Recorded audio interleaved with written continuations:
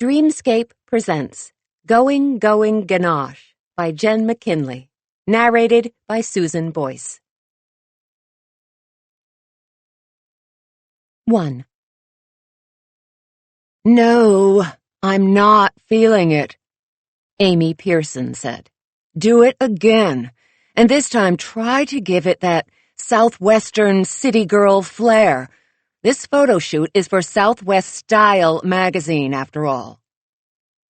Angie DeLaura looked at Melanie Cooper as if to ask if she could please hurl a cupcake at the bossy butt in the couture suit. Mel gave a slight shake of her blonde head in the negative. She didn't want to move too much and have Amy yell at her again. It was mid-October in Scottsdale, Arizona, and although the sun was hot, the breeze was cool, keeping the inordinate amount of makeup Mel had on from melting off her face. She and Angie were outside their bakery in the small patio area, posing for a picture to run alongside the piece that had been written about them for the upcoming issue of Southwest Style, the premier magazine about urban living in the desert. What Mel had assumed would be a staff photographer snapping a picture of them behind the counter in the bakery had turned into a full-on spread, featuring Mel and Angie in poofy retro 50s skirts with crinolines and starched cotton blouses with pearls. Because Scottsdale's heyday had been the 50s, and because the bakery was decorated in a retro 50s style, Amy Pearson, the magazine's art director, had decided to run with the 50s theme, and thus Mel and Angie found themselves outfitted like June Cleaver in stilettos. The makeup artist had teased Angie's long brown hair into an updo a la Audrey Hepburn, while Mel's short blonde locks had been styled in lush waves, reminiscent of Marilyn Monroe. They were tricked out in an ultra-feminine chic style that made them positively unrecognizable. "My head itches," Angie whispered. "My feet hurt," Mel returned. The high heels they had been put in were arch crampers, and Mel longed for her beat-up kids, her comfy jeans, and a simple T-shirt. "Okay, ladies, let's see those smiles," the photographer said. He was a young guy named Chad, who happily snapped away while Mel and Angie stood frozen, surrounded by tiers and trays of cupcakes, trying to look like they were having the time of their lives. Fairy Tale Cupcakes, their bakery in Old Town Scottsdale, was in the heart of the tourist district, which was one of the many reasons for their success. They did loads of special orders, but their walk-in traffic kept them steadily busy with drop-ins who wanted to fortify themselves with a cupcake or two before, during, and after a day of doing the tourist thing. Mel observed the crowd gathering to watch and hoped that Marty Zelaznik and Oz Ruiz, their two bakery employees, were inside preparing for the crush once the magazine people departed. The magazine had asked Mel to design cupcakes that would reflect the Southwest, so she had used bright fondant to create cupcakes devoted to cactus flower blossoms. Each cupcake sported a flower. So magenta prickly pear blooms blended with white and yellow saguaro flowers in several tiers of cupcakes that were festive and lovely and very Southwestern. Mel wasn't entirely comfortable with the dolled-up babe look she and Angie were using to represent the bakery.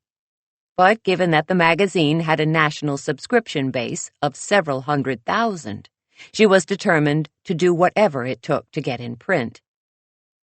The coverage would go a long way towards making Fairy Tale Cupcakes the place to buy cupcakes in the Valley of the Sun. Chad's camera clicked repeatedly as he moved, stepping closer and then backing away, dropping to one knee and then climbing onto a chair, all to get the shots he wanted. Mel smiled until her face hurt and her eyes began to cross. Angie was making small whimpering noises in the back of her throat as Chad paused in front of them. Snap, snap, snap. "No," Amy said, peering over his shoulder to study them. "I'm still not feeling it. Chad, Let's discuss. Maybe it's the lighting. Relax, ladies, but don't move too far, Chad said as he went to confer with Amy. Every girl on every page of Quality has grace, elegance, and pizzazz. Now what's wrong with bringing out a girl who has character, spirit, and intelligence? Angie muttered to Mel. Classic movie buffs. They had played this game with their friend Tate Harper since they were kids. Mel was about to identify the movie when a voice from nearby said, "That certainly would be novel in a fashion magazine." Mel and Angie both turned to look at the man who had spoken. "Funny face with Audrey Hepburn and Fred Astaire," he said. "Good one." "Looks like we found a new member of our tribe," Mel said. She held out her hand to him. "Melanie Cooper." "Angie DeLaura," Angie said as she did the same. The tall, red-haired man smiled as he shook each of their hands. He was dressed all in black and had the chiseled good looks of a male model. Mel noticed that his hand was soft to the touch and his fingernails were neatly trimmed and buffed. She sighed. She couldn't remember the last time she'd had a professional manicure. "Justin Freehold," he said, creative director for SWS. "Is it just me, Justin?" Angie asked. "Or do there seem to be an awful lot of chefs in this photo shoot kitchen?"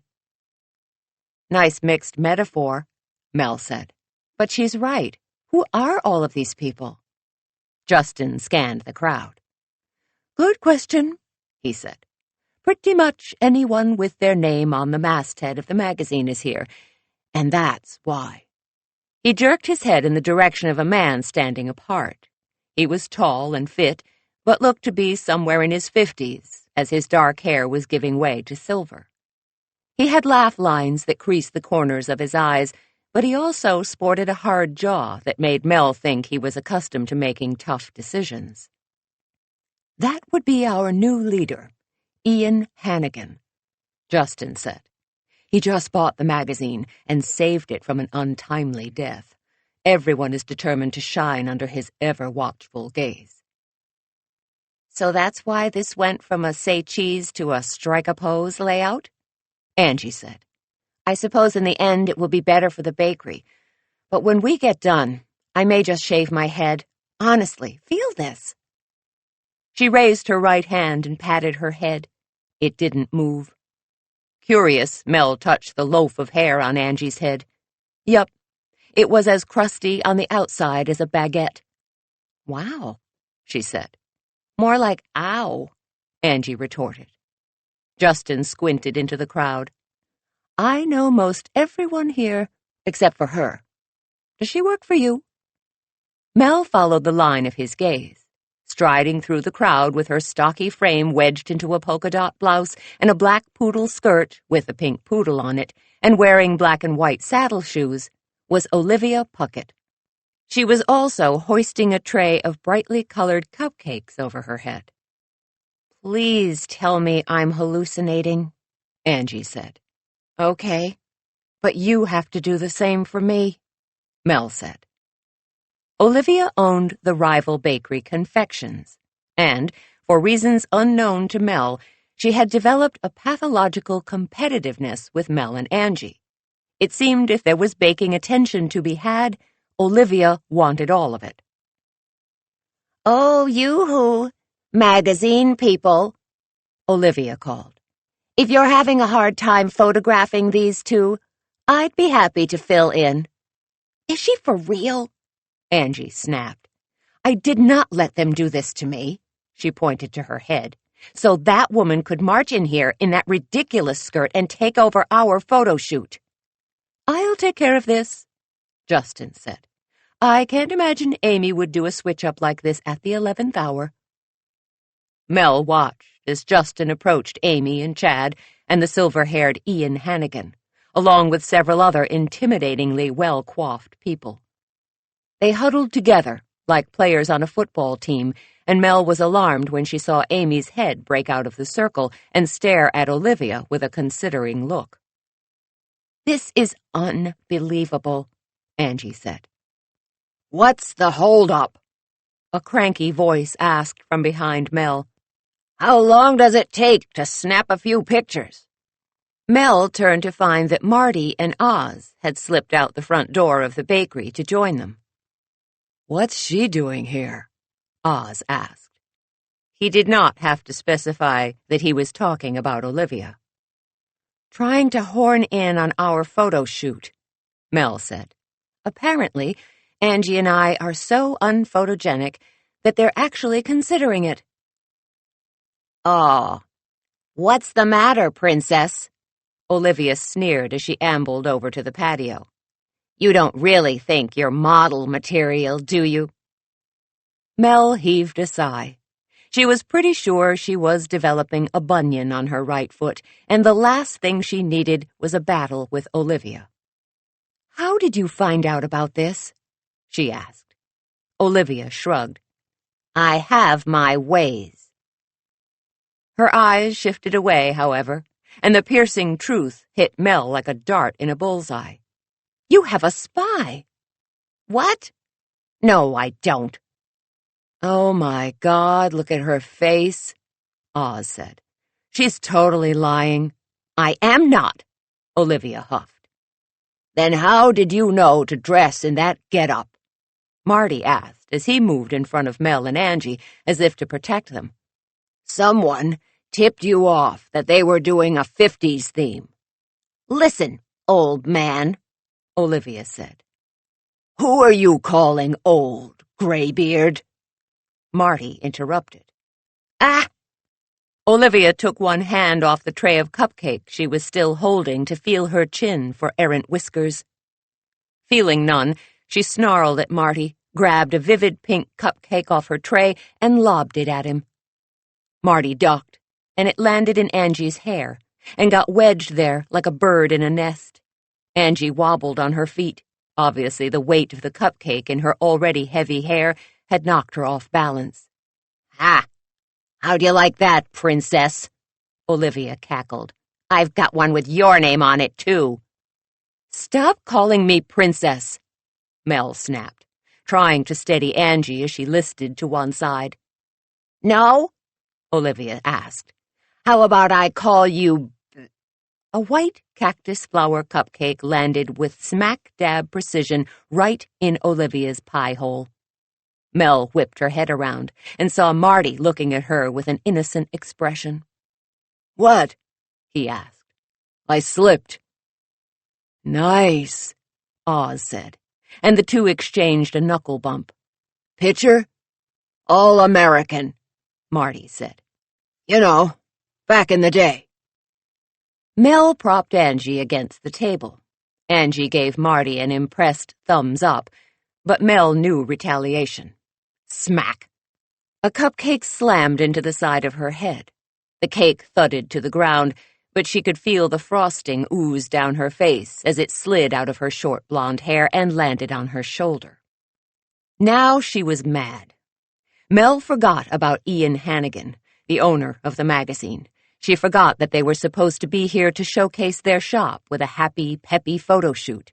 Without thinking of the consequences of her actions, Mel snatched up the spotlighted extra-large cupcake in the center of the table and charged at Olivia with a roar reminiscent of Mel Gibson's character in Braveheart. 2. What do you have to say for yourselves? Tate asked. Do you have any idea how much trouble you're in? Mel, Angie, Marty, and Oz sat slumped in a booth in the bakery. They were covered, head to toe, in frosting and chunks of cake. They looked like they were the lone survivors of a cupcake massacre. But it wasn't, Angie protested, but Tate held up his hand. Don't. I don't want to hear it, he said. This thing with Olivia is out of control. It's a turf war over cupcakes. Now I want you to figure out how you're going to make peace with her once and for all. What? Mel hopped out of the booth she'd been sitting in. But she's got a spy. She practically admitted it. She's infiltrated the ranks. Tate looked at her as if to say, so what? Everyone should take a lie detector test, Marty said. Mel, I'm sure your uncle can hook us up with one from the Scottsdale PD. They all stared at him. What? He asked. I'll go first. Marty, I think it's safe to say that we all dislike Olivia as much as you, Angie said. But you're kind of going around the bend on this one. But he's right, Mel said. We have a leak, and I want to know who is giving out our secrets. If Olivia hadn't shown up today, none of this would have happened. She has a point there, Angie said to Tate. He pushed back the sleeve on his Brooks Brothers suit and reached into her hair to pull out a chunk of cupcake. Saving this for later? He asked. Funny, she said. The door to the bakery was pushed open with a jangle of bells. Tate glanced up and saw Ian Hannigan stride into the bakery. Let me handle this, he said. Do not move so much as a sprinkle. Heh, Oz laughed. T-Man is on a roll today. Mel gave him a sour look. That's because he doesn't have gobs of frosting in his underpants. Oz wriggled in his seat, and Mel knew she'd made her point. What do you think is going to happen to us? Angie asked.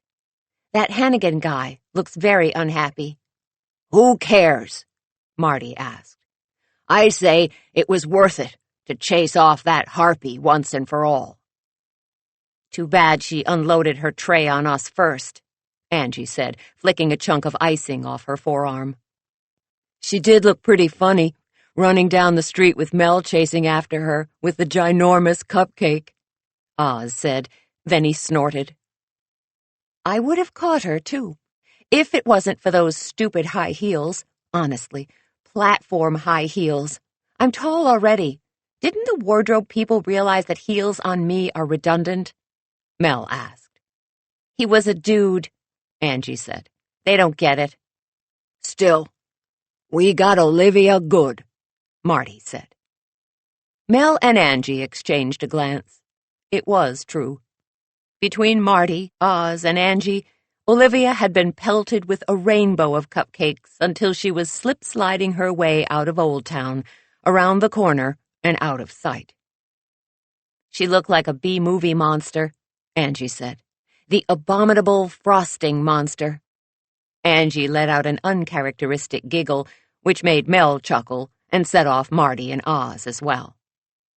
Mel tried to stop, knowing that it was bad form to laugh in front of the magazine people. Still, the harder she tried to block the mental picture of Olivia blinking bright yellow frosting out of her eyes, the more it tickled her funny bone and the harder she laughed.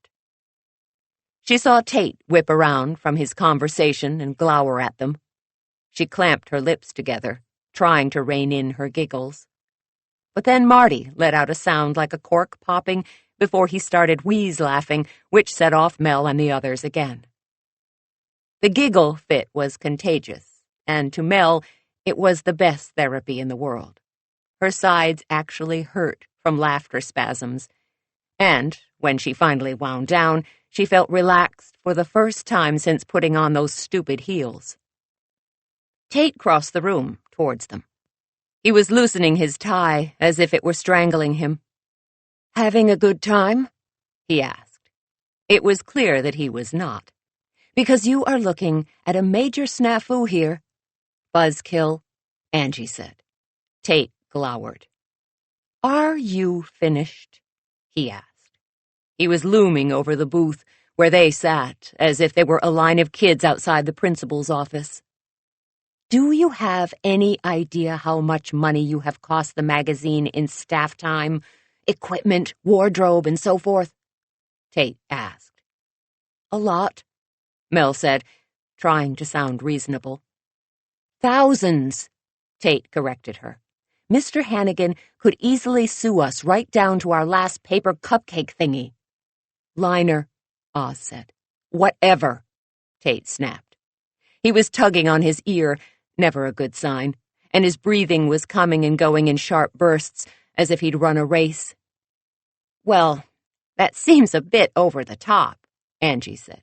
I mean, yeah, we made a mess. A mess, Tate said. His eyes practically bugged out of his head. 1 or 2 dropped cupcakes are a mess. But what you 4 did was like cupcake napalm. There is frosting all over the sidewalk, other storefronts, cars. You're damn lucky you didn't hit any pedestrians. Mel hung her head. A quick glance at the others, and she saw that they did the same. Tate paced back and forth in front of them like a military commander disciplining the troops. Mel tried not to be annoyed, since it was his large financial investment in the bakery that was the sole reason it existed. Oh, business was good, and they were turning a tidy profit, but without Tate's startup scratch, Fairy Tale Cupcakes would have remained just that, a fairy tale. "We'll take care of the cleanup," Oz said. "Yes, you will," Tate agreed. "In fact, you and Marty need to get outside and get going on that now." Both Marty and Oz scuttled out of the booth and headed out the door. Mel had a sneaking suspicion that they were relieved to have been excused from the firing squad, but she didn't say as much. "We should go help, too," Angie said. "No. You 2, being the faces of the bakery, are going to go over to Mr. Hannigan right now and commence groveling," Tate said. "Oh," Angie said. "You know, that's not my gift." "Well, it had better start to be," Tate said. "When did you get all alpha male?" Angie asked. She stood in front of him, glaring up at him. "I'm not sure I like it." "Really?" Tate asked. "How would you feel if I told you I don't care?" Angie gasped, and Mel echoed her. This was a heretofore unseen side of Tate, and she wasn't sure she liked it either. "Do you have any idea who Ian Hannigan is?" Tate asked.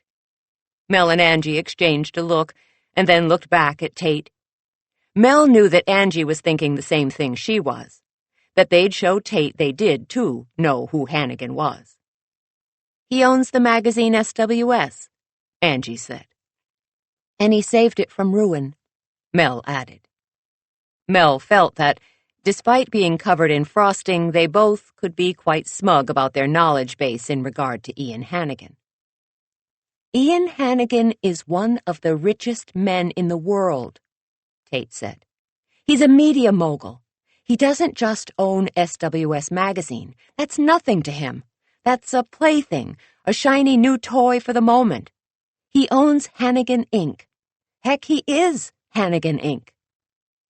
"Never heard of it," Angie said. "Really?" Tate asked. "Well, maybe you've heard of the It channel?" "Oh, I love that channel," Mel said. "It's very cutting edge. Lots of shows about technology and new inventions. And maybe you've heard of Gan Productions, as in Hannigan?" Tate asked. "Oh, they produce a lot of good movies," Angie said. "I particularly liked—" "I'm sorry," Tate said. "I hate to interrupt, but there are about 50 more companies under the Hannigan Inc. umbrella that I have yet to mention." Mel raised her eyebrows. "Now do you see?" Tate asked. "This isn't just some chump who owns a magazine. This is one of the world's media giants, and you 2 have really ticked him off." "Uh-oh," Angie said. "So it's all coming into focus now," Tate said. "Great. My work here is done." "You know, the sarcasm thing that you've got going," Mel said, "I'm not really enjoying it." Tate just stared at her, doing a fair impression of a brick wall.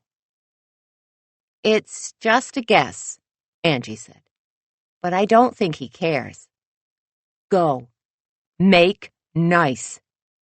Tate said each word as if he'd ripped it off a bone with his teeth. Mel pushed the frosting sodden bangs off of her forehead and rose out of the booth to stand beside Angie. "I hope you're feeling charming," she said to Angie. "With this hair?" Angie asked. "I look like a troll doll. All I need to do is show some belly." "Don't," Tate ordered. Angie heaved a sigh. "As if I would. Unless, do you think it would work? Tate glared at them through eyes that were lowered into mere slits. His face was forbidding enough that Mel was actually happy to go and face the media mogul. Surely he couldn't be much worse than Tate at the moment. Could he? Together, Angie, Mel, and Tate crossed the bakery to where Ian stood in the corner. He had a group around him, about 3 deep, so Mel and Angie stood patiently, waiting for the smackdown that they had no doubt would be delivered in short order. A woman with blunt-cut gray hair and wearing pointy-toed heels, sheer black hose, and a form-fitting black chemise with a red bolero jacket over it, stood beside Hannigan. He was talking to her, but she had her body turned half away from him and looked to be refusing to make eye contact, which Mel found fascinating. The woman projected an aura of contempt and disdain that was palpable, and Mel felt infinitely more afraid of her than of Ian Hannigan. Justin stood in front of Mel, so she grabbed his sleeve and tugged. He turned and she whispered, "Who is the scary woman?" A small smile played on Justin's lips. He didn't have to ask who she was talking about. "That's Bridget McLeod," Justin said. "Editor-in-chief." "That's bad," Angie whispered. "Really bad," Mel agreed. "Do you hear me, Bridget?" Ian barked over their whispered conversation. Bridget went rigid, crossed her arms over her chest, and studiously ignored him. Ian turned and seemed to take notice of Mel and Angie for the first time. "Ah, here they are," he said. He rubbed his hands together as if in anticipation. "Everyone, I'd like you to meet your new bosses for the next week." 3. Mel looked behind her to see if he was introducing someone she hadn't seen. But no. When she turned back around, Ian Hannigan had his laser-like scrutiny centered right on her. Once upon a time, Mel had been a corporate minion. She had been a dynamo in the world of marketing in Los Angeles and had been scrupulously working her way up the food chain. When she realized that the only happy moments in her life were her daily stops at her local bakery, she had ditched it all to go to culinary school. She had dealt with people like Ian Hannigan back in L.A. They were cunning and ruthless, and had the singular ability to bend people to their wills.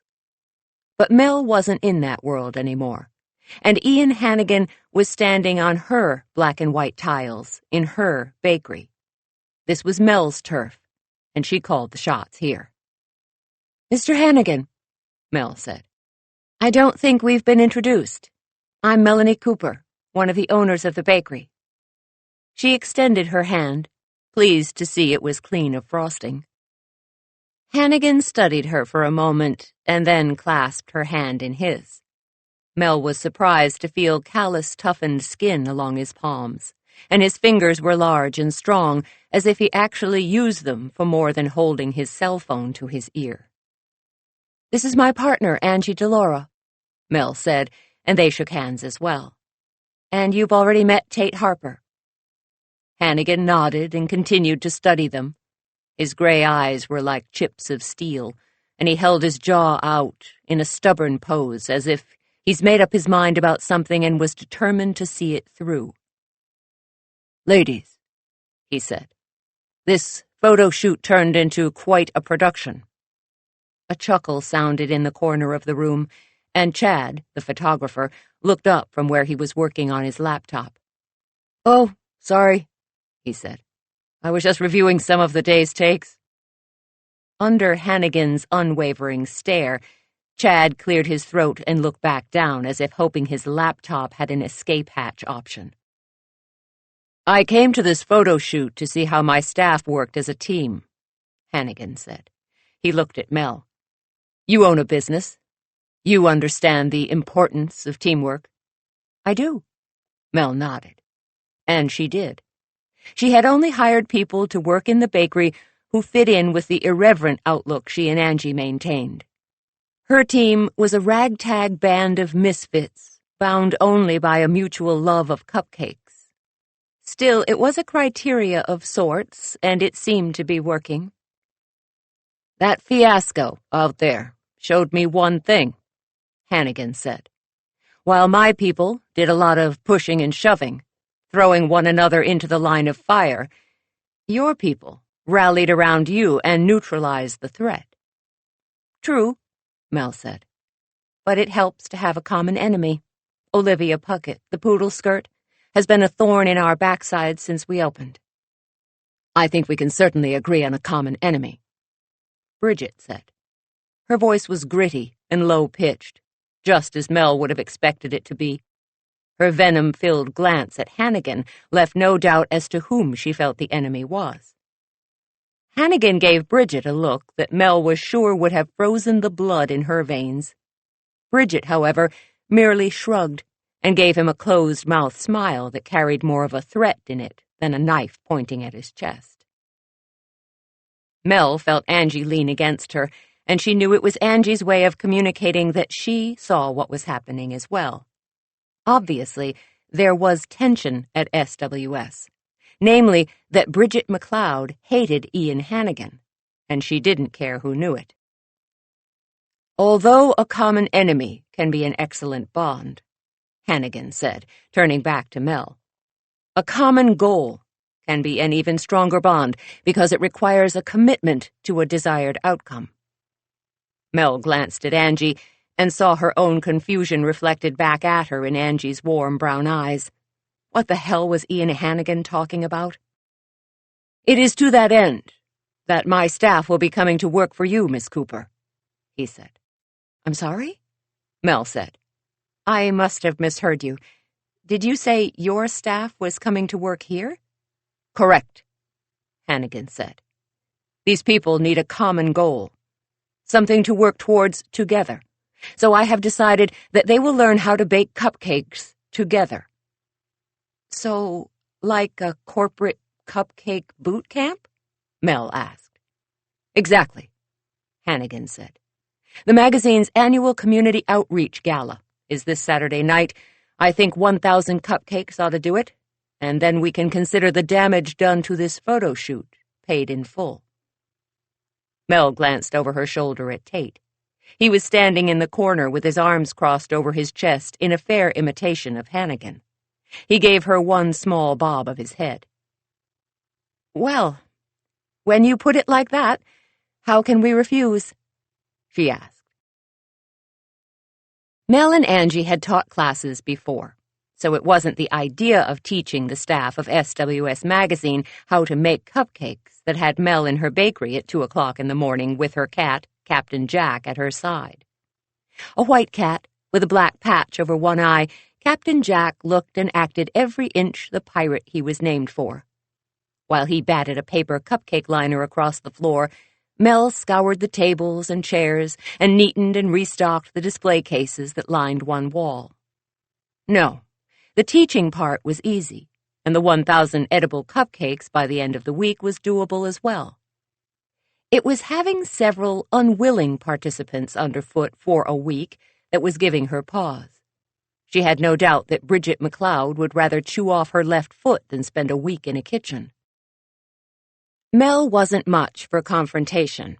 Her adolescent years had been spent on the plus side of plump, making her the target of bullies and mean girls. Typically, the head cheerleader in her high school, Cassidy Havers, had been the nastiest of the lot and had followed Mel in the hallways and chanting, "Give me an M, give me an E, give me an L, give me an E, give me a PHANT. What does it spell? Melephant. Hey, want a peanut, Melephant?" Then Cassidy would pretend to hold out a peanut to her. Truly, the act was a work of cheerleader genius that made the entire student body laugh at Mel. And of course, Cassidy was a tall, thin redhead whose parents had given her a boob job for her sweet 16. Mel found it a cold comfort that her own family loved her for what was on the inside and not for the size of her bra cup. They loved her so much, in fact, that when Mel's brother, Charlie, spent a Saturday writing odes to Cassidy's faux front on all the walls in all of the public men's bathrooms in South Scottsdale, including Cassidy's phone number in his poetry, and Mel's father caught him red-handed, or rather with marker in hand, Charlie was given a raise in his allowance, and the matter was never spoken of again. On the upside, Cassidy was so busy dealing with her crop of new admirers, she had quite forgotten to torment Mel anymore. Bridget McLeod, editor-in-chief, reminded Mel of Cassidy. Bridget was the sort of woman who knew what sort of response she wanted from people and exactly how to get it. Mel had a feeling Bridget was going to resent Mel for this situation, which was not unwarranted, and that she was going to make Mel miserable for it. The kitchen door swung open, and in stepped Joe DeLaura. He was wearing his gray T-shirt and plaid pajama bottoms. He looked sleepy, and he scratched his head as he watched Captain Jack race across the floor in front of him. "I had a feeling I'd find you down here," he said. "Couldn't sleep?" "No, Mel began, but he interrupted her. "I was talking to Jack," he said. "Oh," she said. She watched as Joe crouched down and made kissy noises and wiggled his fingers. Captain Jack did not even try for typical cat aloofness. Instead, he abandoned the cupcake liner and ran at Joe, who scooped him up with one hand and cradled him to his chest. Lucky cat. "What's the matter, buddy?" Joe asked as he scratched Jack's chin, eliciting a purr that sounded like an idling race car engine. "Are you worried about the mean magazine people coming tomorrow?" Jack's purr got louder. "You know it will be fine," Joe said. "They will be so impressed with your culinary brilliance that they will be just as captured by your spell as I am." Mel felt her heart do that ridiculous fluttery thing that it did whenever Joe was around. He was the middle of Angie's 7 older brothers, and Mel had pined for him from afar from the first time she'd seen him when she was 12 and he was 16. It had taken 20 years for him to notice her in that way, not his fault, since law school and being an assistant district attorney had kept his calendar full. But they'd been dating for a year now, and Joe had seen Mel through several scary times. He was her rock. He'd recently asked her to marry him, and Mel had said yes.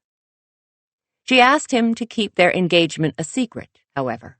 It was silly, she supposed, but she wanted to keep it just for them for a while.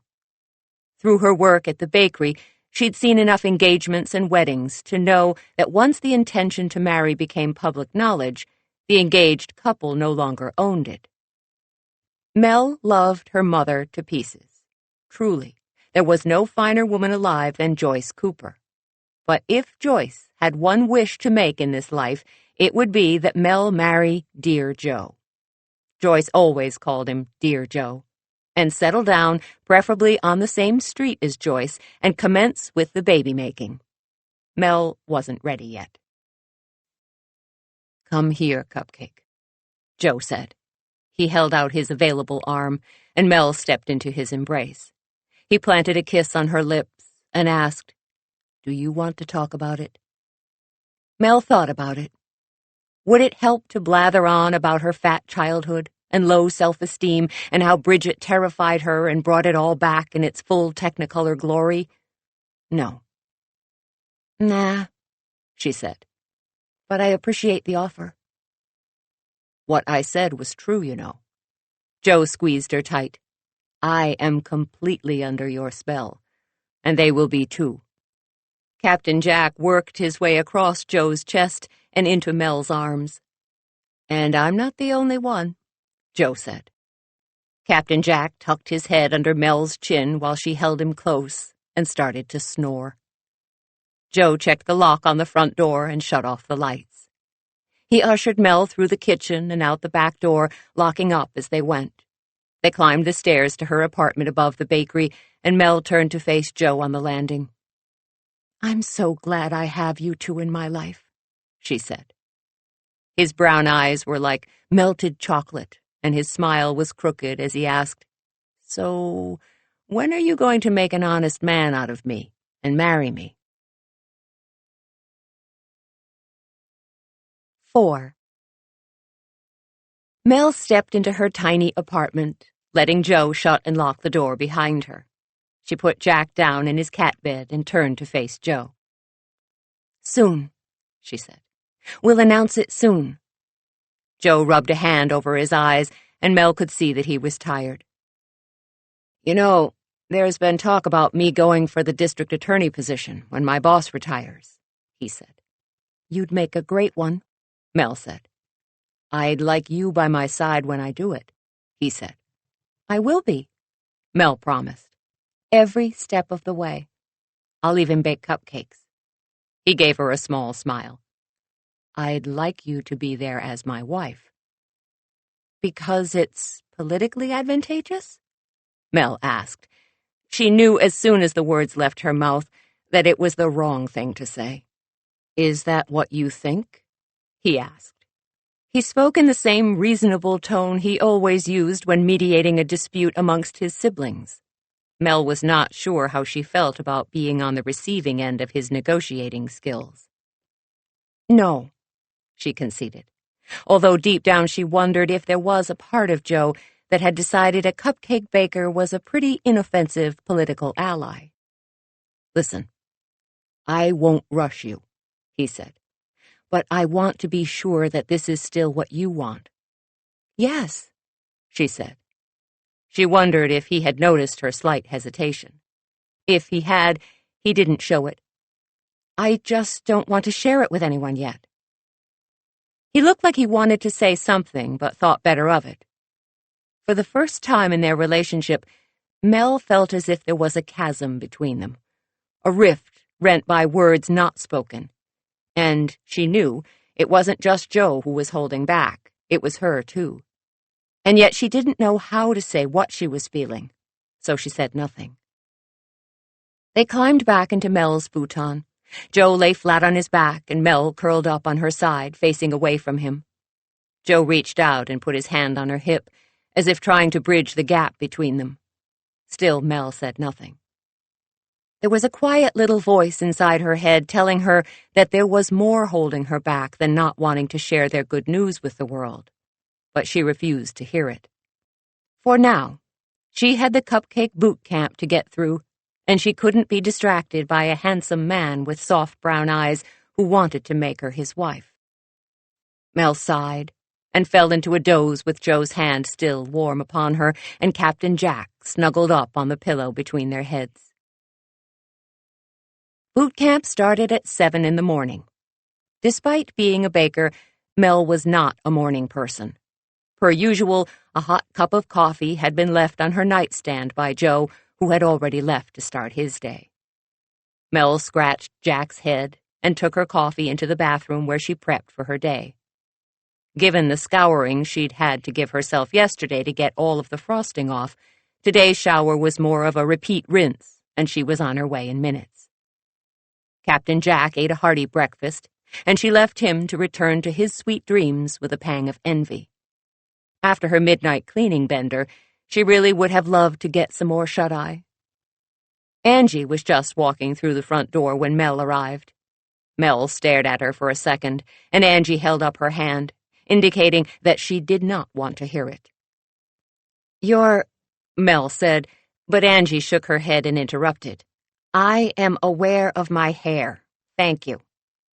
"But," Mel began, but Angie said, "Not open for discussion. Rest assured, I have tried everything and let it go." "Oh, okay," Mel said. "I'm going to go and make coffee now," Angie said, and she disappeared into the kitchen, taking her loaf of hair with her. While Angie put on the big pot of coffee, Mel gathered the books they used to show customers who wanted special orders. She figured Bridget and Company would want to choose what sort of cupcakes they would make, so if she gave them the books to peruse, they could pick how they were going to spend their week. She stacked the books on the steel table in the kitchen, as it was the largest space to have a meeting in the bakery. She then went out to open the front door and await their boot camp attendees. Justin Freehold was the first to arrive. Mel noted that he was again dressed in all black, but a decidedly more casual version in jeans and a t-shirt. He and Mel exchanged good mornings, and then Angie came through the kitchen door bearing a tray full of coffee with sugars and creamers. "Angie, your hair—" Justin said, but Mel shook her head, and his voice trailed off. "What?" Angie asked. There was no good morning for Justin from her. "You're a goddess to have fresh brewed coffee at the ready," he said. "Yes, I am," she agreed. The door opened again, and in strode Amy Pearson in a gray pinstripe jacket and matching pencil skirt. Not exactly baking wear. She was chatting on her phone and sat down in the corner booth of the bakery without so much as nodding at the rest of them. The door opened again, and in strolled Sylvia Lucci, the woman in charge of the fashion portion of the magazine. Yes, it had been her people who'd dressed Mel and Angie up in their retro 50s outfits. Sylvia was a stunner with exotic features, almond-shaped eyes, and thick, glossy, dark brown hair that hung past her shoulders, framing her heart-shaped face, giving her a fragile look. Her figure was a perfect hourglass, and she wore a form-fitting knit dress that showed it off to perfection. "Justin, I might have known you'd be here first," she said. "You suck up." Mel glanced between the two, but Justin was smiling, so she knew it was good-natured teasing. "Mel, Angie, you know Sylvia Lucci, our fashion director," Justin said. They shook hands, and Sylvia pursed her lips when she looked at Angie. "Are you fond of that hairdo?" she asked. "Or did my wardrobe people cause a malfunction with your follicles?" "Would you like this?" Angie asked and pointed to her head. "My brothers have been teasing me nonstop." "The brothers saw it?" Mel asked. "I went over to my parents to see if Mom could undo it, and Tony took a picture of it with his phone. I believe it has gone viral among the 7 of them and will probably land on the internet any day. Sal has started calling me the loaf." "You have brothers?" Sylvia asked. 7 Italian older brothers. Angie sighed. "Oh, honey," Sylvia said. "Sono italiana con molti fratelli." The two women embraced, and Justin looked at Mel and said, "I didn't know we were having an Italian daughters meeting. I would have worn my Venetian Carnevale costume and dressed the part." "I can fix your hair," Sylvia said.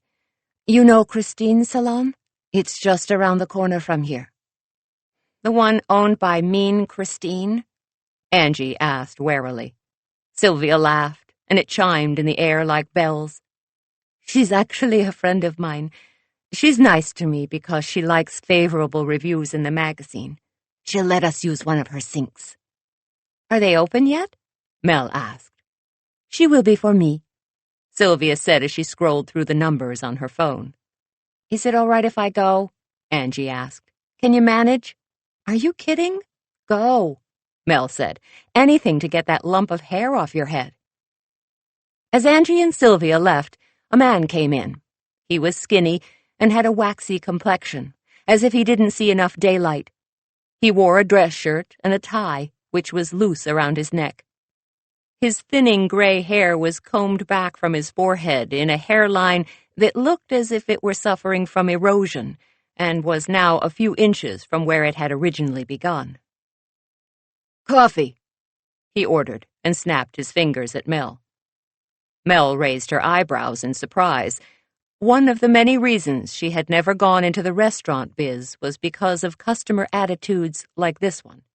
She had never responded well to a snap of the fingers or a come here whistle. "Sam, where are your manners?" Justin asked. "Melanie Cooper, this is Sam Kelleher. Sam is our features director." "Nice to meet you," Mel said. "Did you know I won a Pulitzer?" Sam asked. "It was for real news, hard news, back when I worked for the Los Angeles Times." Now look at me. I'm in a cupcake-frigging boot camp. If I had a gun, I'd eat it." "If I had a gun, I'd loan it to you," Mel said. Sam stared at her as if noticing her for the first time. His eyes were almost black and tucked behind fleshy pockets that sagged as if his skin had given up after too many hours spent in smoke-filled rooms, subsisting on meals of cold coffee and Twinkies. "You've got a backbone, Melanie Cooper. Good thing, because you're going to need it," he said, and he barked out a laugh. Then he left them to get a coffee from where Angie had left the fixings. Mel turned wide eyes to Justin. He grinned at her. "I'd say you have a new fan," he said. "Sam hates everyone, except Bridget. He and Bridget go way back. She used to be hard news, too." "Really?" Mel asked. "She seems so hip, trendy, edgy," Justin suggested. "Yeah, all that," Mel said. "But I was thinking more along the lines of scary." "Oh, she's that, too," Justin said. "Terrifying, in fact." The front door banged open, and in strode Bridget, as if by talking about her they had summoned her. Mel felt herself stand a little taller and noticed that Justin did the same. Like Sam, Bridget was not dressed for a day of cupcake baking, but more for a day at the office. She wore a linen sheath dress with a wide dark brown belt and matching dark brown Alexander McQueen pumps.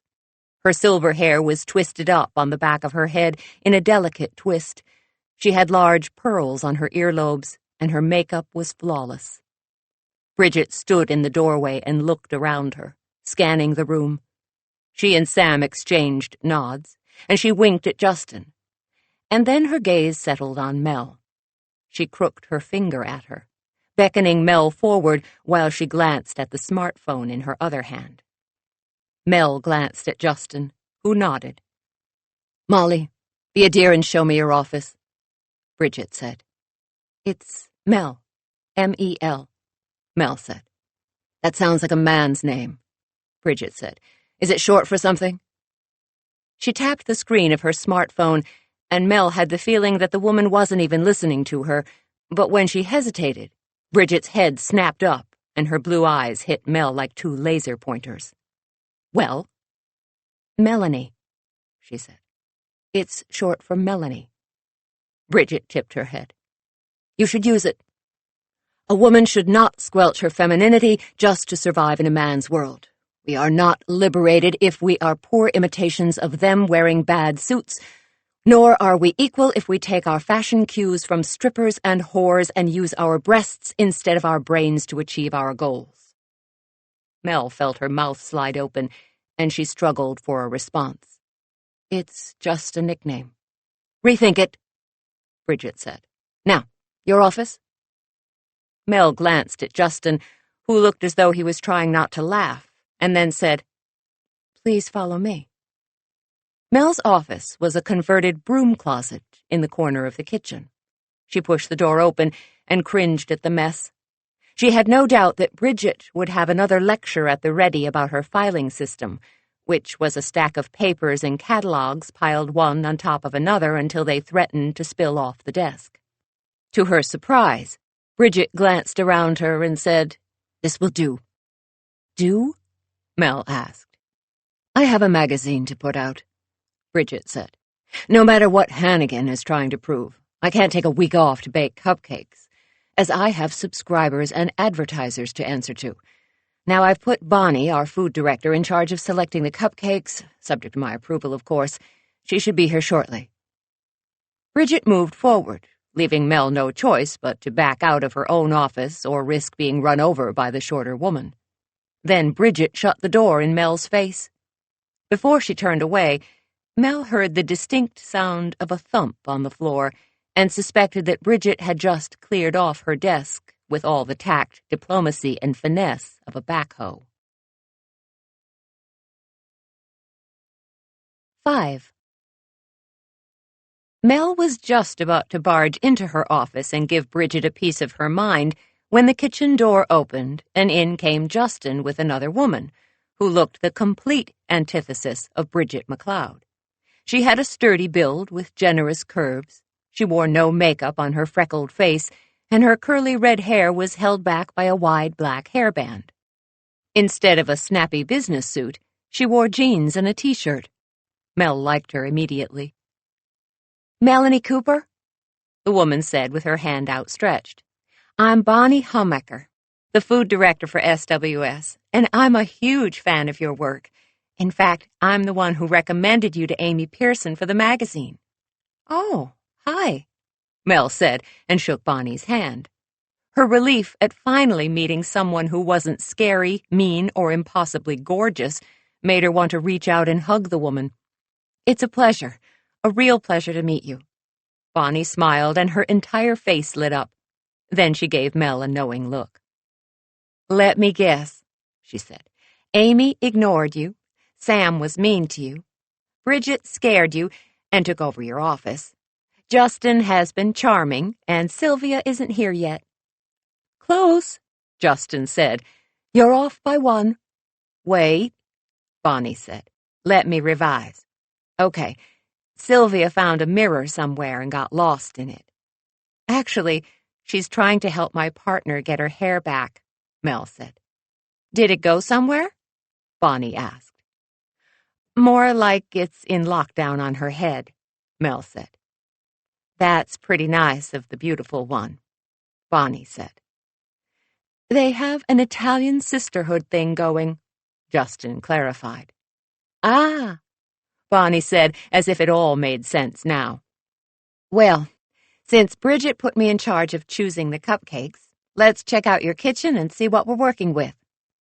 Bonnie put her purse on the steel table, then walked the room, taking in the walk-in refrigerator and the double sinks. "Oh, you have a Blodgett convection oven," she cried, and clasped her hands in front of her. Then she checked out the steel counter that ran along the wall. "Oh, and a Hobart mixer. This is perfect. I named my 2 corgi dogs Blodgett and Hobart." "You did not," Mel said. "I did, too," Bonnie said. "Look." She pulled out her smartphone, and sure enough, the wallpaper on the phone's display window showed 2 corgis with the tags Blodgett and Hobart. "That's awesome," Mel laughed. She had a feeling that she and Bonnie Hummecker were going to get along just fine. "Blodgett and Hobart are named for an oven and a mixer?" Justin asked. "Huh, and all this time I thought they were named for some unfortunate relatives." Bonnie laughed and swatted his arm. "Justin, your knowledge base in the culinary arts is pitiful. Good thing you have a week to get up to scratch. Get it? Up to scratch?" Justin rolled his eyes, but Mel laughed. For the first time, Cupcake Boot Camp looked like it might actually be a pleasure. The door to Mel's office popped open, and Bridget stuck her perfectly coiffed head out. Her reading glasses were lowered on her nose, and she looked over the top of them at them. "Bonnie, have you planned our cupcakes yet?" "Working on it," Bonnie said, completely unruffled by the censure in Bridget's voice. "I want to hear your plan in 30 minutes. Justin, send Sam in to me." The door banged shut. To Mel, it felt as if she'd been slapped across the face. But Bonnie and Justin didn't seem fazed in the least. Mel wondered if maybe she'd been her own boss too long, and she just wasn't adjusting well to being ordered around. Or maybe Bridget was just a rude shrew who could use some lessons in manners. Justin left the kitchen to get Sam, while Bonnie sat down at the steel table and pulled a notepad and pen out of her voluminous purse. "Okay," Bonnie said. "I guess we should start planning. We'll come up with 5 flavors and designs that we don't like very much, and then we'll come up with 5 that we do like." Mel sat beside her and gave her a questioning look. "Why do we need 5 that we don't like?" she asked.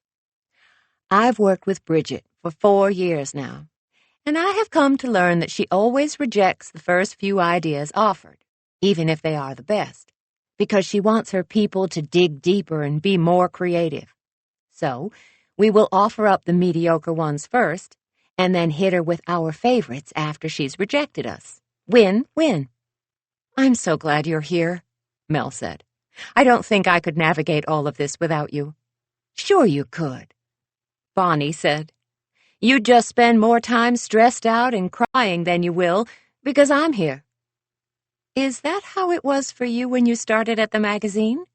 Mel asked. Yep, Bonnie said. But I'm a lot tougher than my dimples and freckles would have you believe, and Sam actually coached me in how to handle Bridget. Sam? Mel asked. I know he doesn't seem the type to help out anyone, but he was kind to me, Bonnie said. And then I paid it forward to Justin, who did the same for Sylvia. Who did the same for Amy? Mel asked. A guilty look passed over Bonnie's face, and she let out a sigh. No one. None of us can stand Amy, Bonnie confessed. That girl would prostitute her own grandmother for a promotion. She's on her own. Justin and Sam entered the kitchen.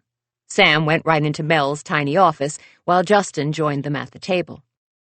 Don't forget, Justin said, we need to make gluten-free cupcakes for Marjorie Firestone. Who is Marjorie Firestone? Mel asked. She owns the next largest chunk of the magazine after Ian Hannigan, Bonnie said. She's old money, from New York, and a real and she can only eat gluten-free food, Justin interrupted, giving Bonnie a look. What? Bonnie asked. I was going to say she is a real belle of the ball type. Oh, Justin said.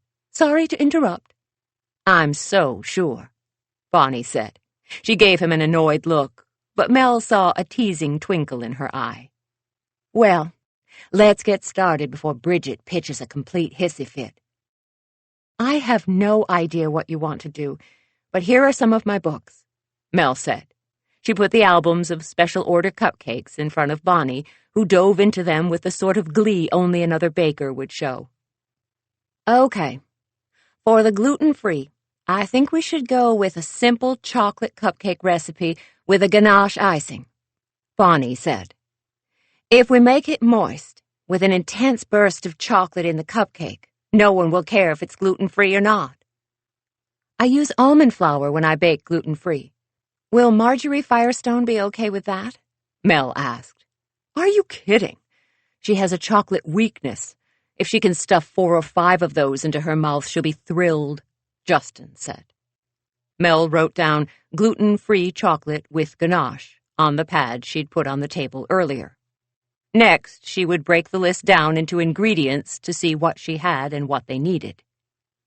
You know, while ganache is a delicious frosting, especially when you use dark chocolate, it's the ugly stepsister in the decorating department, Mel said. It just doesn't have any wow factor. Bonnie nodded in agreement, and Justin frowned.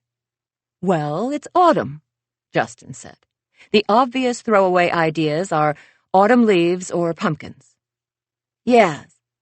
So we'll offer those first, Bonnie said, just so Bridget can have her initial rejections. How about scarecrows and haystacks? Mel said. Those are overdone, and we can throw those away too. Nice to see you getting into the spirit of things, Justin said. Still, we need a theme to bring all of our cupcakes together, Bonnie said. That will make it easier to choose flavors. Harvest, Mel said. Both Justin and Bonnie shook their heads. No, hear me out, Mel said. I'm not proposing cupcakes with mini John Deere tractors on them, although for a kid's birthday. Both Justin and Bonnie stared at her. Sorry, losing focus, she said. No, what I'm thinking is a real harvest of cupcakes. So, we'll have gluten-free chocolate cupcakes with ganache, and top them with chocolate-dipped strawberries or pomegranate seeds. Then we can have an apple pie cupcake, so it could be a spice cake with apple pie filling in the middle, and on the top we can pipe buttercream icing to look like a pie crust lattice. And what about pumpkin? Justin asked. If we're doing a harvest, we have to have pumpkin something. A pumpkin pie cupcake with a dollop of whipped cream and sprinkled with nutmeg," Bonnie said. "I like it," Mel said, and she wrote it down. "Now, I'd like to do something unusual, too." "Like what?" Justin asked warily. "Not everyone has a sweet tooth," Mel said. "Shocking," Bonnie joked. "I know. I really don't know how they get up in the morning," Mel said. "But I'm thinking corn, and also fig." "Fig?" Justin asked and pursed his lips. "As in Fig Newton fig?" "Not exactly," Mel said. "I was thinking more of a fig and pistachio cupcake." "With a cream cheese frosting," Bonnie added. "What about corn?" Justin asked. "I thought you said you wanted to do something with corn." "How about a sweet corn cupcake with brown butter and honey icing?" Bonnie asked. "Oh, man, I think I just drooled on myself," Justin said. Mel laughed and looked over her pad. "That's 5. I think we've got it." "Excellent," Bonnie said. "Let's make up an ingredient list. I can have my assistant go to the store." As Mel started to jot down the ingredients to make 200 of each type of cupcake, the back door opened. Angie was back with Sylvia, and her hair was no longer a hard lump on her head, but rather trailed down her back in a riot of lustrous black curls, very much like Sylvia's, in fact. "Well?" Angie asked as she pointed to her head and spun around. "Go ahead. Lay the compliments on me." "You are a vision," Justin said. "Gorgeous," Mel said. "Fabulous," Bonnie said, "but I missed the before look." "It was a total hair emergency," Sylvia said. "Trust me." "Ah," Bonnie nodded. "Time's up," a voice called from the office. Mel's office door banged open, and Sam all but fell out of the room with Bridget right behind him. 6. "How do you work in there?" Bridget demanded. "It's like trying to work in a bathroom stall." Mel opened her mouth to answer, but Sam gave her a sharp look and said, "She's not really interested." Mel and Angie exchanged a look, but no one else seemed taken aback by his rudeness. "So, what have you come up with that will dazzle me?" Bridget asked. "Wait, where's Amy?" "She was on the phone out front," Justin said. "Get her in here," Bridget said to Sam. "This is an all-staff meeting, no excuses." "Will do." Sam disappeared through the swinging door. Angie and Sylvia took places at the large table. Bridget remained standing and started paging through Mel's books with a frown. Mel felt her hands get damp with sweat. Good grief. She realized she was actually nervous. How could this woman, who really had nothing to do with her, except having taken over her office and her bakery for the next week, have such an effect upon her? Of course, there was the little problem of having Ian Hannigan expecting Mel to lead this ragtag band of prima donnas through a cupcake boot camp in the hopes that they would have more of team-like mentality at the end of it. Yeah, from what Mel had seen, these people were the type to eat their own and were not likely to form any bonds of friendship, be it for a charity event or not. "What?" Amy snapped as she slammed through the kitchen door with Sam hot on her heels. "Oh, I'm sorry," Bridget said. "Did we interrupt your very busy morning of kissing Hannigans behind?" The red-hot flush that suffused Amy's face gave away the fact that she had been doing exactly what Bridget suspected, talking to Ian Hannigan. Amy yanked on the lapels of her gray suit and tossed her straight, dark brown hair over her shoulder. She looked as if she was eager for a confrontation.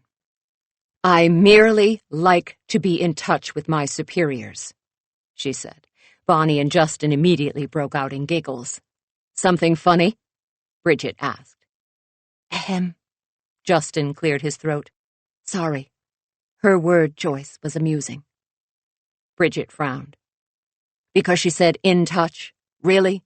How old are you, 12? "That depends. Are we talking actual years accrued or emotionally? He asked. Bridget scowled. I'd say 12's about right, Justin said. Listen, Bridget said. I am not in a good mood. I have a magazine to turn out, and spending a week as a cupcake baker is not on my itinerary. Now let's hear your ideas, she said. She consulted the delicate gold Levian watch on her wrist. You have 5 minutes. We were thinking cupcakes with falling leaves, Bonnie said. No, Bridget said. A huge cupcake haystack, Justin offered. Mel noticed that his lips twitched. Thankfully, Bridget had begun pacing and didn't see him almost smile. No, Bridget said. Honestly, people, could you be more trite? Cupcakes in Halloween costumes, Amy said. Apparently you can, Bridget said.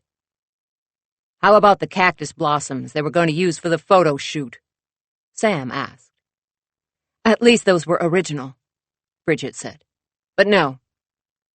Justin and Bonnie looked at Mel and nodded. Bridget had rejected at least 5. Now was their chance to get her to like their idea. A harvest theme? Mel said. Her voice cracked, and she cleared her throat. She was not going to let Bridget's laser-like scrutiny freak her out. Bridget knew her magazine fine. Mel knew her cupcakes. Explain, Bridget said. I see a large cornucopia with cupcakes made from ingredients that are just coming into season right now, such as pomegranate, fig, and pumpkin.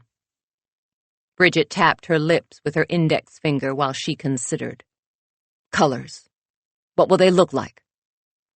Dark chocolate ganache with pomegranate, apple pie with a buttercream piped like a lattice pie crust, pumpkin with whipped cream sprinkled with nutmeg, Mel said. What else? Bridget asked. Fig and pistachio with cream cheese icing, Bonnie said.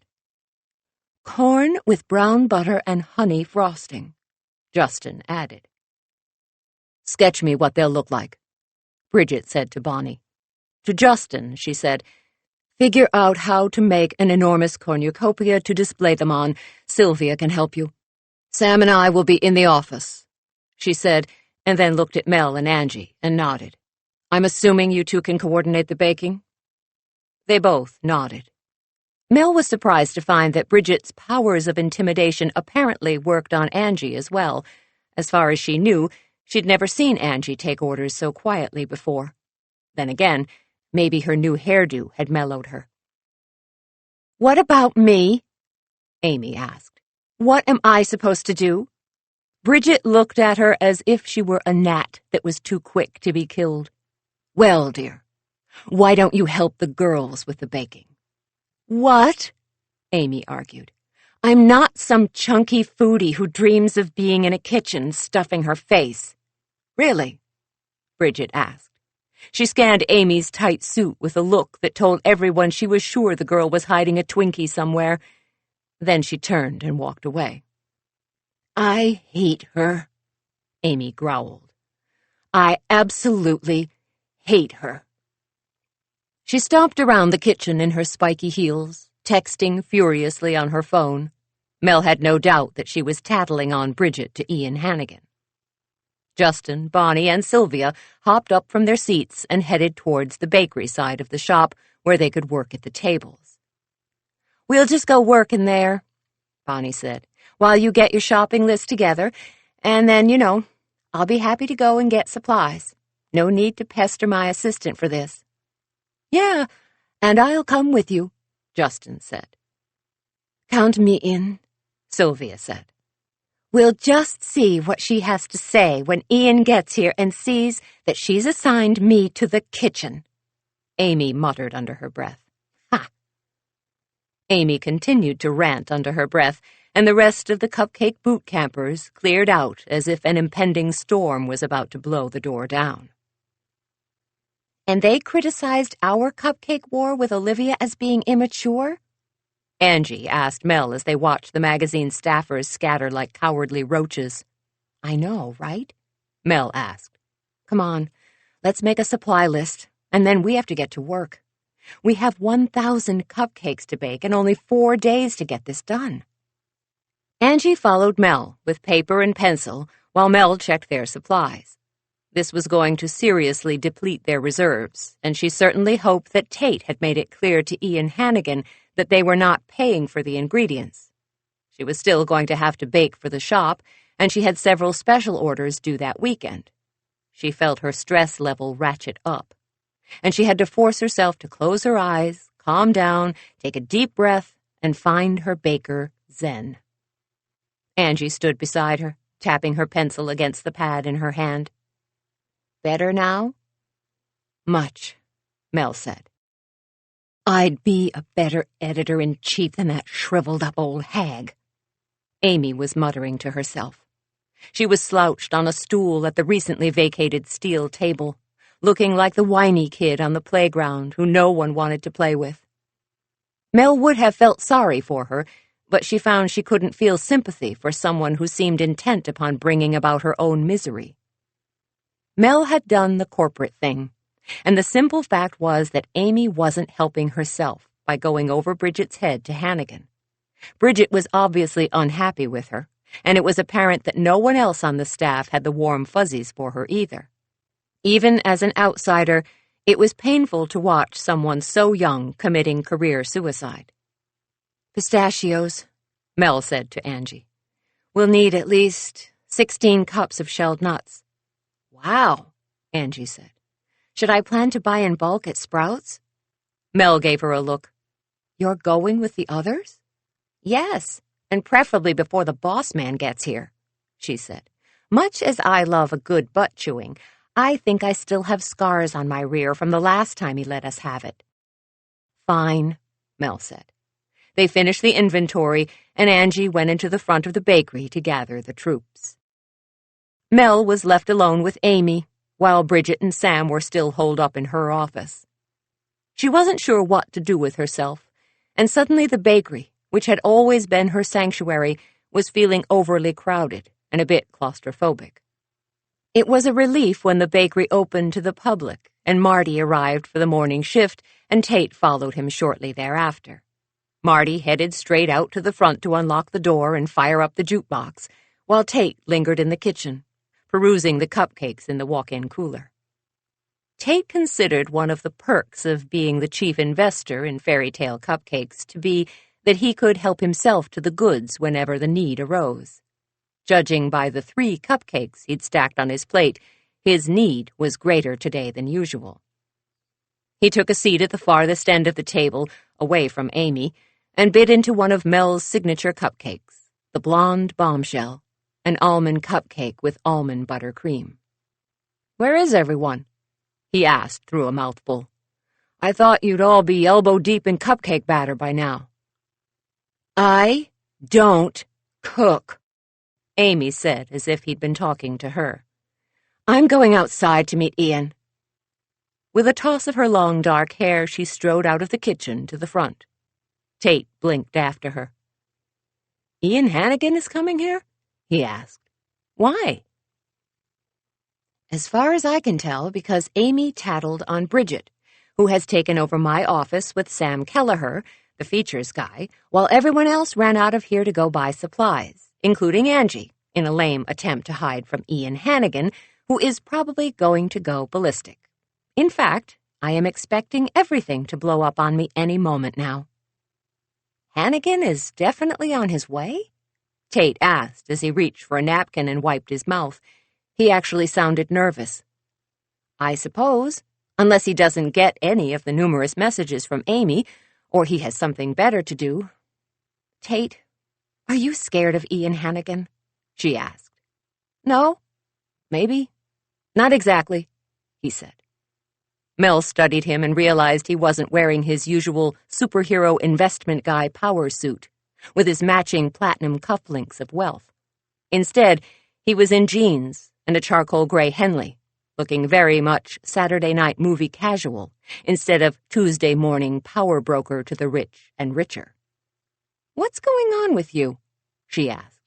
"Are you sick or something?" "No, I'm fine," he said.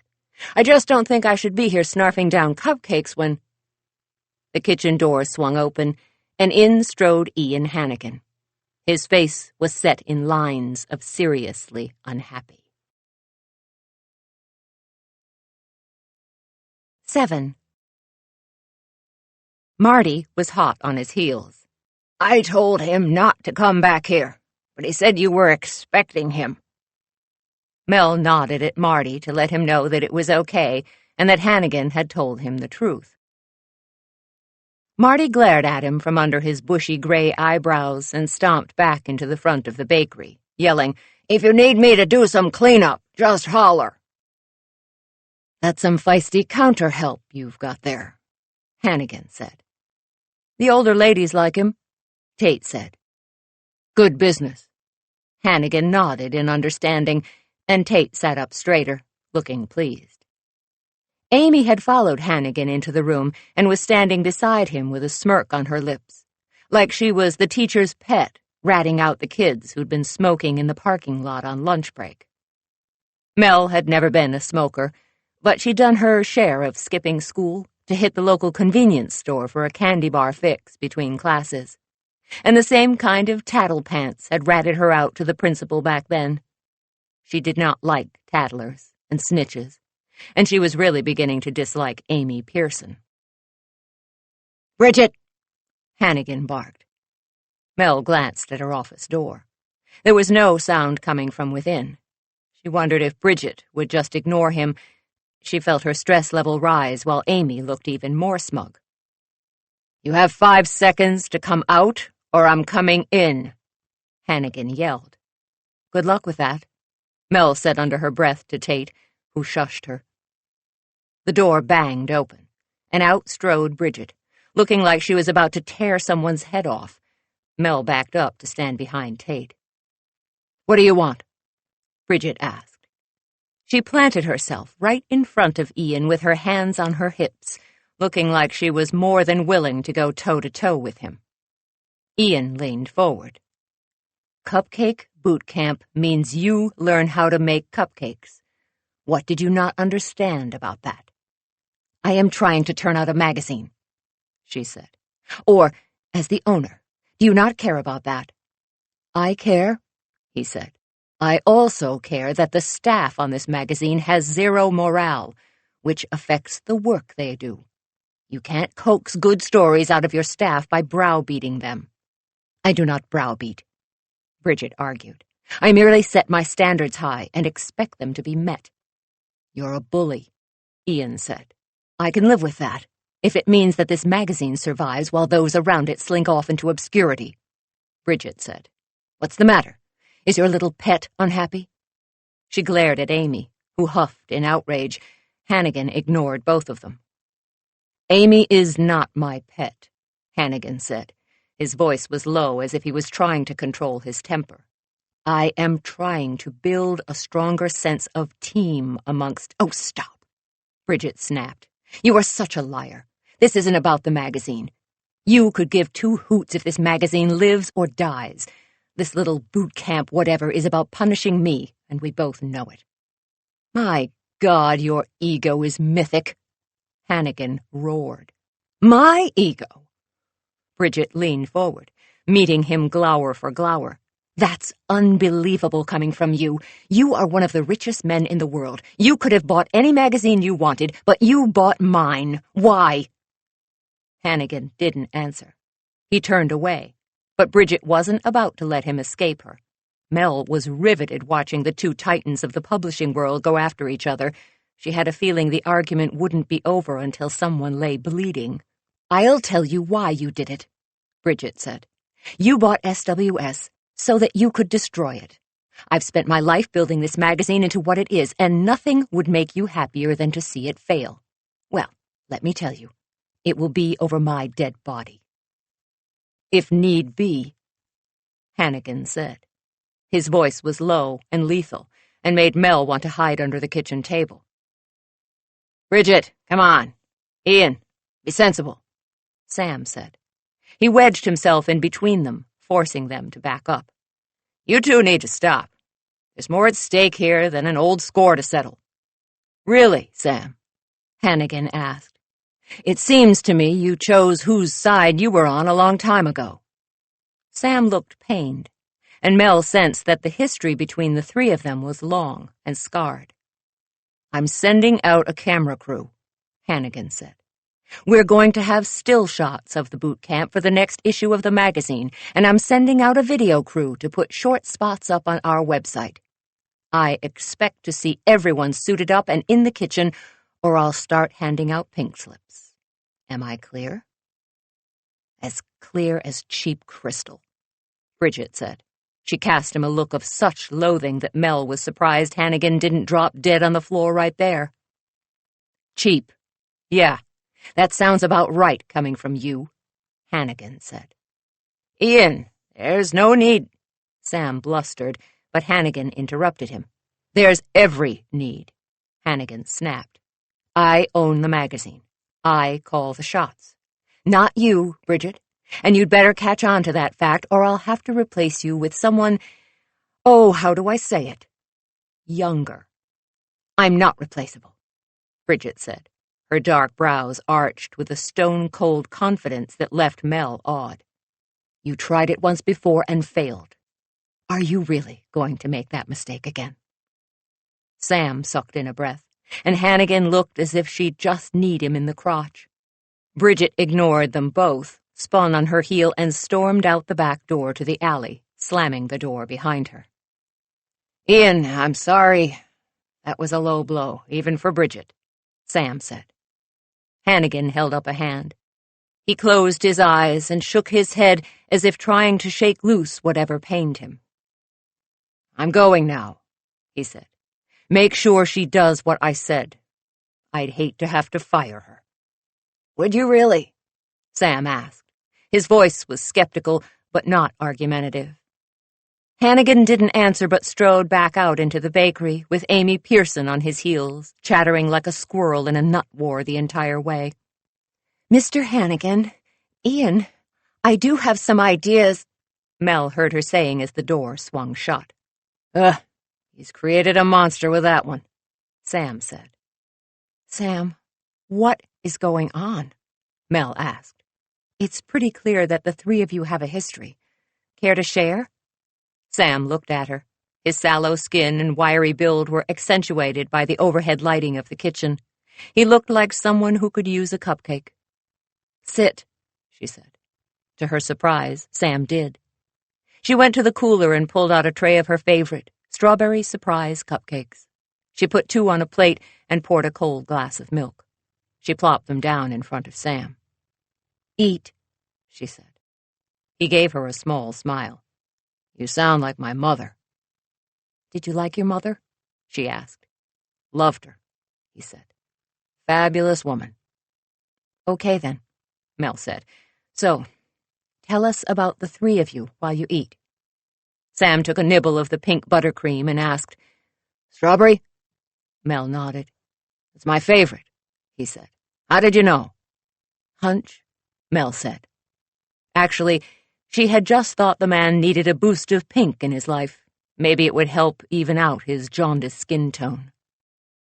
Sam took a bite, and when he smiled, Mel saw the happy little boy he must have been some 60-odd years before. You were going to tell us about the history between the three of you, Tate said. Not mine to tell, Sam said. He pointed to the back door. Go ask her. Rock, paper, scissors, Mel said to Tate. No. Oh, come on. One of us has to find out why Hannigan and Bridget are at each other's throats, or this is going to be a very frustrating and possibly catastrophic week, she said. Yeah, and that would be you, Tate said. He picked up one of his remaining cupcakes and took a big bite. Why me? Mel asked. You're the one who got us into this boot camp thing. Tate swallowed, and then said, No. Technically, you and Angie created the situation that required me to save you from having to pay back the thousands of dollars the magazine wasted on that fiasco of a photo shoot. You're in charge of the boot camp. You go deal with the diva. There's a reason she's a diva, Sam said around another bite of cupcake. Every other magazine in the country is tanking, but hers survives. She's brilliant. She's able to mix in real news about the world and keep it interesting. That's no small feat in a world where you are now expected to distill information in 140 characters or less. Sam's tone left them no doubts about how he felt about new media. Mel had to admit that, although she found all sorts of things on the internet entertaining, sometimes she just wanted to unplug it and have peace. "Fine, I'll go," she said. Then she glared at Tate and added, "But if she bites me, you're taking me to the emergency room." Mel opened the back door and cautiously stuck her head out. She half expected Bridget to kick the door shut in her face, but when she looked out, she saw Bridget pacing up and down the alley, smoking some sort of black cigarette with a gold tip and muttering. "What?" she snapped when she saw Mel. "Am I not keeping my second-hand smoke 20 feet from the entrance?" "No. You look to be at least 40, Mel said. She stepped out and closed the door behind her.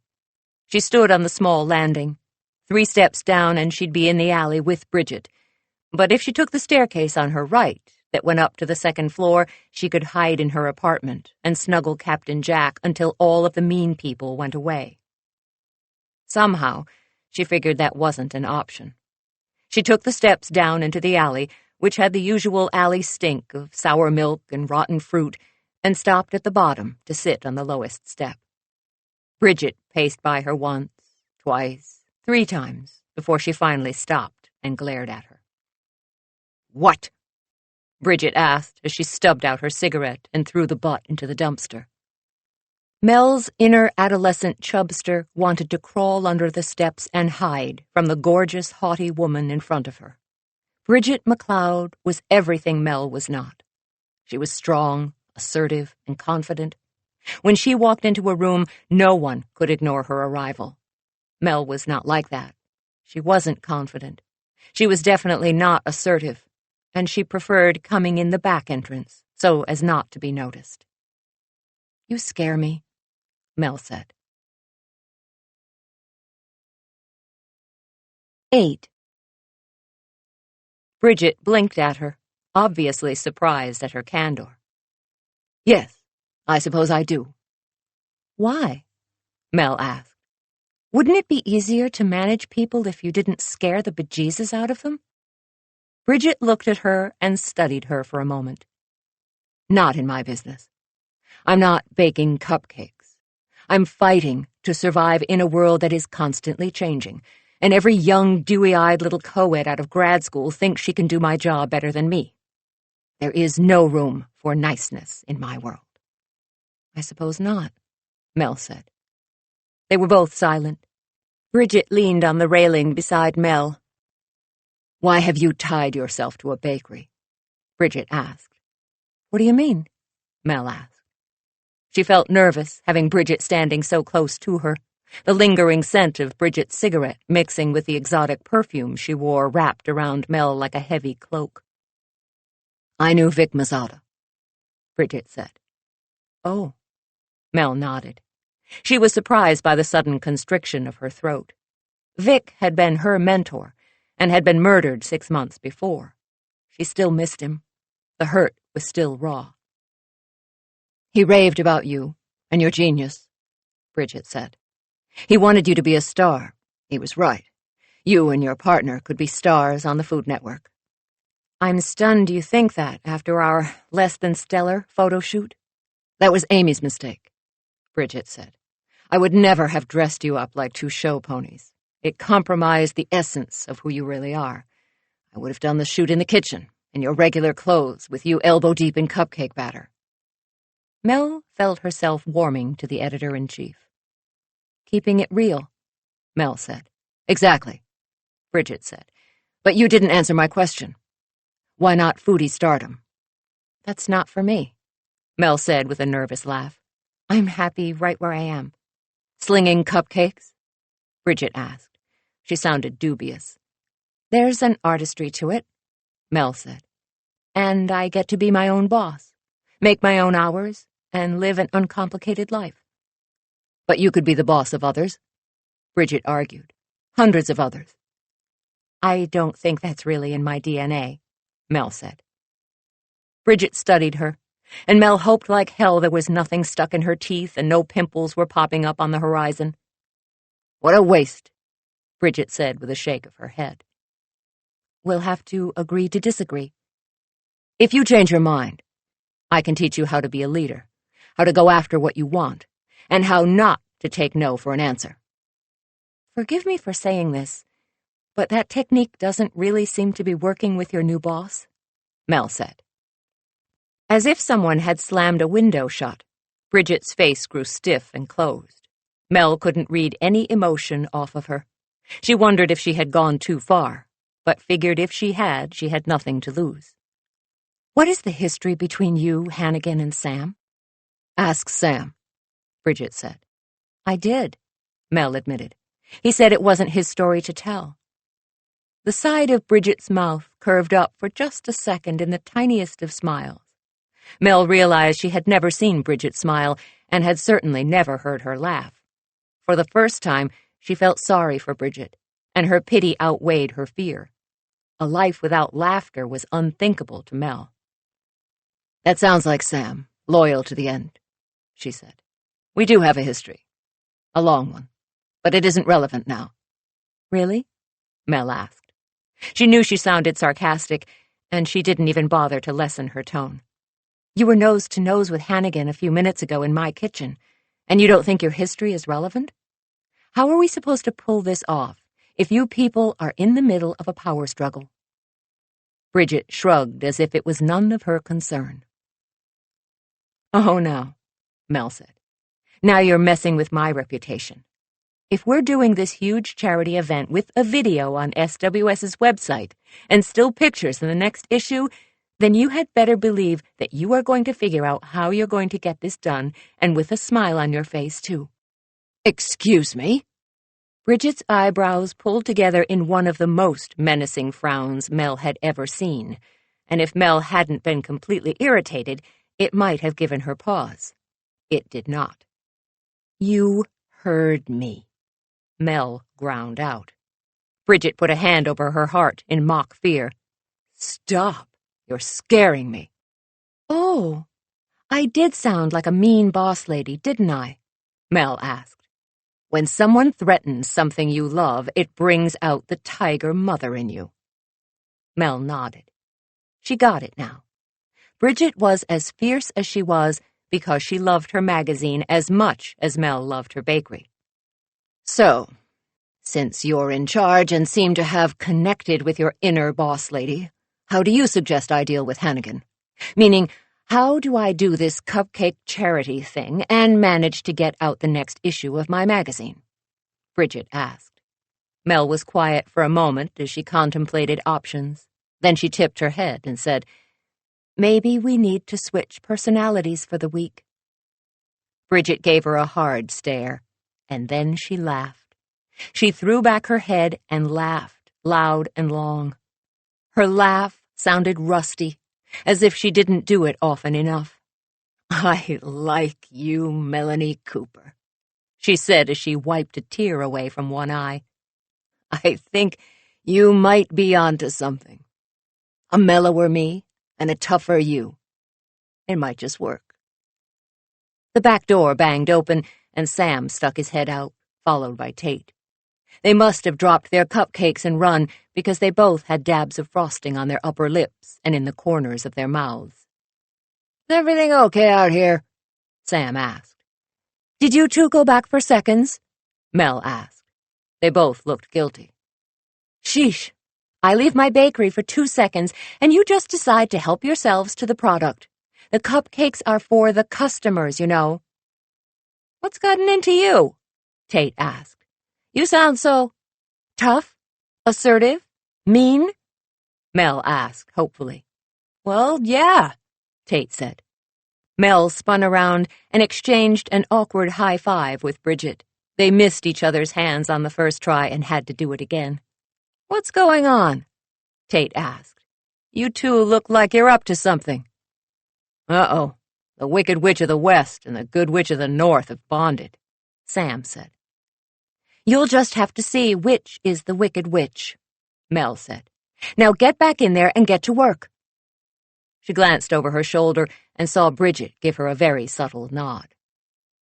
Mel strode back into the bakery to find Angie, Justin, Bonnie, and Sylvia unpacking bags of supplies. There was no sign of Amy or of Hannigan, for which she was grateful. "All right, people, listen up," Mel said. She was only a tad stunned when they actually did. "The stakes on this have been raised. We have a camera crew coming to film us while we work, and Hannigan plans to put it on the magazine's website. I, for one, am not going to allow my bakery to look anything other than professional. Got it?" Angie was looking at Mel with wide eyes, as if she wasn't quite sure what to make of her. "From now on, you will dress appropriately. You will wear the bakery's aprons. You will participate, and you will work your butt off this week to make sure we have the finished cupcakes for the gala. Are you with me so far?" Again, the group nodded as one. "Excellent," Mel said. "Pull up a chair, everyone. We're going to work out a schedule." The meeting went well. At the end of it, they had timed out the entire week. They were about to break for lunch when Amy came in through the swinging door. "The camera crew is right behind me," she said. She gave Bridget a particularly thin smile. "Ian agreed that I should take the lead on the filming." Bridget's left eyebrow rose, but Mel shook her head, and Bridget took a deep breath and said nothing. Sam gave her a look of concern, but he didn't say anything. "How about a nice lunch at R.A.? The sushi place down the street?" Bonnie suggested. "Then we can come back and start baking." "What about the filming?" Amy demanded. "I'm in charge of it, and I say we start now." Bridget's lips were compressed into a thin line, as if she were afraid that even the tiniest opening might allow a volley of harsh words to spew forth. "Amy, you can set up the film crew while the others go eat," Mel said. "What?" "You are not the boss." Amy planted her hands on her hips and tossed her long, dark hair. "Excuse me?" Mel asked. She stepped closer to Amy and raised one eyebrow, obviously daring her to repeat what she'd just said. "You're in my bakery, and this little boot camp thing that we're doing, yeah, I'm in charge of it. So I am the boss, and you will do as I say, or you will be downgraded to dishwasher. You feeling me now?" "You can't intimidate me. I'm going to call Ian right now," Amy shrieked. "And you just lost all of your personal power by threatening to go crying to the boss," Mel said. Pitiful. It was clear that Amy was furious at being called out in front of the others. She spun on her heel and slammed back through the kitchen to the bakery. They could hear her taking her foul mood out on the film crew. "So we're off for lunch?" Justin asked, rubbing his hands together. "Be back in an hour," Mel said. "We have a lot of work to do." Mel, Angie, and Tate didn't join the others. Mel wanted to use the lunch hour to do some prep work, and Angie had already been gone most of the morning. As the doors shut behind the magazine crew, Mel felt relieved to be left in peace with just Angie and Tate. "Aren't you supposed to be at work?" Angie asked Tate. "I took a personal day," he said. Mel and Angie exchanged a look. Tate never took personal days. He worked for his father's investment firm and was very, very good at making other people's money grow. "Are you sure you're feeling all right?" Mel asked. "You don't look well."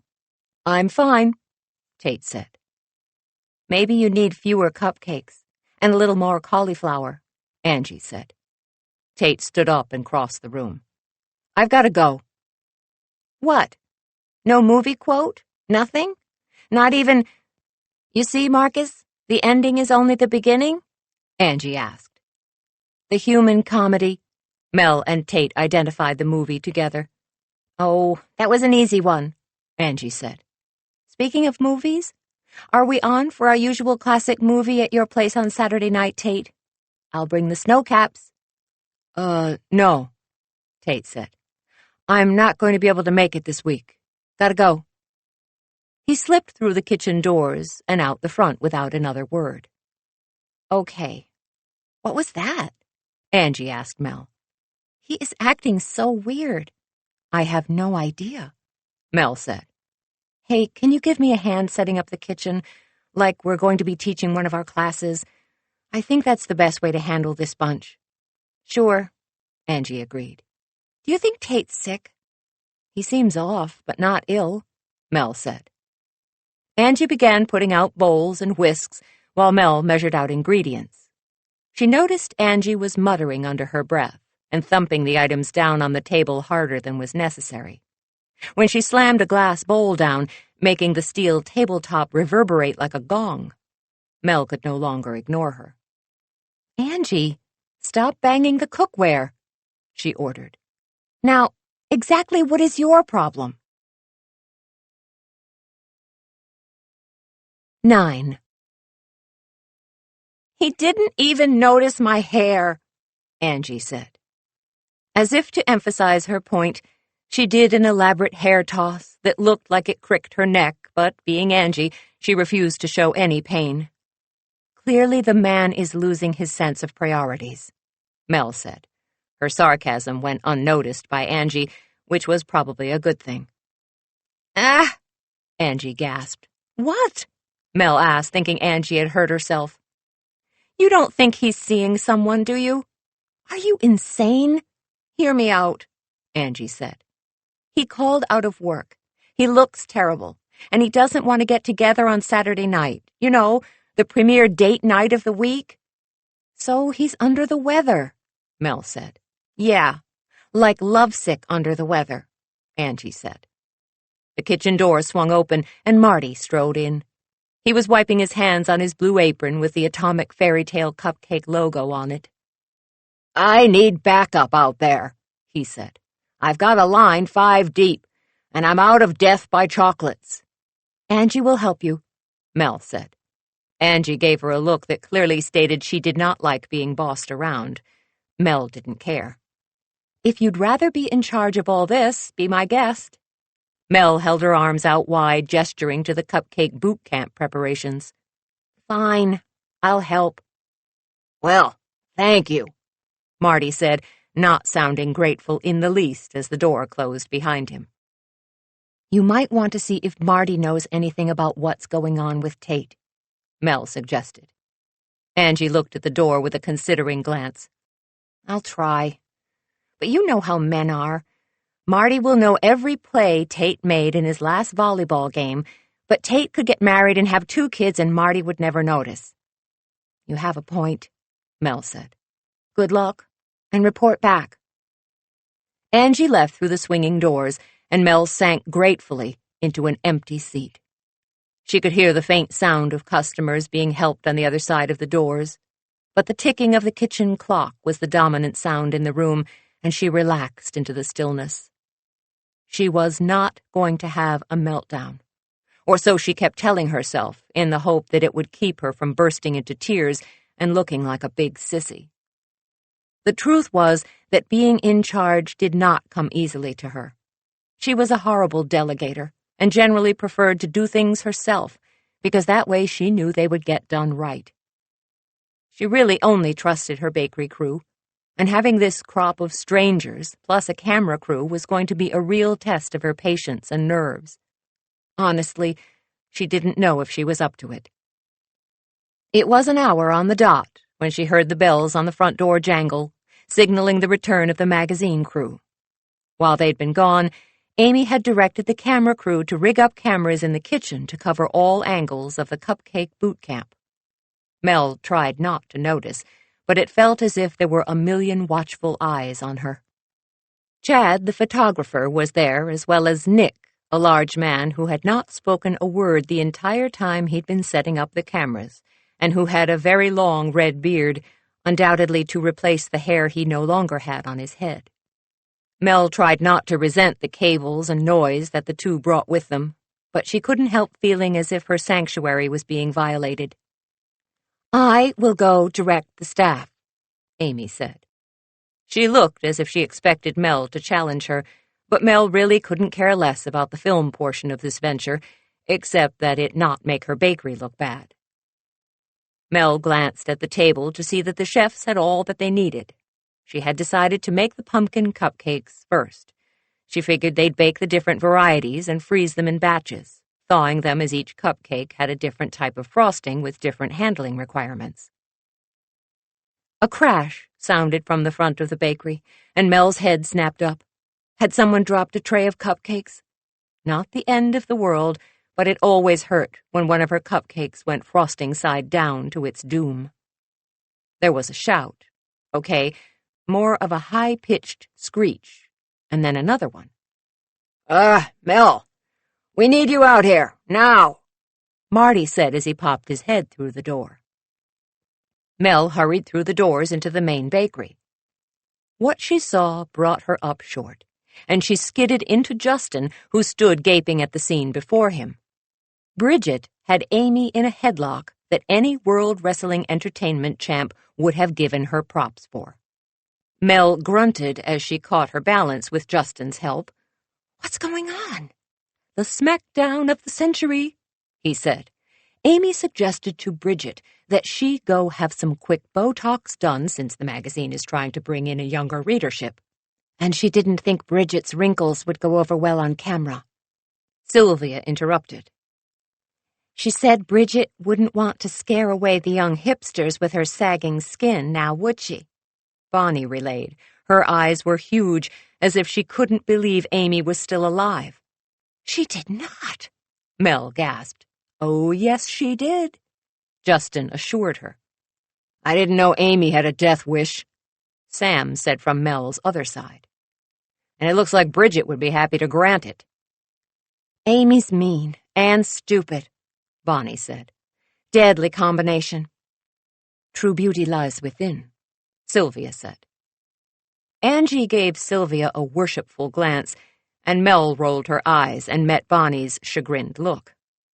It was easy for a knockout like Sylvia to say something like that, but perhaps if she looked like a mortal, she'd have a better understanding of how society really didn't give a hoot about inner beauty.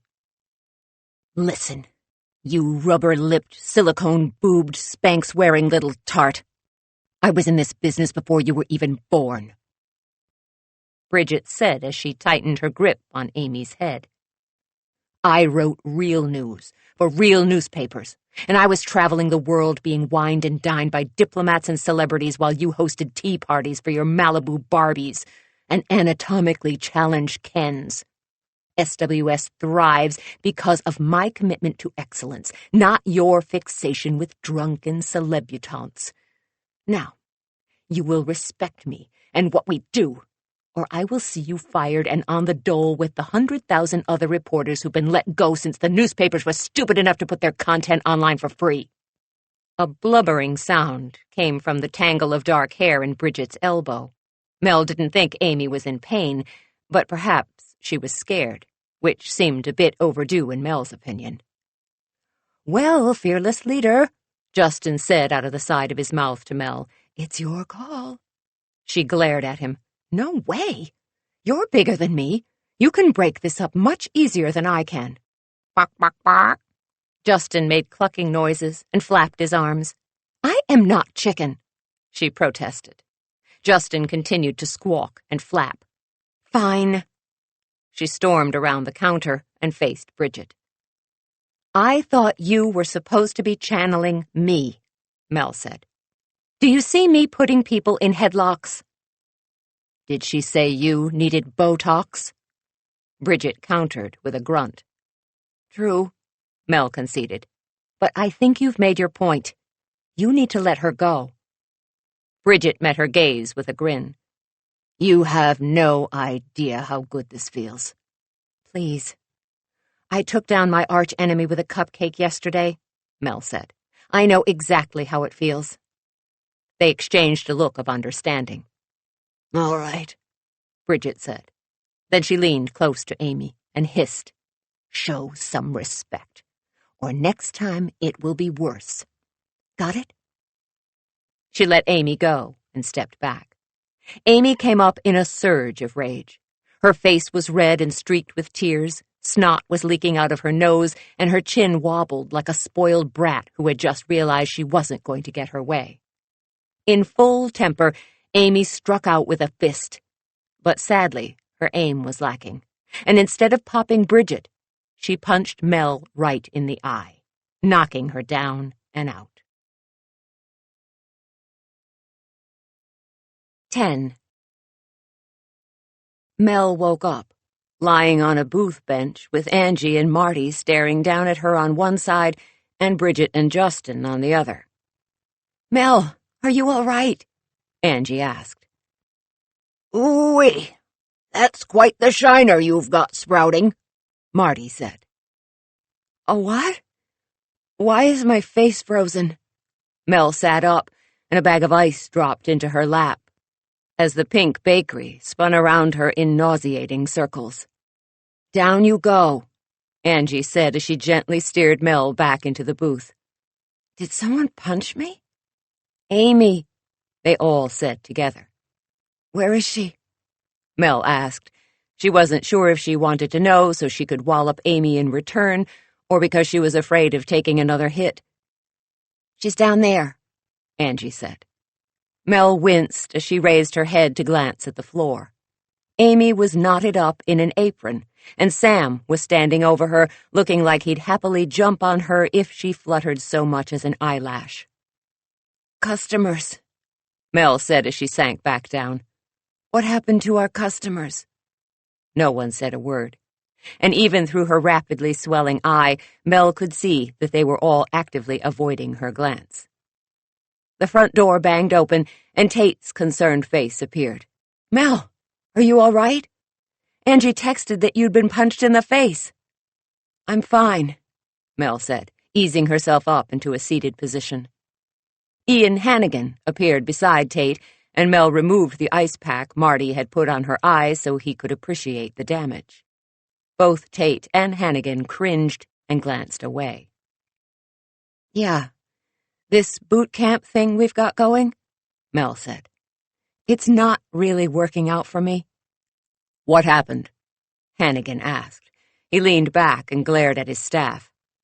I'll tell you. Bridget started, but Amy cut her off.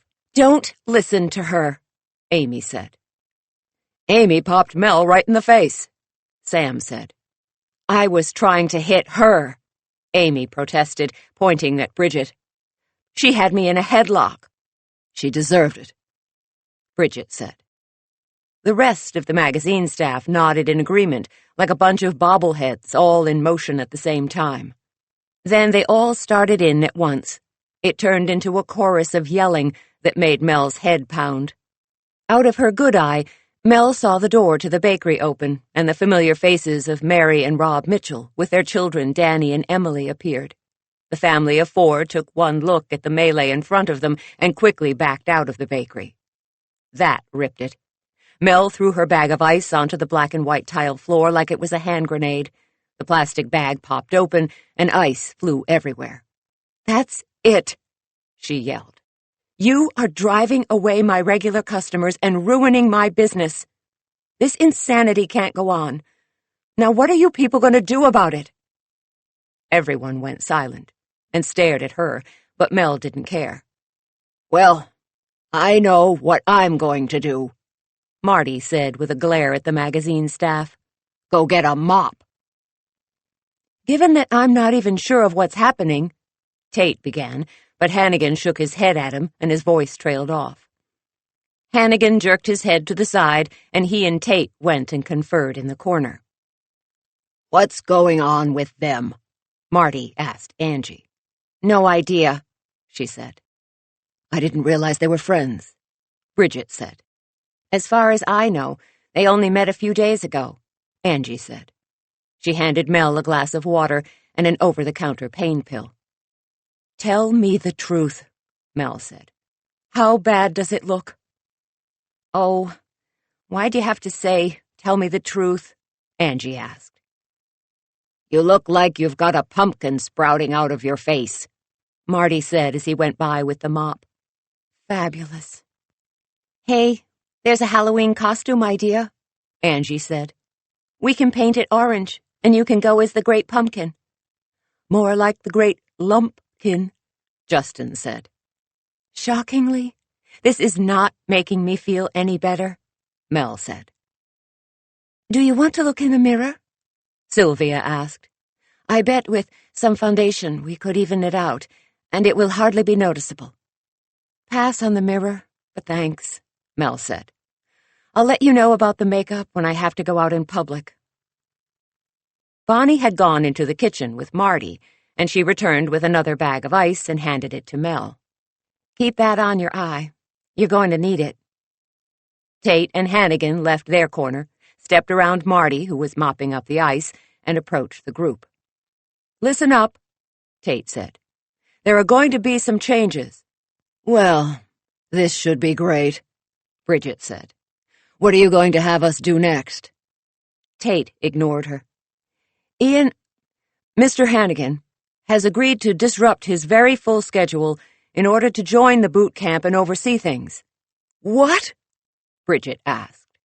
She turned to face Hannigan. "You wanted this all along, didn't you? You just want to—" Mel popped up on shaky legs and stared over Hannigan's shoulder at Bridget. Mel shook her head very slowly, trying to get her message across to Bridget and not give herself a thumper of a headache. Bridget looked as if she was going to shake her off, like a pitcher on the mound refusing the catcher's signal. Mel shook her head again, and Bridget blew out an exasperated breath. "Great," Bridget said through gritted teeth. "It will be just great to have you aboard." "She's lying," Amy protested from the floor. "She doesn't want you here. Before she could get another word out, Mel stumbled into her, knocking her sideways with a knee to the back. "Ow, hey!" Amy protested. "Sorry. That sucker punch you hit me with is making me dizzy," Mel said. Then she gave Amy her best scary face to keep her quiet. It must have worked, because Amy swallowed hard and looked decidedly nervous. Mel figured her eye must look even worse than it felt, which was saying something. "Well, this should be an interesting experience for the magazine staff to have you on board for the community service gala. Ian Hannigan decorating cupcakes. Who would have thought?" Bridget said. Her face gave away nothing. It was as smooth as ice and just as cold. Ian glanced at her in surprise. "Well, would you look at that?" he asked. "Hanging out in a bakery has already begun to sweeten your disposition." Bridget gave him a smile that was all teeth. "Mel, I think you should have someone look at your eye," Tate said, bringing the attention back to Mel and her face. "Angie, will you go get her purse?" "I can't leave. We don't have time," Mel protested. "If we're going to get these cupcakes baked and looking fabulous by Saturday, we have to start now. We've lost entirely too much time as it is." She wasn't intentionally trying to rebuke the boot campers, but she knew it came out that way anyway. Frankly, her face hurt too much to care. "Don't worry," Bonnie stepped forward. "I can get things started. You go get your face looked at." "What are we going to do with her?" Sam asked as he pointed at Amy, who was still wrapped up in an apron. "Ms. Pearson will be under my direct supervision from now on," Hannigan said. Bridget gave out an undignified snort. "You have a problem with that?" he asked her. "None at all," she said. "Bonnie, dear, lead us to the kitchen." "Don't worry," Angie said to Mel as she tucked her pocketbook under her arm. "Marty and I can handle this bunch. Come on." Tate ushered her out the front door. "Do you have your keys? My car is out of commission." "Sure," Mel said. She rooted around in her bag, realizing that it was in desperate need of a cleaning, until she found her keyring. She handed the keys to Tate, and they made their way to her sporty little red and white Mini Cooper. "What happened to your car?" she asked. Tate drove a silver Lexus, and as much as she loved her Mini Cooper, there was a certain luxury in his car's fine-grained leather seats that her face, okay, her whole body, could have wallowed in right now. "Nothing is wrong, exactly," he said. He opened the passenger door and helped her in. He came around the front and took the driver's seat, but said nothing more. Mel would have pressed him for more information, but her head hurt. So she rested back against the seat and let Tate take her to the nearby urgent care office, where she really hoped they had better pain meds. Mel returned in the afternoon to find that Bonnie had everything under control. The magazine crew had been baking all day, and the camera crew was busy at work filming and snapping pictures. Mel had combed her short hair forward in an attempt to cover the darkening purple lump on her cheek. Unfortunately, it also impaired her vision on the one side. Once the magazine people left, Marty, Oz, Angie, and Tate shooed her out of the bakery, promising to clean up the mess. Mel let them. Mercifully, Joe had texted her that he was working late, so she would be on her own for the evening. Mel was fine with that, as it saved her from having to explain about her eye. She had a feeling that no matter how she tried to tell the story, Joe was not going to be happy about it. She couldn't blame him, but she really didn't want to hear it. The thought of resting her weary face on her pillow and snuggling with Captain Jack was about the only thing that was going to save this horrible day. Mel woke up early. The lump on her face hadn't gone down, so she styled her hair once again in her new over-the-eye socket manner. It made her look like one side of her head had been caught in a strong wind. It couldn't be helped. She hurried down the steps of her apartment to the bakery below. She wanted to get the coffee started before the boot campers showed up, and to make sure that the bakery was tidy for another day of filming. She turned on the landing with her keys in her fist to unlock the back door when she saw something out of the corner of her good eye that drew her attention like a fly on frosting. It was a hand, palm up, just visible from around the corner of her building. Mel sucked in a breath. She felt her heart hammer in her chest. She stood frozen for a split second while her brain processed what it saw.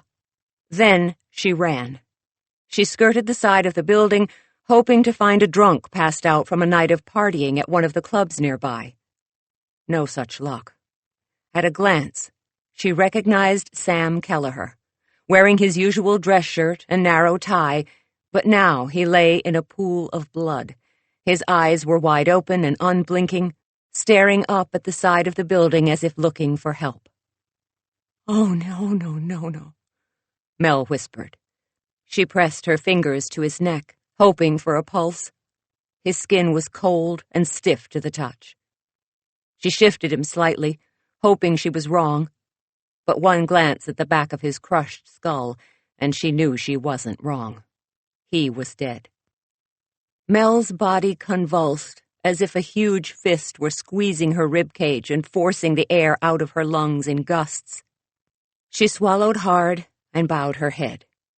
A convulsion racked her frame from the back of her neck all the way to her toes. The sound of voices broke through the horror that enshrouded her, and Mel saw that some of the boot campers had arrived and were waiting out front. She tried to yell, but her throat was tight, making it impossible to get any sound out. She gulped in some air and tried again. It was still a weak effort, more a puff of breath than a holler for help. Someone glanced around the side of the building as if debating coming around the back because the front was locked up. He took a few steps in, and Mel recognized the outline of Justin. "Mel?" he called as he walked towards her. "What's going on? The door is locked.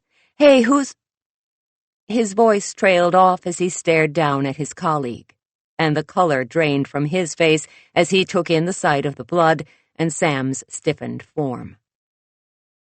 Do you have your phone?" Mel asked, clearing her throat to make room for the words around the lump that was lodged in her larynx. "We need to call the police. Sam is dead." 11. Justin fumbled with his phone while Mel stayed beside Sam. She felt as if she was guarding him from harm, even though whoever had done this to him was obviously long gone. No, stay back, Justin said as he held his phone to his ear. He started walking up the narrow alley that separated Mel's bakery from the jewelry store next door. What the hell? A voice asked from behind her, causing Mel to jump and spin around. Angie, you scared me, Mel said. She pressed her hand over her chest as if checking her own heart rate. Is that? Angie's voice trailed off and her brown eyes grew huge. Sam Kelleher, Mel said. I just found him. Justin is calling the police. Don't tell me to stand aside, Justin. Bridget's voice echoed against the brick walls. I want to know what's going on, and I want to know now. Bridget, don't, Justin ordered, but she pushed past him and strode towards Mel and Angie. Mel thought about standing in front of the body, but knew it would do no good. Bridget's gaze fastened on the scene before her, taking it in with a reporter's thorough scrutiny. She slowly sank to her knees beside Sam and smoothed the line of his tie with a tenderness that made Mel's heart hurt. Oh, Sam, no, she whispered. Her voice was drenched with grief, as if it were drowning under the onslaught of so much pain. What's going on? Ian Hannigan strode down the alley. He was dressed casually in jeans and a t-shirt, but he still emanated authority. He stopped beside Bridget and swore. Then he knelt down beside her and stared at Sam. His voice was choked when he asked, Is he all right? What happened? He's dead, Mel said. I don't know what happened. I went to unlock the back door and I saw his hand. She swallowed the bile that lurched up her throat in an acidic rush. The police are on their way, Justin said. Bridget leaned forward as if she might hug Sam's inert body, but Hannigan held her back. No, he said. The police will want him untouched. A siren broke through the stillness of the morning. The other boot campers had come down the alley and stood in a cluster. Bonnie was weeping on Sylvia's shoulder, while Amy stood with her arms crossed over her chest. Hannigan and Bridget stayed with Sam's body as if keeping vigil, while Justin moved to stand with Mel and Angie. He wrapped an arm around each of them, and Mel was happy to lean into his warmth. She noticed that Angie did the same, and for a moment it was like having Tate with them. Are you two all right? He asked. No, they said together. Justin pulled them in closer, and it helped. Mel heard the sound of several cars pulling up out front and figured the police had arrived. She wished she'd thought to have Justin ask for her Uncle Stan. He was a career detective on the Scottsdale PD, and she knew he'd want to know about this. She needn't have worried. When she glanced down the alley, it was Uncle Stan in the lead, looking so much like her dad that her breath caught. In seconds, she was enfolded in a bear hug that almost popped her eyes out of their sockets, which was particularly painful to her swollen eye. Can't breathe, Uncle Stan, she gasped. He eased his grip a little. Mel, when dispatch said there was a body here. Uncle Stan's voice trailed off, and when she stepped back to study his face, Mel was pretty sure he'd just aged 5 years. Then he yelled, What the hell happened to your eye? And why didn't you answer your cell phone? I stepped into the middle of a girl fight and got clobbered. It looks worse than it is. As for my phone, I left it in my apartment, she said. I'm sorry. Uncle Stan nodded, then reached out and grabbed Angie with one meaty arm, hugging her in a spine crusher. You're my favorite, DeLaura, he growled. Don't scare me like that. Sorry, Uncle Stan, Angie said. She looked a little watery, and she hugged him back hard. Stan, we need to get these people out of here, a man's voice said. Mel looked beyond Uncle Stan to see his partner standing behind him. Surprise made her mouth form a small O. The detective met her gaze. We meet again, Melanie Cooper, he said. Nice eye. Girl fight, huh? Why don't I ever get those calls? Mel hadn't seen Detective Martinez in months. They'd met when he'd been investigating a murdered scam artist, who also happened to be the first man her mother had dated in over 30 years. It had made quite an impression upon him, no doubt. "Detective Martinez," she said. "I thought you were with the Paradise Valley PD." "Yeah, I transferred," he said. "More action in Scottsdale." "Apparently," Mel said, and she glanced at Sam's body, where the uniforms were moving Hannigan and Bridget back from the body. "Who found him?" Uncle Stan asked. "I did," Mel said. Her voice sounded small, and she coughed, as if to clear her throat. "You okay?" Martinez asked, suddenly serious. His black eyes studied her face, looking for any sign that she was about to break down. Mel wasn't built that way. She gave him a sharp nod and said, "I'm good. No worries." It was a complete lie, and judging by the way his right eyebrow lifted, he knew it. "Mel, can you get everyone into the bakery?" Stan asked. "We need to clear the scene." "Sure," she said. "Coffee?" "By the gallon," Stan said. Mel ushered everyone into the bakery. It did not appear that they would be opening today.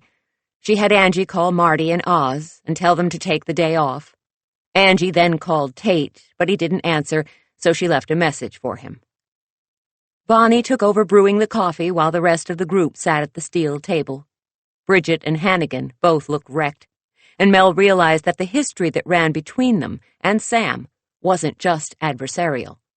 Sam had meant a lot to both of them. Mel glanced at Angie. She couldn't help but think that if she ever found Tate or Angie's body bludgeoned in an alley, a part of her would die. Angie met her gaze, and Mel knew she was thinking the same thing. "Tate's not answering his phone," Angie said. "He could be in a meeting," Mel said. "Let's wait a bit, and if we don't hear from him, we'll call his office." "Agreed." The back door opened, and everyone turned as Detective Martinez glanced around, scanning the room until he found Mel. "Can I talk to you?" he asked. "Sure," she said. "Out here," he said. "Oh, okay," Mel agreed. She really didn't want to log more time in the alley with Sam's body, but then she felt horrible for even thinking that. The poor man was dead. She blew out a breath and strode out the door. "Come on," Martinez said. He led the way up to her apartment. "We can talk up here, if that's easier for you." "Thanks," Mel said. She unlocked the door with the keys she had shoved into her pocket and pushed it open. Captain Jack flew out from behind her futon and scaled Martinez's neatly pressed khakis like he was Jack's own personal palm tree. "Jack," Mel said. She reached out for him, but Martinez had already unhooked him from his pants and was cradling him like a football. "It's all right," he said. "He's an excellent watchcat." Mel said. She did a quick scan of her apartment, relieved that she'd made up the futon and that it was tidy. Not up to her mother's standards, of course, but still pretty good for her. "Can I get you anything?" she asked. "No, thanks," he said. "Why don't you sit down before you fall down?" Mel nodded and took a seat on her futon. There were no other chairs in the room, so Martinez sat beside her. Not too close, but close enough that she got the faint whiff of his aftershave. She knew from their previous acquaintance that he had a weakness for lemon cupcakes, so she wasn't surprised at the scent of citrus that came off of him. Judging by the way Captain Jack sprawled in his lap, Jack liked it too. "Can you tell me what happened this morning? Exactly as it happened," he asked. It wasn't a long story to tell, and Mel made quick work of it. Her voice only cracked a little as she recounted finding Sam's body. Martinez made few notes. There wasn't much Mel was telling him that was terribly helpful. He frowned and asked her why Sam and the others were here at the bakery. Mel blew out a breath and explained about the disaster of a photo shoot. Martinez's lips twitched in response, but he didn't interrupt. and how she and Angie had agreed to the boot camp as compensation for the money lost on the shoot. He asked a lot of questions about Sam. Mel told him as much as she could. "I'm sorry I don't have more information," Mel said. "I only knew him for one day." "It's all right," he said. "You've given me some excellent starting points for when I question the rest of the SWS employees." "He was murdered, wasn't he?" she asked. "At first glance, I'd say so," he said. "The back of his skull was crushed. There's no sign of a weapon yet. If it was a hit and run from a car, he'd have been in the street and there'd have been damage done to his body. This looks to be a single blow to the head, a deadly one." Mel stared at the floor. How could such a thing have happened? And right below her apartment? "I didn't hear anything," she said. "Shouldn't I have heard something?" "Were you on pain meds for the eye last night?" he asked. Mel nodded. "Then a train could have rumbled through here and you wouldn't have heard it," he said. "Damn," Mel sighed. "Of all the nights to sleep like the dead." "Nice." Martinez looked at her. "Oh, sorry. Bad choice of words." Mel shook her head, which made her eye throb. "About your eye, how exactly did that happen?" Martinez asked. It's embarrassing," she said. "For you?" he asked. "This has to be good." "No, it's just stupid," she said. Amy Pearson and Bridget McLeod were having a scuffle over some crack Amy had made about Bridget. They do not get along at all, by the way, and I stepped in right when Amy took a swing at Bridget, and pow. "I'll say," he said. "She clocked you good." He leaned close to her and studied the lump. Mel heard herself swallow and wondered if he did too. If he did, he didn't show it. Instead, he very gently used the tips of his fingers to move the hair she'd brushed over her eye back from her face. Then he cupped her chin with one hand and tilted her head so he could see the injury in the light. "Did you go to the doctor?" he asked. "Yes," she said.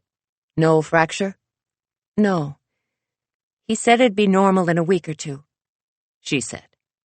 "What did your boyfriend have to say about it?" he asked. He leaned back a smidge to meet her gaze, but he was still within extremely close proximity, and Mel was finding it hard to keep her thoughts focused on anything other than the heat he was generating, the feel of his calloused fingers against her skin, and the incredible length of his long black eyelashes. She stammered. "You still have a boyfriend, don't you?" he asked. "No, yes," she said. Good grief. She had almost told him that she had a fiancé, not a boyfriend.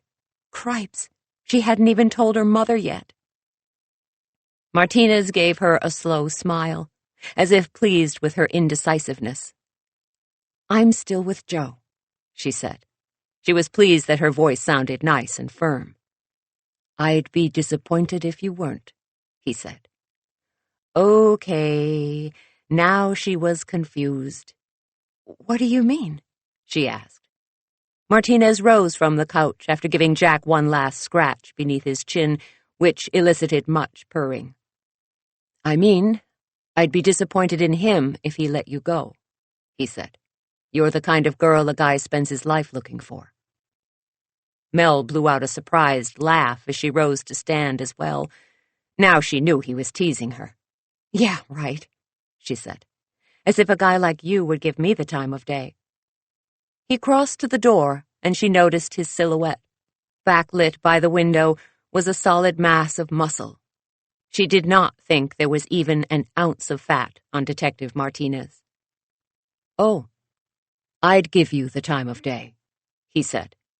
Then he winked at her and added, "and night." 12. Mel felt her face get scorching hot, which had to look spectacular with her black eye. She could not believe the man was flirting with her now. Then she realized that he was probably doing it on purpose to distract her from the horror of the morning. She gave him a small smile. "You're trying to keep me from freaking out about Sam, aren't you?" she asked. "Is it working?" he countered. "A bit," she said. "Good," he said. "But just so we're clear, I meant what I said." "Oh." He smiled again, and feeling completely flustered, she snatched up an Afghan from the futon and began refolding it, even though it had been perfectly neat already. "I'm sure Stan will want to talk to you after we're done with the crime scene," he said. He reached into his shirt pocket and took out a small white card. "My contact info is on here.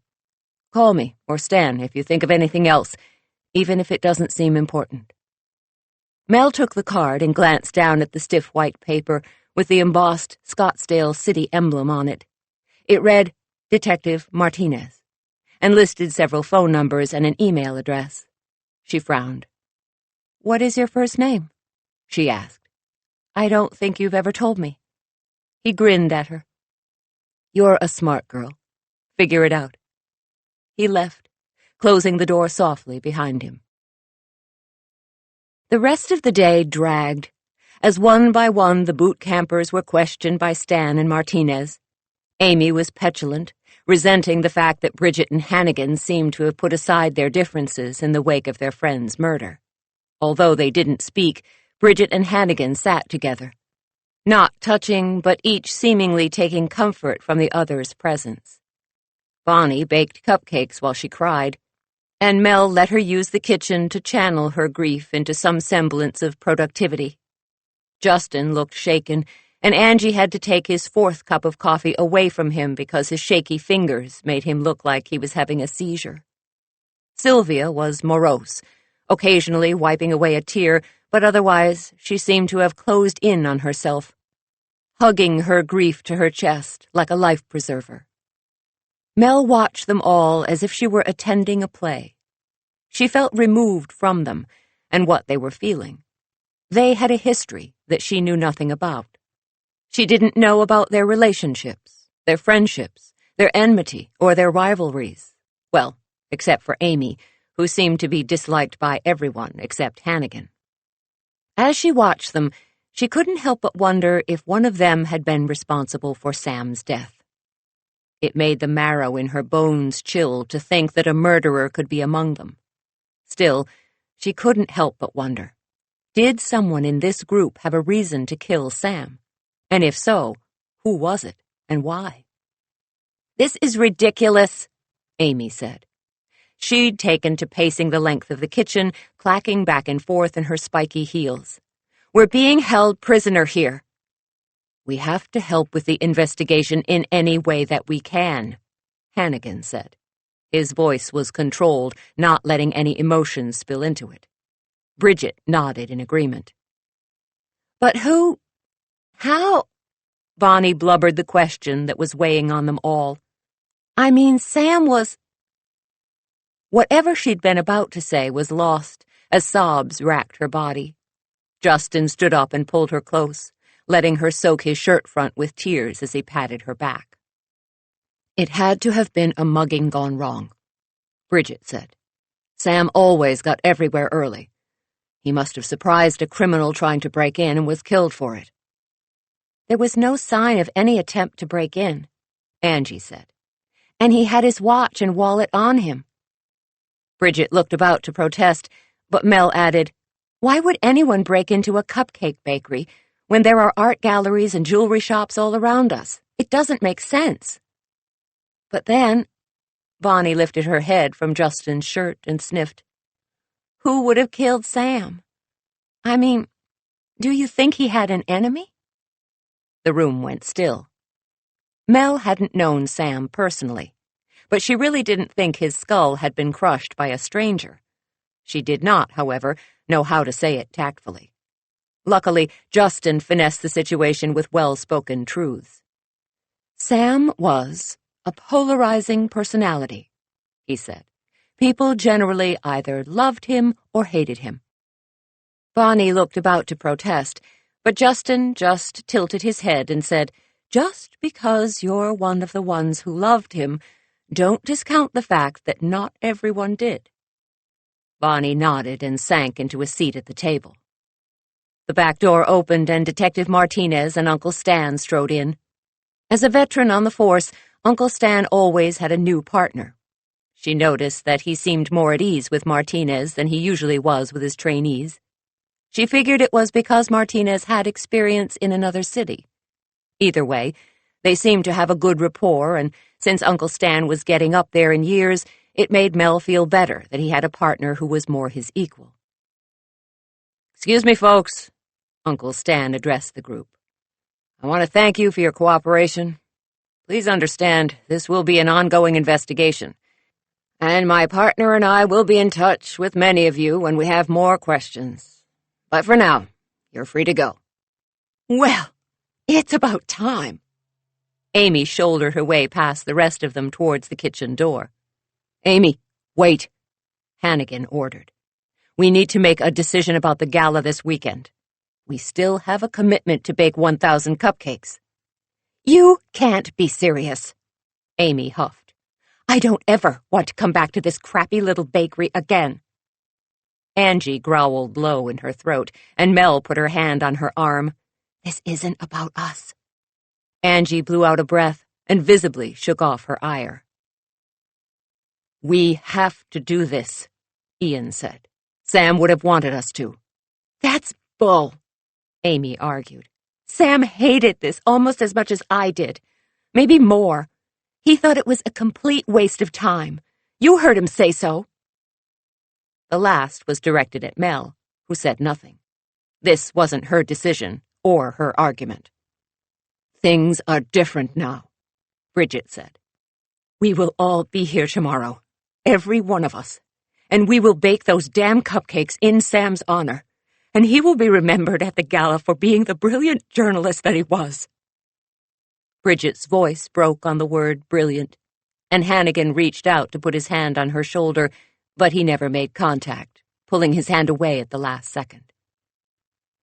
"Anyone who doesn't show can consider their career at SWS over," Bridget said. "Understood?" Amy glowered, but with a stiff nod she turned and stormed out of the room. "Go," Bridget said to the others. "It's been a hell of a day." Justin, Sylvia, and Bonnie left the kitchen in Amy's wake. "Do you think this is a good idea, Bridget?" Hannigan asked. "I'd be willing to hire someone to finish the cupcakes for the gala." "No, it has to be this way," she said. "Why?" Hannigan asked. "Because we may have a murderer in our midst, and I, for one, want them caught," Bridget said. With that, she draped the handles of her purse on her forearm and strode from the kitchen. After a moment's pause, Hannigan followed her. Uncle Stan and Martinez exchanged a glance. "Do you think she counts herself in that statement?" Angie asked. "Doesn't matter," Uncle Stan said. "We do."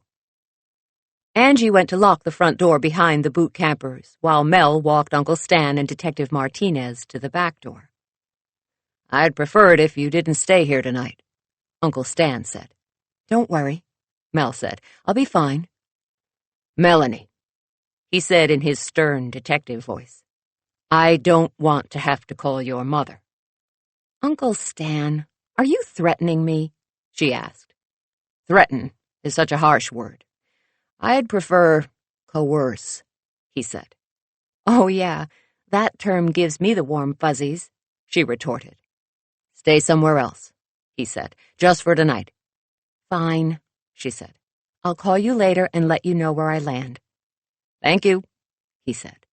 He planted a smacking kiss on her forehead and headed down the stairs to the alley. "Good call," Martinez said. "He'd worry about you otherwise." "I know," she said. He smiled at her. "What?"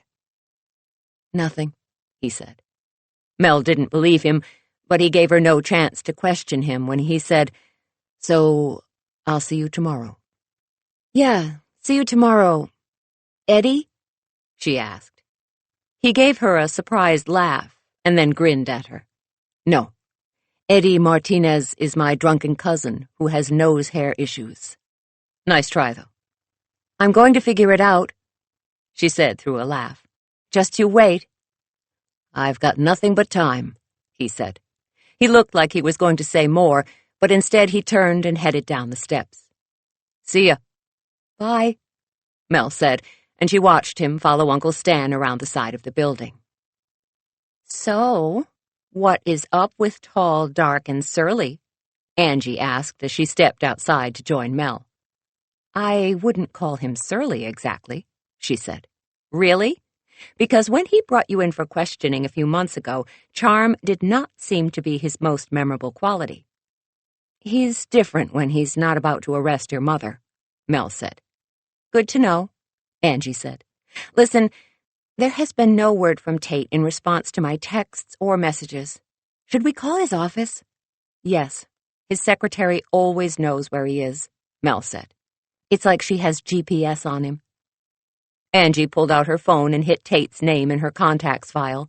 She put the phone to her ear and waited while it rang. Hi, Mrs. Gurney. This is Angie. Is Tate in by any chance? There was a pause, but Mel could distinctly hear Mrs. Gurney sounding very upset on the other end of the line. Wait, I'm sorry. I can't understand you, Angie said. She gave Mel an alarmed look. No, I didn't know. What? Are you sure? There were more sounds of hysteria on the line. It will be all right, Mrs. Gurney, Angie said. Yes, Mel and I will talk to him. We'll find out what's happening. Don't worry. What's going on? Mel asked as Angie ended the call. Angie looked at Mel, her brown eyes wide and her jaw a bit slack. Tate quit his job. 13. What? Mel gasped. No, you must have misheard. Believe me, that is highly probable given the amount of blubbering Mrs. Gurney was doing, but she was very clear when she said that she came in this morning to find he had packed up his stuff and was gone. The only thing he left behind was a present for her, diamond earrings, and a note thanking her for her years of service. Is she out of a job? Mel asked. No. She said she'll be transferred to someone else, but that made her cry even harder since she loved Tate like a son. Mel looked at her, and Angie shrugged. That's what she said. Did he mention quitting to you? She asked. No. You? Not a word, Mel said. Should we call his house? I don't know, Angie said. I can't believe he didn't tell us. I need a cupcake, Mel said. She strode to the walk-in refrigerator and pulled the heavy door open. You want one? 2, Angie said. A chocolate espresso and a chocolate mint chip, please. I need a double chocolate shot to get over this day so far. Mel grabbed Angie's choices and then 2 of the same for herself, giving herself permission to go back for a blonde bombshell if need be. They were quiet while they ate. Angie got up to get them each a glass of milk, but neither of them spoke until they had scraped the last of the frosting off their plates. Okay, I'm restored, Angie said. Shall we go to Tate's apartment and see if he's there? We might as well, Mel said. I can't face the thought of opening the bakery. It would just seem wrong. What did Joe say about the whole thing? Angie asked. What do you mean? When you called him, Angie said. Wasn't he freaked out that a man was murdered right by his girlfriend's apartment? I haven't called him yet, Mel said. What? Angie asked. Why not? Are you two having a tiff? Not exactly, Mel said. Now was her chance. She could tell Angie that Joe had asked her to marry him, but that they'd been keeping it quiet, and now he was getting impatient. Angie would understand, right? Come on, spill it, Angie said. Just because he's my brother doesn't mean you can't tell me if you're having issues.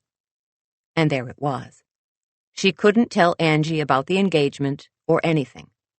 Angie was Mel's best friend and Joe's sister, and she would be hurt that they hadn't told her they were engaged, and she'd be upset if they were having problems. Mel couldn't do that to her. I just don't want to worry him, Mel said. Yeah. On top of that black eye you've got going, he'll probably go all mother hen on you, Angie said with a laugh. Mel cringed. Oh, geez. You didn't tell him about the eye either. Mel shook her head. He is going to be so unhappy with you, Angie said. You know he lives for that ride in and save the day stuff. Mel nodded. She did know. In fact, sometimes she wondered if Joe was only with her because she seemed to need so much rescuing. She shook her head, feeling disloyal even thinking it. Joe loved her, and she loved him. They were just approaching a new level in their relationship, and it was making her cautious, which she was certain was perfectly normal. Come on, she said, leading the way through the front of the bakery. She still didn't want to go out the back way. Let's go to Tate's. I'll even let you drive, since I'm still monocular. Can that word be used as an adjective? Angie asked. It can now, Mel said. They locked the bakery door behind them and headed for Angie's sedan. She cranked the radio to a rock station, and they hummed along as they went. Tate lived just up the street, but they had to get through several lights before they reached his swank building, where he lived in a corner penthouse overlooking the Arizona Canal. As Angie navigated the parking garage, the radio announcer's voice filled the car. And now here's a new song from one of our own native sons. This baby is burning its way up the charts, sung by none other than Roach, the drummer of the Sewers. Here's Angie. Angie stomped on her brakes so hard that they squealed, and Mel was sure they left a chunk of rubber on the asphalt. Oh, no, he didn't, Angie said. Shh. Mel hushed her. Her ears were straining as she listened to Angie's ex-boyfriend sing about their breakup and his heartache. Surprisingly, Roach had a deep voice that resonated with emotion, and Mel felt herself getting choked up. I didn't know he could sing. I thought he was just the drummer, Mel said. Did you know he could sing? I'm going to kill him, Angie said. How could he do this to me? He's an artist, Mel said. That's what they do. Not with my life, Angie protested. A honk blared behind them, and Angie glanced into her rearview mirror to see a Cadillac Escalade perched on her bumper, looking like it wanted to give her a push. Keep your shirt on, she yelled, as if the driver could hear her. She parked in the first available spot and switched off the engine. Are you okay? Mel asked. I'm fine, she said. No, I'm not. Is he insane? He's working through your breakup, Mel said. It sounds like he was deeply in love. Angie glared at her. Well, it does, Mel said. She pulled a tissue out of her purse and blew her nose. He made me water up and everything. Look at me, I'm a mess. Oh, my God. We broke up months ago. Angie rested her head on her steering wheel. Did he mention the song to you? Mel said. No, because I would have told him not to even think about it, she said. She fished her phone out of her purse. I need to call him. That boy has some explaining to do. Do you want to do that while I go see Tate? Mel asked. Or maybe you should wait until you calm down. Angie looked from her phone to Mel and back to her phone. She gave a quick nod. You're right, she said. I don't think I've reached reasonable just yet. Let's go. I'll deal with Roach later. It sounded like Angie was going to be doing some serious Roach stomping. Mel almost felt sorry for him, but really, he had to be expecting it after writing a song about her and their breakup. Mel wondered if his purpose all along had been to win Angie back with his music. She didn't say as much to Angie. She didn't have a death wish, after all, but she was pretty impressed with Roach right now. They made their way into the bottom of Tate's building. The lobby was done in Italian marble with several deep green velvet couches and a thick Persian carpet in one corner and an enormous flower arrangement in the center. Mel could see Hal, the doorman, in the mailroom, assisting the mailman, so she and Angie went right to the bank of elevators. Since they watched movies with Tate just about every weekend, They both had a key card to the elevator and knew the passcode to his apartment. Angie seemed preoccupied, so Mel fished out her card and used it to summon the elevator. They stepped in and hit the penthouse button. The elevator made a soft whoosh, and in moments they were on the topmost floor. There were 4 penthouse apartments, and Tate had the one that faced southeast. Mel and Angie crossed the smaller lobby, which also had a huge flower arrangement in the middle of it, and stopped in front of Tate's door. Mel rang the bell, and they waited. If Tate wasn't at work or at the bakery, he would most likely be home. No one answered, however, and Mel frowned. She and Angie exchanged a look, and Angie rapped on the front door with her knuckles. Still, there was no answer. "I'm using the code," Angie said, and she tapped in the code that would unlock the door on the keypad next to the door. They heard a click as the door unlatched, and Angie grabbed the handle and turned it. She looked at Mel before she pushed it open, and Mel nodded. Angie entered the apartment, and Mel followed. The sight that met their eyes stopped them both in their tracks. "What happened?" Angie asked. Her voice echoed in the empty room. Gone were all of Tate's furnishings, including his enormous television and comfy couches. "At a guess?" Mel said as she took it all in. "I'd say he's moved out." "Yesterday," said a voice from the door. Mel let out a shriek and spun around while Angie stiffened as if ready to fight off an attacker. There was no need, as it was Hal, the doorman. He looked at them with a sad smile, and Mel realized that he didn't like being the bearer of bad news. "I take it Mr. Tate didn't tell you he had moved out?" he asked. "No," Angie said. "He neglected to mention it." "What's going to happen to the apartment?" Mel asked.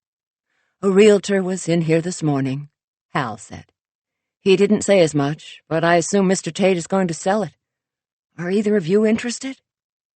Mel and Angie exchanged a look. In a dream world, they would be able to buy a place like this. No, I don't think so," Mel said. Hal looked sad.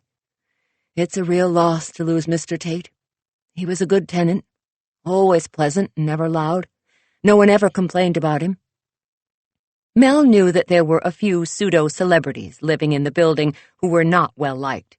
One was a movie actress whose star had waned, who was known for going out and getting roaring drunk and bringing the party back to her penthouse. Darby Meeks was her name, and she lived catty-corner from Tate. On several occasions they'd seen her taken out by the paramedics when she'd overindulged. Mel had never understood it. Darby had wealth and fame, and she chose to squander it in a parade of drugs and alcohol, letting the world see her still beautiful face, covered in her own snot and tears, with vomit running down her front. It was pathetic. "You don't think Darby's antics finally caused him to move, do you?" Mel asked Angie. "No. Darby's been in rehab out in Wickenburg for a month," Angie said. "Besides, she was afraid of coming near Tate after I clarified his situation for her." "Ah," Mel said. Darby had taken to showing up at Tate's front door buck naked with a rose in her teeth and holding a bottle of champagne. She had made the mistake of doing it on the night when Angie had opened the door. "I can't believe we'll never watch movies here again," Angie said. "I can't believe he didn't tell us he was selling," Mel said. "If he's moved out of here, where is he living?" "Let's ask him," Angie said. She took out her phone and called Tate again. Still, there was no answer. "Hal, I suppose we should leave our pass cards with you," Mel said.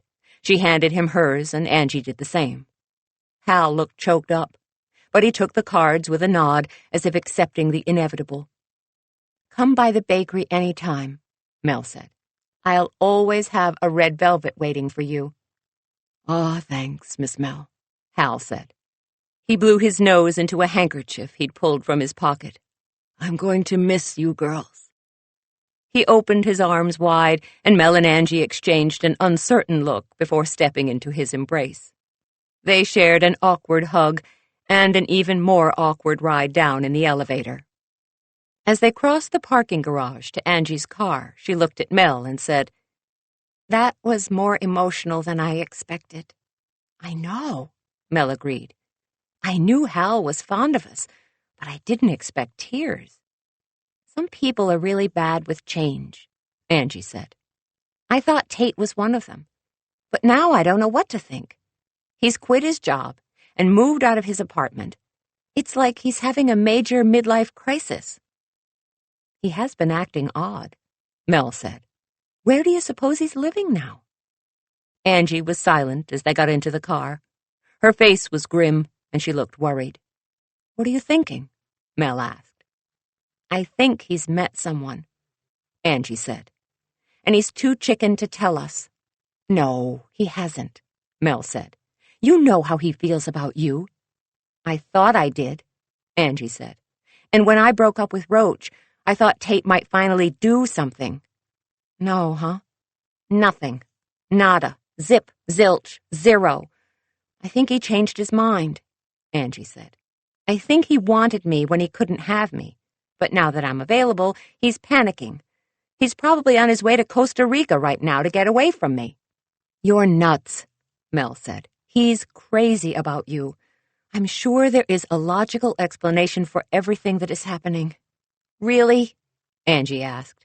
"Lay it on me, because I'd love to hear it."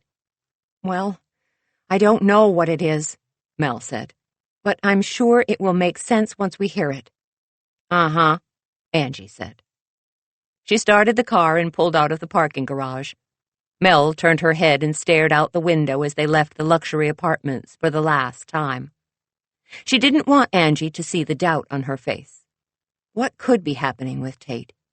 She didn't want to say it out loud, but for the first time she wondered if he had met someone new. 14. Mel had some choices for where to spend the night. She could bunk with Angie, who had a small house in the neighborhood that surrounded Old Town. It would be nice to be with a friend, someone who had gone through the trauma of finding Sam with her. But she had a feeling Angie was going to be busy talking to Roach about his new hit single. She was still pretty steamed, and Mel didn't want to intrude on her letting her ex-boyfriend have it. Then, of course, there was her mother, Joyce, who would love to have Mel spend the night, but she would wonder why, and Mel would have to tell her about the body. As it was, Mel was hoping that the news reports of where the body had been found would be vague, so that her mother might not find out it was beside the bakery. It would only cause her to worry and insist that Mel move home, which was not going to happen. Of course, crashing at Tate's would have been an option, but since he had up and moved and was not returning calls, she had no idea where Tate's was anymore. Her brother, Charlie, lived in Flagstaff, so he was out, and she couldn't see staying with Uncle Stan because he would want to know why she wasn't bunking with her boyfriend, which brought her full circle to why she didn't want to stay with Joe. She loved Joe. She had loved him since she was 12 years old, and he was the 16-year-old heartthrob of the local high school. Joe was the whole package, smart, kind, and funny, not to mention tall and handsome. He was a dedicated attorney and believed in the judicial system and its ability to regulate society. She knew it was her own poor self-esteem that made it hard for her to believe that Joe was in love with her, a cupcake baker. But there it was. The man could have anyone he wanted, anyone, and he had chosen her. She could not wrap her brain around it, and sometimes she couldn't help but wonder why. Why did Joe want to marry her? Oh, she knew he had a mythic sweet tooth, and he loved her cupcakes, but that certainly didn't seem like enough of a reason to marry someone. Then again, she knew she wasn't the chubster she'd been when they were in school. She'd spent some time in Paris, studying to be a pâtissier, and had learned to have a healthy relationship with food, and not one where food became her go-to for sadness, happiness, loneliness, and boredom. She knew she was a confident businesswoman, and that Joe was proud to have her come to his lawyerly events because she cleaned up okay, and she could carry on conversations with local business leaders with intelligence and charm. She knew this, But old insecurities never died. They just waited until she wasn't paying attention so they could rear up and bite her on the butt. Maybe she wasn't a chunky adolescent on the outside, but most of the time, she sure felt like one. She knew her hesitation about staying with Joe was grounded in her desire not to talk about the marriage thing. Add to that the fact that if she stayed with Joe, he'd see her eye, and she'd have to tell him about Sam's murder, and, yeah, she had a feeling that conversation wouldn't be much better than if she was having it with Joyce. She didn't enjoy being in her apartment that evening. She couldn't stop thinking about Sam. And when she glanced out her window, the yellow crime scene tape with which they'd marked off the area where his body had been found flapped in the breeze, as if daring her to come by so it could snatch her into its death grasp, too. A shudder traveled down her spine, and she pulled her window shades closed. She knew she'd been on pain meds last night, but she still wondered how someone could have smashed Sam's skull in without her hearing. It made her think it must have been someone Sam knew, since he hadn't shouted for help. Which then made her wonder if it was one of the cupcake boot campers, which frankly gave her the heebie-jeebies. She packed up the necessaries for herself and Jack and headed over to Joe's house. She texted him before locking up her apartment, asking if she could come over, and, naturally, being the perfect guy, he had texted back an affirmative. No hesitation, no questions asked. Joe lived in a 2-story townhouse, right off Central Avenue in Phoenix. It took Mel about a half hour to get to Joe's, and she pulled into his 2-car carport, parking beside his Prius. His front door opened before she had shut off her engine, and Joe met her as she stepped out of the car. "How are you?" he asked. Mel stepped out of the car, and Joe's eyes opened wide. "What happened to your eye?" "Wrong place, wrong time," she said. "Explain," he said with a frown. "I stepped into a scuffle between 2 of my cupcake boot campers yesterday and didn't duck in time," she said. "I just got off the phone with Uncle Stan," he said. "He told me about Sam Kelleher. Are you all right? Can I do anything?" "Yes, take him," Mel said. She handed him Captain Jack, who was yelling at her and had yelled at her the entire ride over. He didn't like cars. "He's very cranky." "Oh, come here, little buddy," Joe said, and he cradled Jack close to his chest. Jack gave a mollified purr and began to butt Joe's chin with his head. Joe planted a quick kiss on Mel's bangs, took her overnight bag, and led the way into the house. Mel shouldered Jack's tote bag of food and toys and followed with his litter box. Joe's townhouse was about as different from Mel's apartment as 2 places could get. His place was all sleek lines and curves made of steel and granite, featuring black leather furniture with apple green accents, while Mel's place was more a hodgepodge of antique pieces and was decorated in browns and blues with floral patterns mixed with stripes and matching snuggly chenille pillows and throws on the futon. She put Jack's litter box in the laundry room off the kitchen, and Joe followed with Jack to show him where it was. He then put down Jack, who scampered off to go and investigate. Mel always brought him to Joe's when she spent the night, as he liked to go adventuring in the bigger house. "Don't break anything," she called after him. "He's fine," Joe assured her. He held open his arms. "Need a hug?" Mel heaved a soul-deep sigh and fell against him. Joe caught her close and held her tight. He was warm and strong, and she realized that for the first time all day she felt safe. Safe enough for the tears that had threatened repeatedly to spill out. She tried to gulp them back, but Joe had already seen what was coming. "It's okay," he said. He ran his hands up and down her back. "Let it out." "He was dead," Mel said, as if this was news. "I saw his hand. And then when I went over, there was a pool of blood, and the back of his head was crushed." A shudder rippled through her from her hair follicles to her toenails. Joe just kept holding her until the tremors passed. The magazine people were all freaking out. And Uncle Stan and his new partner and the crime scene crew came. We haven't been able to find Tate. And then there was this song on the radio and Angie was so mad, she said. Joe's hand stopped moving on her back. Sorry, you lost me? Roach was singing a song about him and Angie on the radio, she said. It's a hit that's burning up the charts. Uh-oh. How did she handle that? He asked. Not well, Mel said with a shake of her head. And Tate is missing. What? What do you mean, missing? He asked. We tried to call him about Sam, but he didn't answer. So then we thought we'd call his office, but his secretary said he'd quit. Quit? Joe asked. But I thought he was happy there. He's like a genius at making money, isn't he? Mel shrugged. It gets worse. Joe just looked at her. We stopped by his apartment, and he's moved out, she said. To where? We don't know, she said. He didn't even tell us he was moving. Joe frowned. He obviously did not like what he was hearing. It's weird, isn't it? She asked. And you haven't heard from him? Not a peep, she said. I'm worried about him. Angie thinks he's met someone. What do you think? He asked. Mel thought about it for a moment. I don't know what to think. A chime sounded in Mel's purse.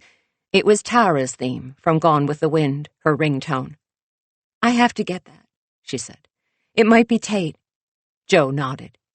Mel checked the number. It was Angie. She shook her head at Joe before she answered. Hey, Ange, what's up? I think we need to call Tate's parents, Angie said. They have to know where he is. Agreed, Mel said. So why don't you just call them? I was thinking we should stop by the house, Angie said. Really? Mel asked. Why? Because I think that's where Tate is. And I think if we show up, his parents won't give us the brush off, she said. But if we call, they might. Mel thought about it for a minute. Angie was right. They needed to find Tate and let him know what was happening. He was a partner in their business, and their friend. She wouldn't rest easy until she knew where he was and what was happening with him. I'm at Joe's, Mel said. Can you pick me up? The doorbell rang, and Joe went to answer it. Angie stood in the doorway with her phone. She ended the call and asked, Hi, bro. So, Mel, are you ready to go? Joe did not look happy when they left, but Mel promised to bring him a spinach calzone from Spinato's, one of their favorite Italian restaurants, on her return, and he looked somewhat placated. Call me as soon as you know something, he said. He hugged Angie and planted a kiss on Mel and stood in the doorway waving goodbye with Captain Jack lying across his shoulder. They make a cute couple, Angie said. They sure do. Mel agreed as she got into the passenger seat. About 80% of her wanted desperately to be back in the townhouse with Joe and Captain Jack, but she knew the nagging 20% of her that would worry about Tate would never let her rest. Tate's parents lived in the same neighborhood as Mel's mother and Angie's parents, except where the Cooper and DeLaura families had a nice view of Camelback Mountain.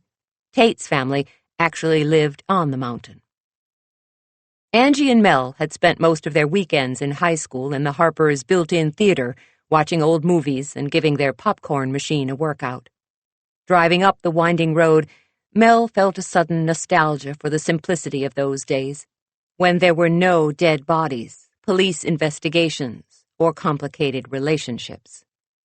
Angie parked in the circular driveway in front of the house. The Harper's mansion was one of the oldest on Camelback Mountain, built in the 40s with a decided Frank Lloyd Wright influence. Like his famous Scottsdale residence Taliesin West, the Harper's house was built from native stone, nestled in concrete, and had a squared-off look with cantilevered ceilings and redwood beams. Where the other mansions sat on the mountain like blemishes with their ostentatious turrets and towers and ridiculous vaulted ceilings, the Harper's mansion seemed to nestle right into the side of the mountain, as if the intent of its organic design was to return the house to the earth, once the residents were finished with it. Angie and Mel got out of the car and climbed the 3 short steps which led them into a courtyard, built of the same concrete and boulders as the house.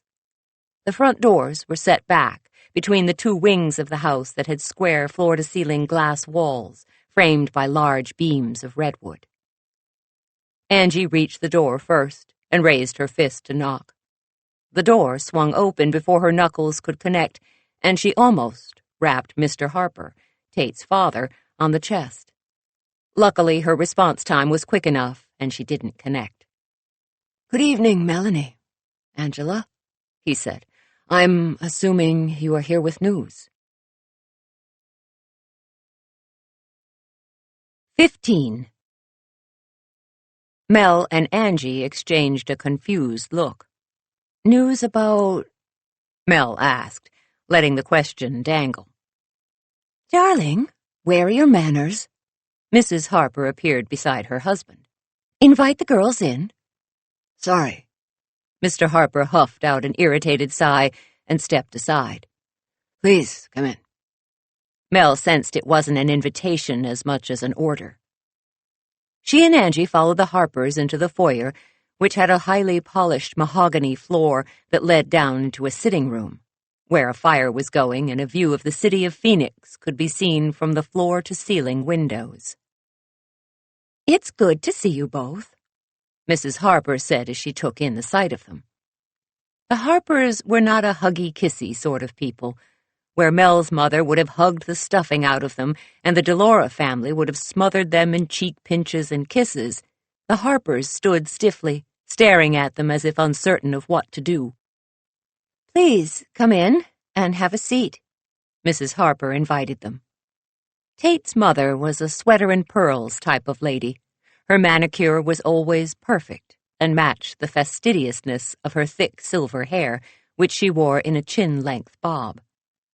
Despite the workday being long over, Mr. Harper was still in a pale blue dress shirt and tie over crisply pleated navy slacks and brown loafers. In all the years she'd known him, Mel had never seen him don jeans or shorts. In fact, she couldn't even imagine it. "May I bring refreshments?" a voice asked from the doorway that led to the kitchen. An older woman dressed all in black appeared behind the Harpers. It had been a long time since Mel had seen Mrs. Ada, the Harpers' live-in housekeeper, and she noted that the gray-haired lady with the sturdy build didn't seem to have aged a day since the last time she'd seen her. "Hi, Mrs. Ada," Mel and Angie said together. "Would you girls like a nice root beer float?" Mrs. Ada asked. "You remembered," Mel said. "I'm not likely to forget," Mrs. Ada said with a grin. "I must have made hundreds of those over the years for you and Mr. Tate." Her hazel eyes sparkled at them, and if the Harpers hadn't been standing there watching, Mel would have crossed the room to give her a big hug. As it was, she just smiled back, and Mrs. Ada gave her a small nod as if she understood. "I think iced tea would be fine," Mr. Harper said. Clearly, he was anxious to get the discussion underway, and Mel wondered what he thought they had to report. She had a feeling they were doomed to disappoint the Harpers. Mrs. Ada left the room, and the 4 of them sat down on the stiff brown leather couches that faced the fireplace. Despite the warmth coming from the fire, the room felt cold to Mel. She wondered if it was the stone or the people in the room that made her feel that way. She didn't dislike the Harpers. In fact, they had been very kind in welcoming Angie and Mel into their home every weekend, and Mel had always gotten the feeling that they were somehow relieved to have them there, so that they wouldn't be obliged to spend too much time with their son. "Now, please tell us what brings you here," Mrs. Harper said. "We're looking for Tate," Angie said. "We have to tell— that is, there is some news we need to share with him." Mr. and Mrs. Harper exchanged a look. They must have developed a code no one could crack, because Mel could read nothing in their expressions, but they each obviously knew exactly what the other was thinking. "Why did you come here?" Mr. Harper asked. "Because he's moved out of his apartment," Mel said. And he's not answering his phone, so we thought he might be here." "You know that he quit his job today," Mr. Harper said. He was watching them closely. Angie nodded. "We talked to his secretary." "Did you know he planned to quit?" Mr. Harper asked. Mel could hear the expectation in his voice, as if he was hoping someone could clarify what his son had done. She hated to disappoint him, but there was no alternative. "No," she said. "He never said a word. We were stunned." Mrs. Ada arrived back in the room carrying a tray with 4 glasses of iced tea. They thanked her for the tea, but waited until everyone was served before they continued their conversation.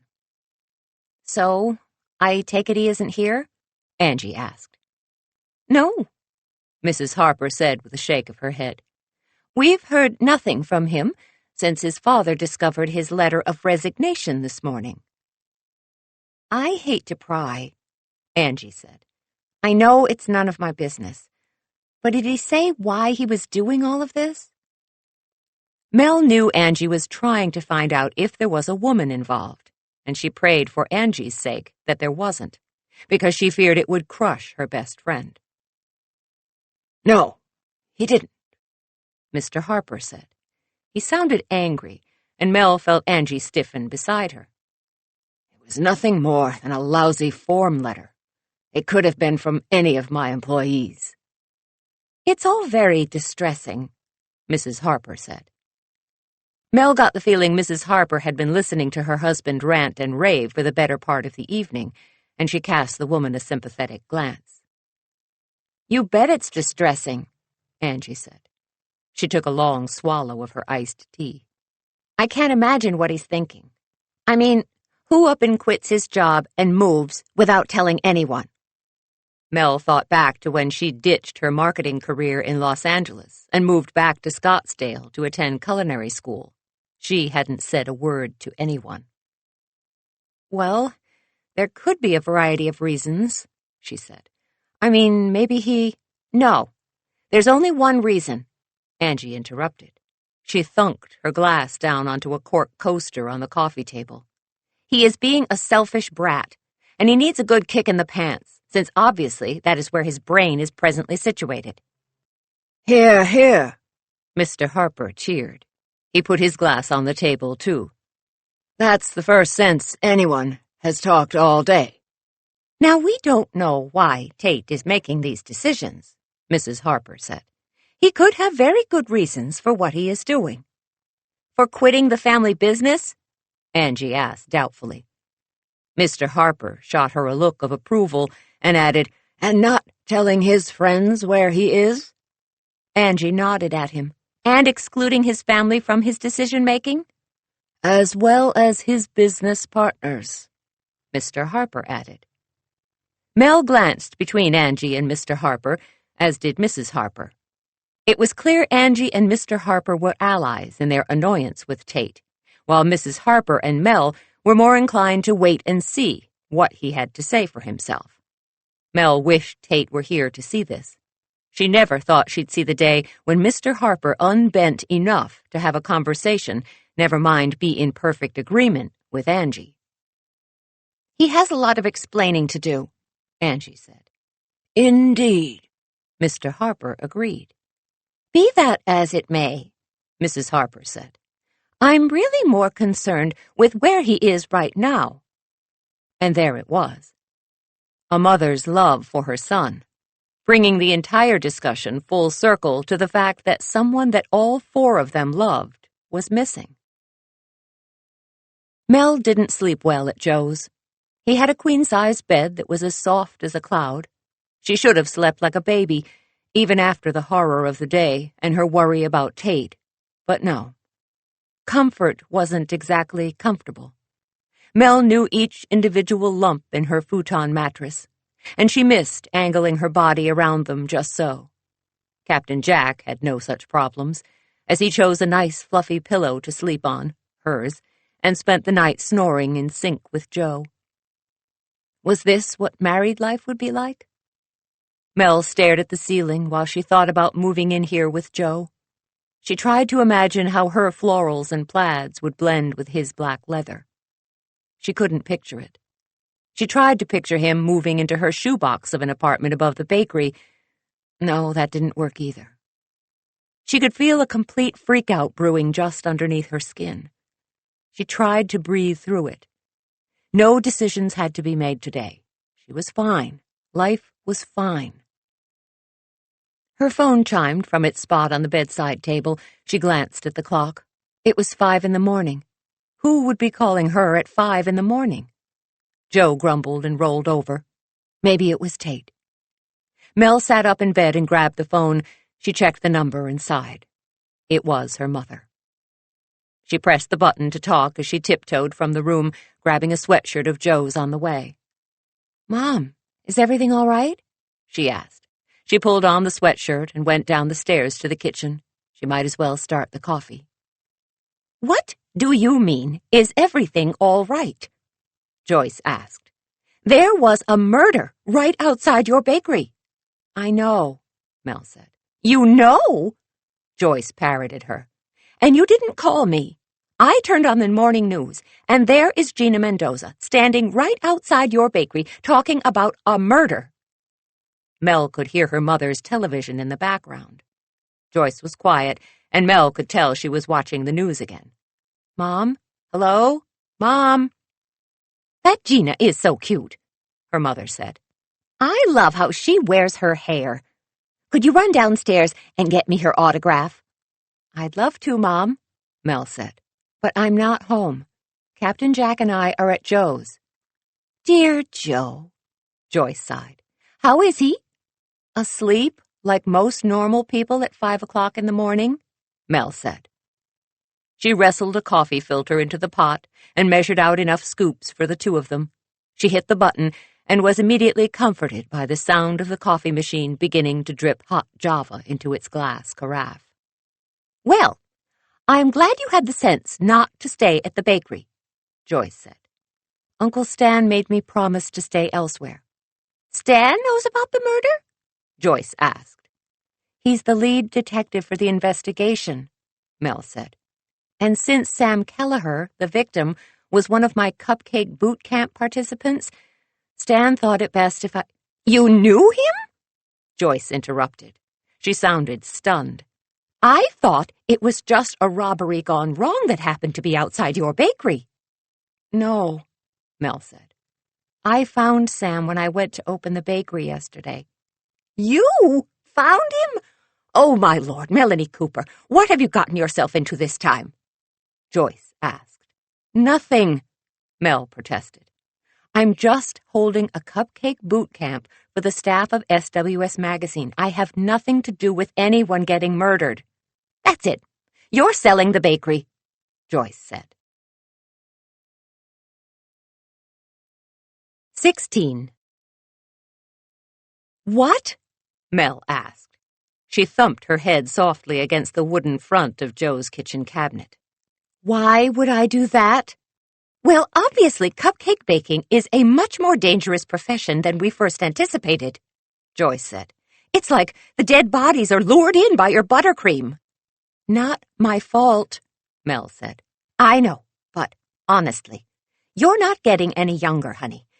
And you have a good guy now. Maybe you need to start looking at the next phase of your life." "Like getting married and having babies?" Mel asked. There was enough coffee for a cup now. She hurriedly poured herself one and put the carafe back. "Your younger brother, Charlie, is married and has 2 gorgeous boys," Joyce said. "Are we competing?" Mel asked. "I was unaware." "Obviously.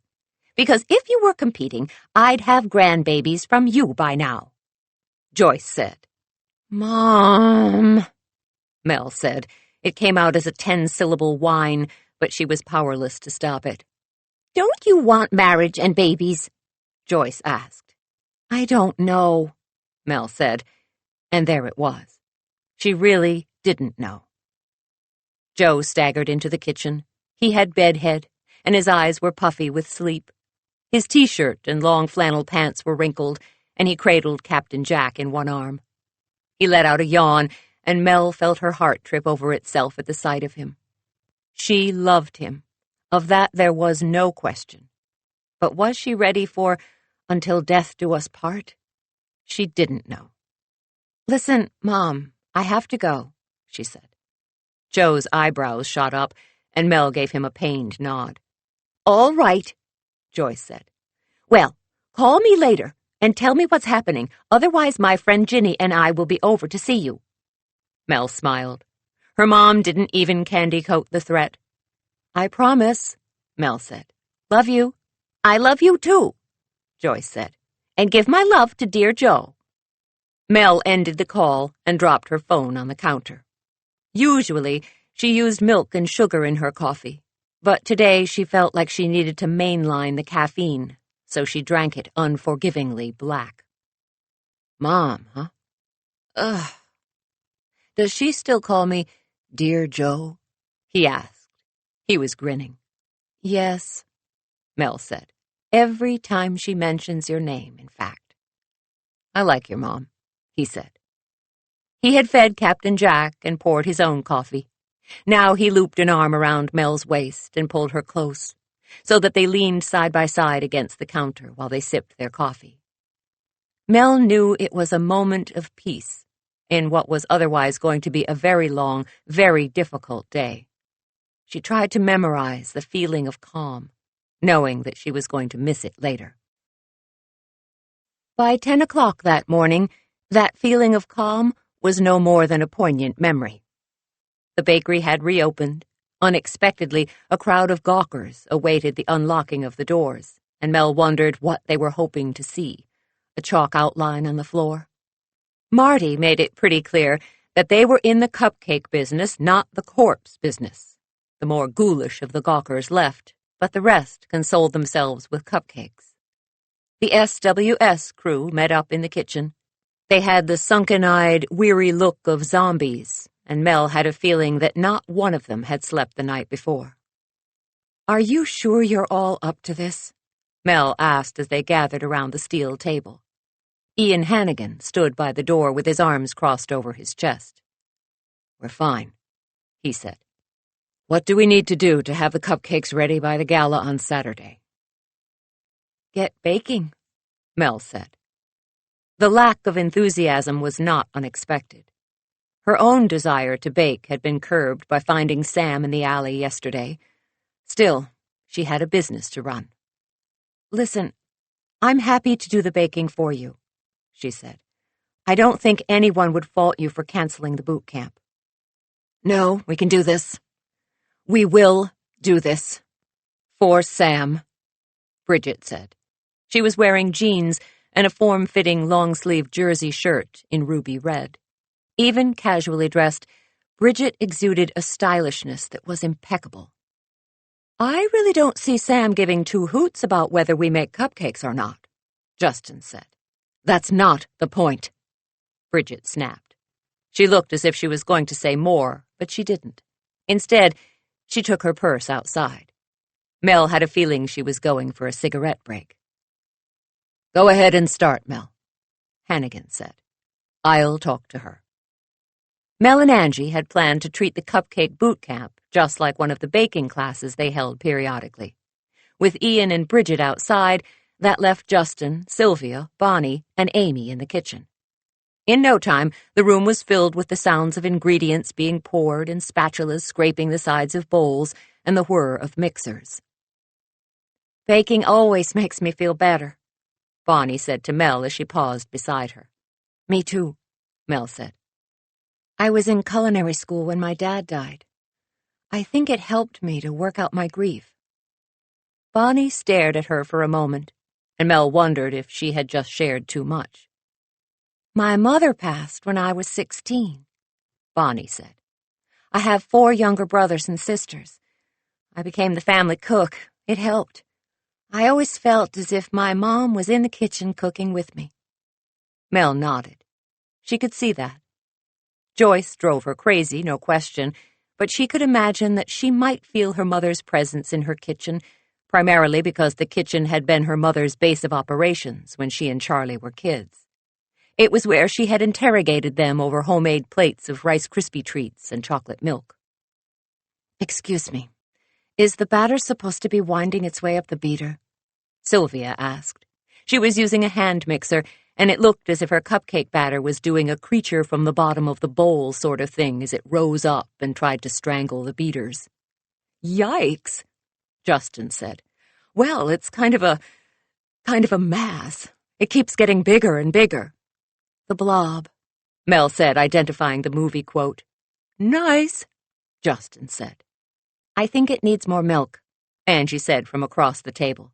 "Otherwise, you're going to have a pet." "Would it be housebroken?" Sylvia asked as she looked into her bowl. "That would be a step above my last 2 husbands." Everyone was silent, and then Angie started to laugh, which set off the rest of the room. It was a good sound. The only one not laughing was Amy. The back door opened, and Hannigan and Bridget walked in. Her eyes were red, and Mel didn't think it was cigarette smoke that had made them that way. "How many husbands have you had, anyway?" Amy asked. She looked sourly at Hannigan and Bridget. It was easy to see she was feeling jealous and angry and looking for a target. Lucky Sylvia. "Oh, let me count," Sylvia said while Angie worked on her batter. "The first one I married because he was gorgeous. Never marry a man for his looks. Beauty fades." Justin snorted. "I'll remember that. The second one I married for his money. Never do that, either. If you spend like I do, the poor bastard will be broke in a year." Amy let out a huff of disgust as she dumped her dry ingredients into a large bowl and sifted with more vigor than was required. Bonnie, on the other hand, had lowered her head and was hiding her smile. "The third one I married because his children were so cute, and I thought I might like to be a mama." Sylvia shook her head. "Come to find out, I don't like children." Bridget and Hannigan took the remaining seats at the table. Together they began mixing the ingredients that had been measured out, and Mel noticed that they moved together as if in a dance, where each partner knows the other so well they flow together seamlessly. "The fourth one—" "Fourth? You have got to be kidding me," Amy said. "I married him because he was younger, and I thought it would be exciting," Sylvia said. "It was like being married to a toddler. He did not understand the things an older and wiser man would." 4? How did you find 4 husbands? You have had more than your fair share of husbands," Amy said. She was glaring at Bridget and Hannigan, but her attack was at Sylvia. "You are a husband hog." Sylvia shrugged. "So, I married yours and mine. I think you owe me a thank you for marrying the clunkers." "I refuse to work like this," Amy said. "All of this chatter and nonsense, it's just stupid." Justin and Bonnie exchanged a surprised look. "I think it's fun," Bonnie said. "I never knew those things about you, Sylvia. It's fascinating." "You would think so, you cow," Amy snapped. "You married your high school sweetheart and have no life. I'm sure anyone's sordid existence is more interesting than yours." Mel felt a hot burst of anger spark inside of her. She had no doubt that Amy felt free to insult Bonnie because Amy was a size 0, while Bonnie was more in the double digits. Amy undoubtedly believed that a woman's worth was equivalent to the number on her scale, and the smaller, the better. "Shut up, Amy," Justin said. "You have no right to be nasty to Bonnie just because you're a miserable twig. Have a cupcake and stop being such a "Justin!" Hannigan cut him off. "That's enough." Justin looked unrepentant. "Everyone hates me," Amy wailed. "They have since the first day I showed up at the office." "With that enormous chip on your shoulder, is it any wonder?" Bridget asked. "Really, I can't imagine why Sam hired you. You have no respect for anyone's work. You act as if you're the magazine's savior simply because you're young." "I do not," Amy protested. "Sam was mean to me. He belittled my writing and edited it so much that it wasn't even recognizable." Bridget rose from her seat and stared Amy down. That's because it was terrible. Frankly, your journalism chops are weak. I told Sam that, and he agreed. He wouldn't let you get away with the crap writing you were doing. He forced you to be better, and you hated him for that. I did hate him, Amy said, but only because he forced me to sleep with him to get this job, which, as it turned out, is a joke. 17. Everyone in the room stared at Amy in wide-eyed disbelief. What? She asked. Wasn't it my turn to share? I don't believe you, Bridget said. Well, you'd better, Amy said, because I have the smutty text messages from him to prove it. You'd better not do anything that discredits Sam's standing in the journalism community, Bridget said. Or what? Amy asked. I'll ruin you, Bridget said. She said it with such cold, calculating precision that Mel had no doubt that she could do it, and that she would do it if provoked. What's the matter? Amy taunted her. Are you jealous that your boy preferred my... She paused to cast a nasty look at Bonnie. Size 0? With that, she shoved her mixing bowl away from her and strode out the kitchen door. I'd better go and talk to her, Hannigan said. Don't you dare give in to her, Bridget said. She is slandering Sam. We can't let her get away with that. Precisely why I'm going after her, Hannigan said. What are you going to do? Bridget asked. Give her a promotion? Hannigan looked as if she'd slapped him. What exactly are you accusing me of? You're going to cave into her hysterics and keep her on, aren't you? What would firing her do for us? He asked. It would improve the art department, Justin said. Both Bridget and Hannigan glared at him. Oh, that wasn't an open question. Sorry. I'm going after her, Hannigan said.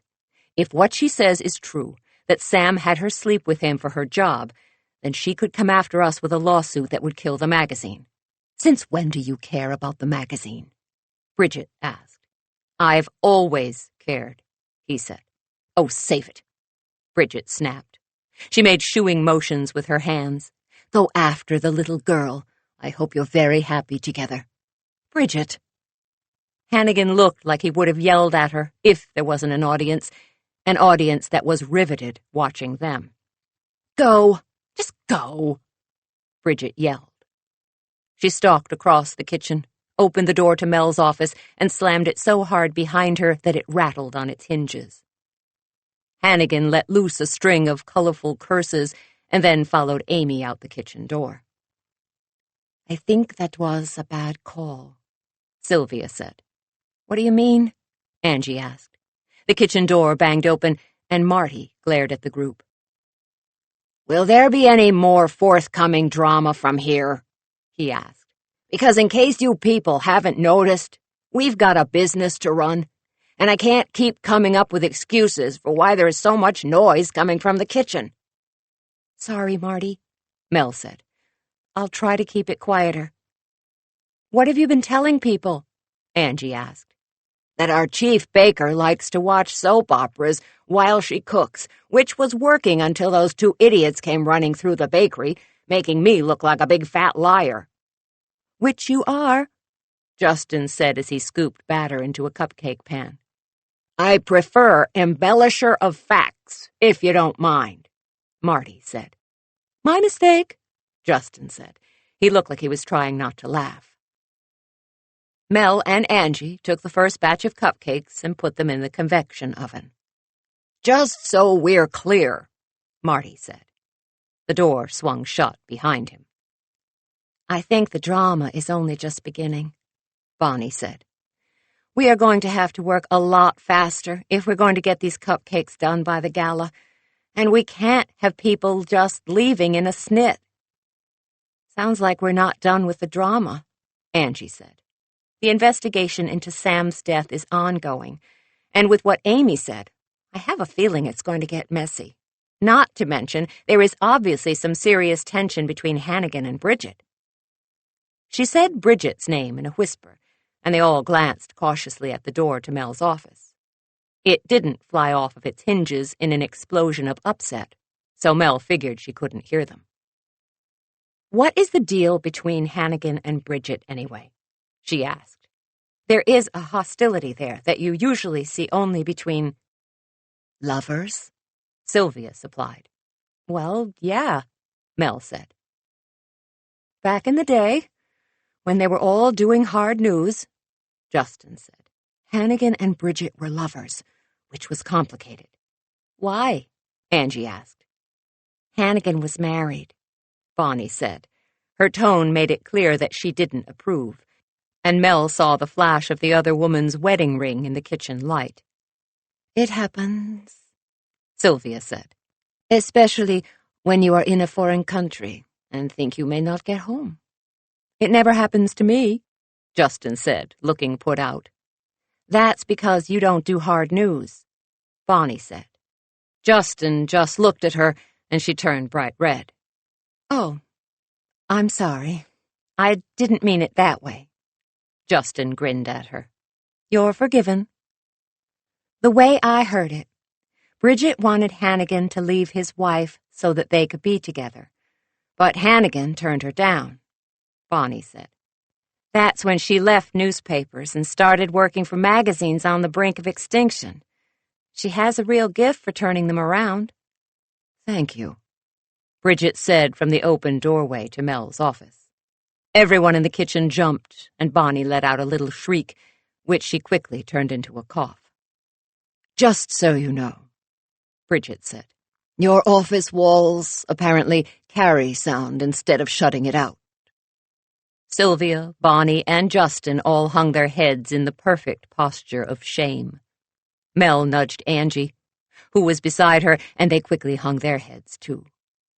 "It's all right," Bridget said. "After all, any of that is easy enough to find on the internet gossip sites." Mel looked up at her and saw that she looked older than she'd seen her till now. The fine lines around her eyes and mouth seemed deeper, and they didn't appear to be laugh lines, but rather looked like they'd been caused by stress.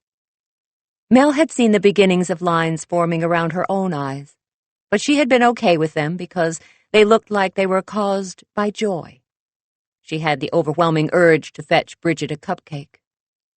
"Sam's death is going to drag it all up again, I suppose," Bridget said with a sigh. "Detective Martinez said as much. I suppose I should get prepared for when they dig into my relationship with Hannigan." "Maybe they won't go there," Bonnie said.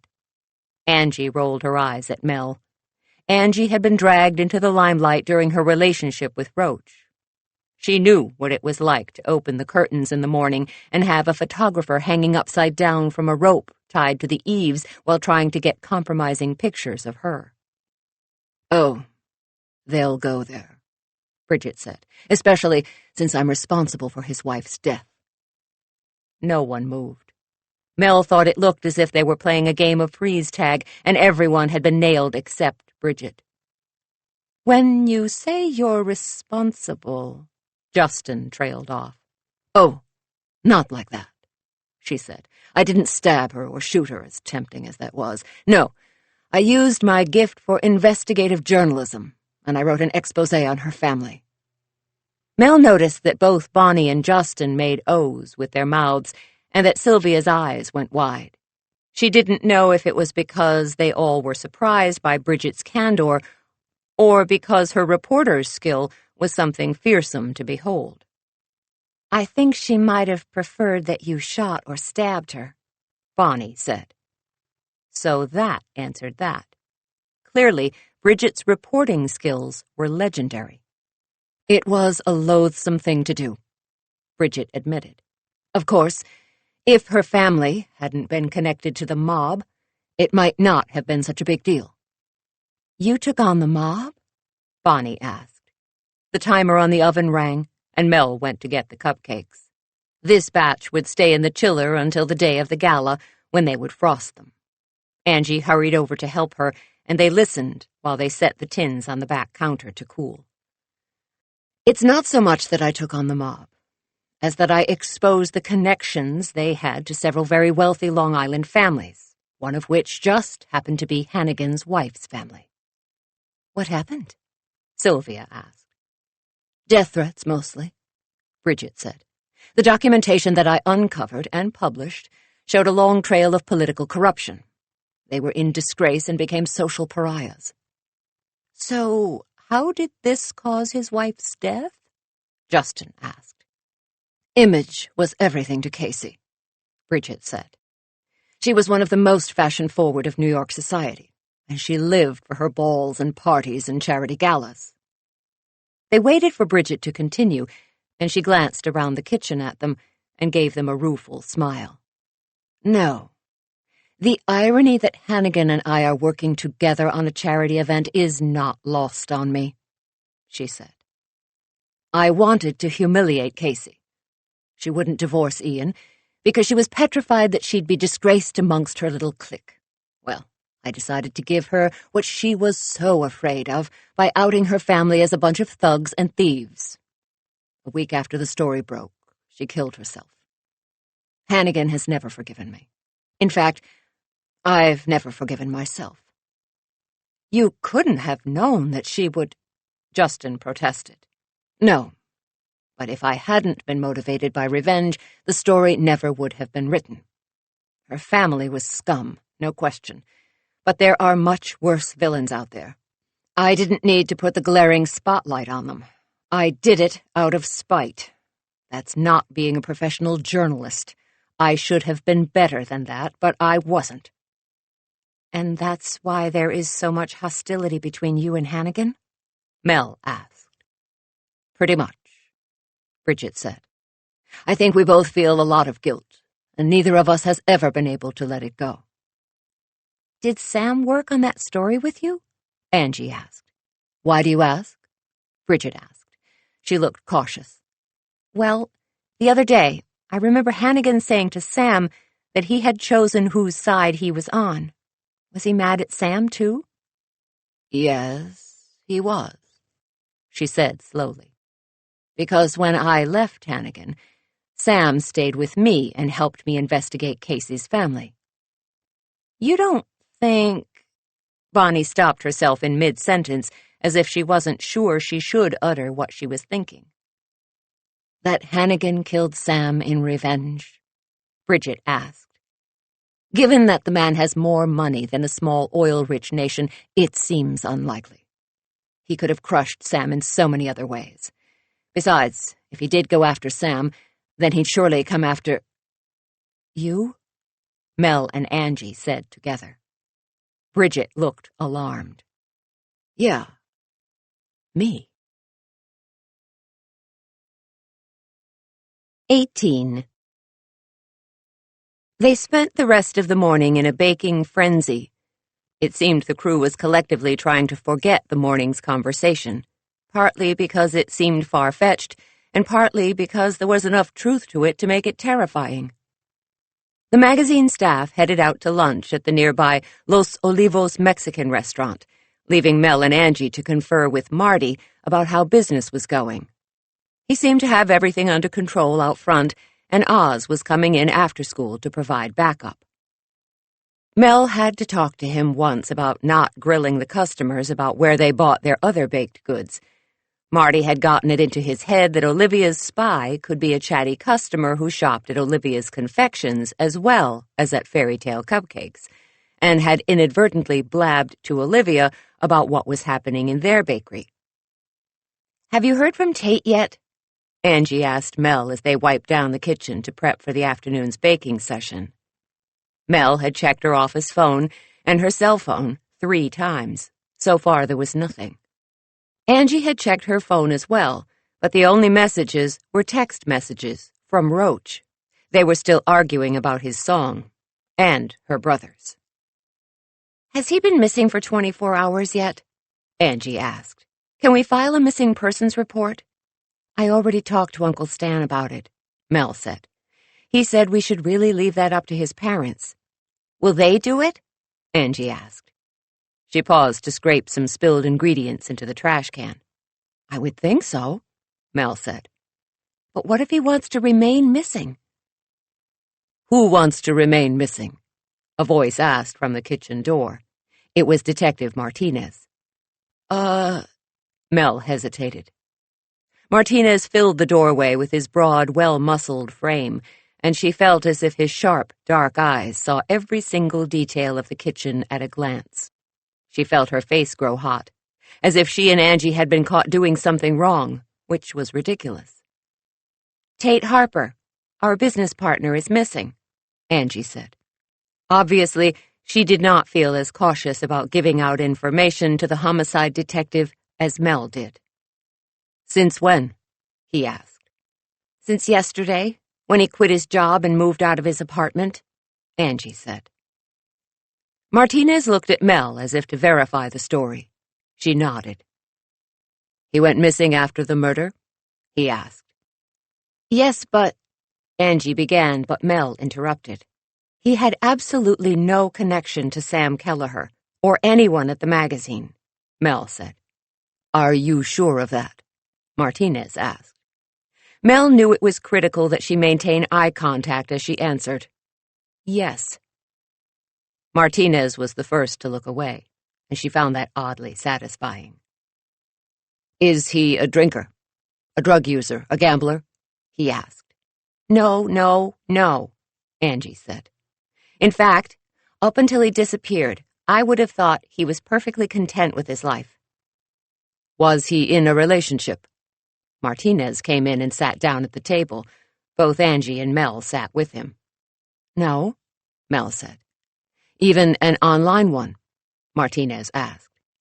"You know, a lonely middle-aged man sometimes picks up with the women they meet on these match sites on the internet, and the next thing you know, he walks away from his entire life for a woman across the country." "He would have told us," Angie said. She sounded overly firm, and Mel could tell there was a part of her wondering if it was true. "Well, for his sake, I hope not," Martinez said. "I've seen people arrive at their soulmate's house, only to find that the picture of the young hottie they thought they were talking to is actually a flaccid geriatric." "You think Tate might have been snookered by an old man pretending to be a hot young woman on the internet?" Mel asked.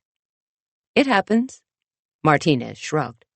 "Ish," Mel and Angie said together. "We have to find him," Angie said. "Where have you looked so far?"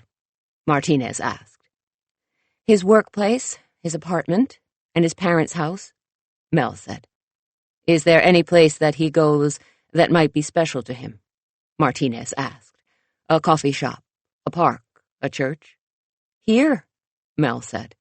"He liked to be here with us." Martinez looked around the room. "I can see why. It's got a nice vibe, this place." "Yeah, except that someone was murdered right outside of it," Mel said. "Speaking of which," Martinez said, "where are your cupcake people? I have a few questions for them." "Well, the ones who are left went out for lunch," Mel said. "They should be back within the hour." "What do you mean, the ones who are left?" he asked. "Well, I'll tell you, Vigo." Mel looked at him, and he quirked one eyebrow up. "Vigo? Really?" "You could be a Vigo," she said. "Vigo is a dog's name," he said. "Or a hot actor's name," Angie said. "What exactly are you two talking about? I thought you were going to tell him about Amy." "Amy Pearson?" he asked. "Yes," they said together. "What do you know?" Immediately, he had his detective face on, and Mel knew that any fishing for his first name was over. It was just as well. She hadn't thought of any other good ones. She and Angie told him all of the morning's events, about Amy hating Sam and sleeping with him, and about Bridget and Hannigan. "I knew about Hannigan and Bridget," he said. "That was big news when he bought the magazine. Did not know about Kelleher and Amy, which brings up a host of possibilities." "Do you mind if I wait for them out front?" he asked. "I want to go over their statements when they get back, but I can catch up on some paperwork while I wait." "Not at all. Make yourself at home," Mel said. He smiled at her, and Mel felt her breath catch. The man's smile was a stunner, and she was pretty sure he could use it in his arsenal to apprehend suspects, especially any of the female persuasion. "I've got it!" Angie shouted and jumped out of her seat. "Come on, Mel." "Got what? What are you talking about?" Mel asked as she stood. Martinez did the same. "A place that's special to Tate," she said. "I think I know where he went." Angie opened the door to the bakery and leaned around the door jamb. "Marty, Detective Martinez is staying in the bakery to work for a bit," she said. "Hook him up with a 4-pack on me. The man is a genius." "Thanks," Martinez said. "I think." Angie gave him a solid thump on the shoulder with her fist. This sort of affection from Angie had knocked Mel to her knees upon occasion, but Martinez didn't even flinch. Mel had to admit it. She was impressed. "Come on," Angie said as she hustled to the back door. "Let me know how it goes," Martinez called after them. "Will do. Gregor?" He shook his head. "Gregor Martinez? That's your best guess?" Mel shrugged. "Am I right?" "Not even close," he said. Mel saw him leave through the kitchen door as Angie pulled her out the back door, slammed it shut, and locked it. "What was that?" Angie asked. "What was what?" Mel asked, hoping she sounded innocent as opposed to, well, defensive. "You're flirting with Martinez," Angie said. She stomped down the stairs, and Mel sincerely hoped the steps weren't a substitute for her head. "I am not," she scoffed as she followed. "Oh, please," Angie said. She led the way down the alley in the opposite direction from where Sam's body had been found, which was still marked off with yellow tape. "I know flirting when I see flirting. So, what gives?" "Nothing gives," Mel said, "and I'm merely trying to figure out his first name." That caused Angie to stop in her tracks. "We don't know his first name?" "No. And when I asked him, he refused to tell me, so it became a sort of joke to try and guess it," she said. "You could just ask Uncle Stan," Angie said as she resumed walking. "Where's the fun in that?" Mel countered. "And that's what makes it flirting," Angie said. "You're actively engaged in joking around with the man." Mel felt her face flame hot with guilt at Angie's use of the word engaged. Oh, man, if she knew that Mel and Joe were engaged, this would be so much worse. Then again, maybe now would be a good time to tell her. Yeah, Mel didn't have to feel her back to verify that chicken wings had abruptly sprouted. "I am not flirting," she protested. "Anyway, I thought we were looking for Tate. What's your grand idea?" Now it was Angie's turn to blush. She blew out a breath as if trying to cool herself off from the inside. "Okay, so you know how Martinez— Wow, we really don't know his first name, do we?" she asked. "Already established," Mel said, and she rolled her hands, signaling Angie to continue. "Anyway, he asked if there was any place special that Tate likes to go," Angie said. "The bakery." "Beyond the bakery," Angie said. They walked from the alley to the street, and Angie went to the right. They passed several shops and the tattoo parlor where Mick, the tattoo artist, nodded to them while working on the ankle of a young woman who did not appear to be enjoying herself. "Did I mention that Roach wanted us to get matching tattoos?" Angie asked. "Was that part of the breakup?" Mel asked. "No, I kind of liked the idea." She paused. "Just not with him." "Ah." Mel tried to picture Angie and Tate with matching tattoos. Since they couldn't even manage to pull together a first date, it was hard for her to see them in matching ink. "So, back to Tate. Beyond the bakery would be where?" Mel asked. "He's taken to hanging out on the green in the Civic Center Mall," Angie said. They crossed the street and strolled past several fountains and sculptures. "Since when does he hang out here?" Mel asked. "Remember the cooking competition we were in last spring?"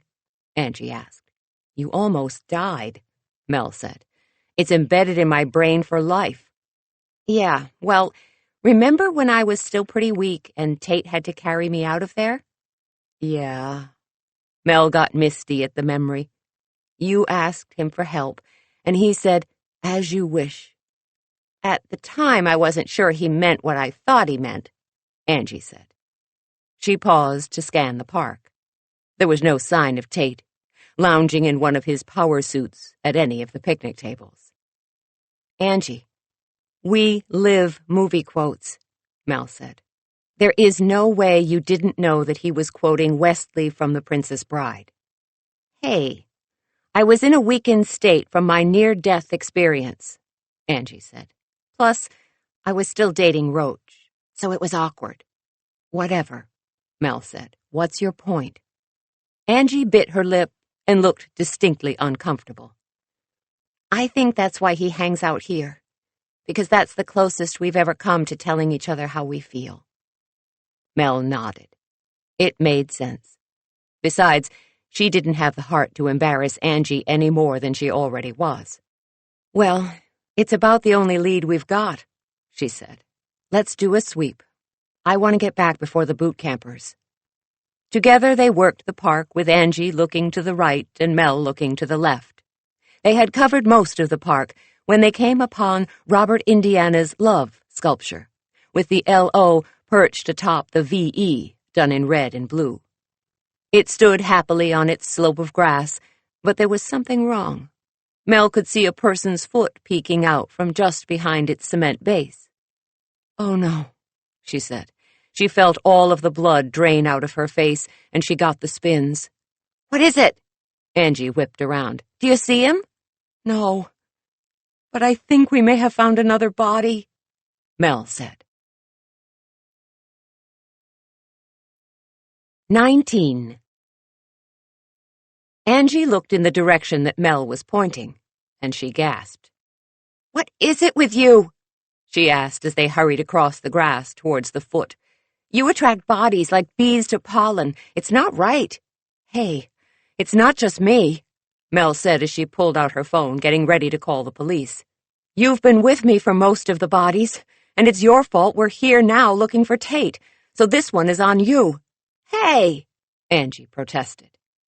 They rounded the sculpture to see a scruffy-looking man in khaki shorts and a grungy T-shirt lying down with his head on a backpack.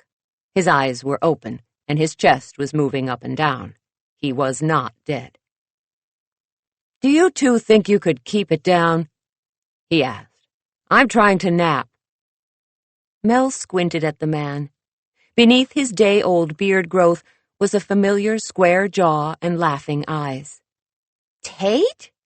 Angie asked. She rushed forward, and he sat up, opening his arms to hug her. But she shoved his arms away and got right in his face and shouted, Have you lost your mind? He looked surprised and then shrugged and reclined back on his backpack. No. No, Angie yelled. That's all you have to say for yourself? No? You asked me a question, Tate said, and I answered it. Mel could see that Angie was about to pop her cork, so she kneeled down beside her and said, Tate, what's going on? Presently, I'm being accosted in the park by two ladies while I try to read, he said. He lifted a book from the grass beside him. And you? Now Mel could feel her temper heat up. If Tate was going through something, that was fine, but his attitude was really becoming annoying, as if he were the only one who had something going on. Well, let's see, she said. We've been frantically searching for you, only to find out that you've moved out of your apartment. Quit your job, Angie added, and not told anyone, us or your parents, what is going on. Mel finished. You spoke to my parents? He asked. He lowered the book. Yeah, Angie said with a nice dollop of sarcasm that was the verbal equivalent of a slap upside the head. Are they mad? He asked. And worried? Mel said. You need to let them know you're okay, Angie said. I sent them an email this morning, he said. Angie shook her head in disgust. What? He asked. We're not like your family. We don't shout everything out. Well, maybe you should, she snapped. Tate looked mutinous, and to Mel's surprise, instead of yelling, Angie crossed her legs and put her hands on her knees, palms up. She took several deep breaths, as if trying to channel an inner calm. "Why didn't you tell us what you were doing?" Angie asked, her voice low and soft, letting him know without words how worried she'd been. "We're your best friends." Tate gave her a sad look, as if he knew he'd hurt her, but he hadn't seen any other option. "I didn't want you to talk me out of it," he said. "Out of what?" Mel asked. She was not yet as calm as Angie. She moved from kneeling to sitting, mostly to keep herself from standing and kicking Tate. "I'm not even sure what it is exactly that you're doing." "I want to be like Ian Hannigan," he said. "I want to be a self-made man." Mel and Angie exchanged a confused glance. "What exactly does that mean?" Angie asked. "It means—" Tate paused to close his book and sit up before he continued. "That I have to prove to myself and to you that I am worthy of you." He reached out with one hand and cupped Angie's cheek. Mel suddenly felt like an intruder, and she wondered if it would ruin their moment if she abruptly crab-walked away from them. "But you are worthy," Angie protested. "No, I'm not," Tate said. "You made me see that, Mel." "What? Huh?" Mel asked. "When we were up at Juniper Pass a few months ago, you told me that I was too chicken to tell Angie how I felt because I've never had to work for anything because everything has always been handed to me." "Whoa, kind of harsh," Angie said with a wide-eyed look at Mel. "I didn't like hearing it," Tate said. "But it was true." "No, it's not," Angie protested. "Yes, it is," he said. "I was a legacy at Princeton because of my dad. I was hired right into the family business after school, and I've shot up the ladder there through sheer nepotism." "Tate, you're a financial wizard," Mel said. "It's not all been handed to you." "Well, I don't know that, do I?" Tate asked. "And neither do you. I need to prove myself, Angie. Before you and I see what's between us, I need to know that I'm worthy of you." "Tate, it doesn't matter," Angie protested. "I know you're worthy. No," Tate cut her off. "Don't say anything yet. Let me prove that I can make it on my own so that you know you've picked the right guy." "I already know that," she grumbled. Then she turned to Mel and snapped, "You just had to go and open your big fat mouth, didn't you?" Mel sucked in a breath. Even though her exterior was now on the slender side, the chubby adolescent inside of her was devastated that her best friend would use the words big and fat, even if only in regard to her mouth. "I did it for you," Mel argued. She rose to her feet and began brushing stray bits of grass off her legs. "I was trying to get him to—" "Well, a whole heck of a lot of good it's doing me, isn't it?" Angie interrupted, also standing. "How was I supposed to know he was going to take it to heart like this?" Mel asked. "Maybe you should think before you speak," Angie snarled. "Mel, Angie, come on. We're all friends here," Tate said as he stood and subtly moved between them. "And maybe you should rein in your temper," Mel said. "You know, we wouldn't even be in this mess if it wasn't for you. Did you ever think of that, huh?" "Me?" Angie gasped, as if she'd been struck. "How do you figure this is my fault?" "Because we would not be having a cupcake boot camp with one camper murdered if you could have just controlled your temper during the photo shoot," Mel yelled. "Excuse me," Tate said. "Did you say someone was murdered?" Enraged, Mel turned on him. "Yes, Mr. Self-Absorbed. If you hadn't been so busy with your personal crisis, you might have answered one of our messages and heard the news that Sam Kelleher was murdered right outside the bakery." "When did this—" "Yesterday," Mel yelled. "Now, if you two will excuse me, I'm taking my big fat mouth back to work." "Mel!" Tate called after her, but Mel waved him off. She was halfway across the park before she dared glance over her shoulder. Tate and Angie sat on the base of the sculpture with their heads together, paying no attention to her departing figure. "Fine. Be that way." She knew it was childish of her, but she had really expected Angie to run after her and apologize, and when she hadn't, Mel felt hurt and miffed. Mel left the park behind and stepped back into Old Town Scottsdale. She figured her boot camp people would be back, and she hoped the afternoon would prove more productive than the morning. She decided to enter through the back way, as she didn't want to field any questions from Marty about where Angie was. As she came around the corner of the building, a flash of pink hair, moving at high speed, made her jump back with a yelp. Her first thought was that it was the killer, and her inside spasmed accordingly. Her second thought was that she was going to wring Oz's neck. The pink tornado that had passed her was going full speed down the alley to shoot up a hastily erected skateboard ramp, off of which the rider did a complicated twirl thing and then came back down, zipping past Mel once again. "Nice!" Oz yelled from where he was sitting on the back steps. Mel watched as the skateboarder stopped right beside Oz, and they exchanged a backhanded high five and a knuckle bump. "The pool is for swimming," Mel called over to them as she approached. Oz looked up and grinned, bobbing his head in approval and making the fringe that covered his face all the way down to his nose bob, too. "Lords of Dogtown," he identified the movie quote. "Excellent." "Tate made me watch it after we hired you," she said. "He said it would give me insight into the whole skater universe." "Did it?" Oz's friend asked. "Only in a where it all began sort of context," Mel said. "Beginnings are critical," Oz said. "Mel, you remember my friend Lupe?" Mel glanced at the slender youth standing beside Oz.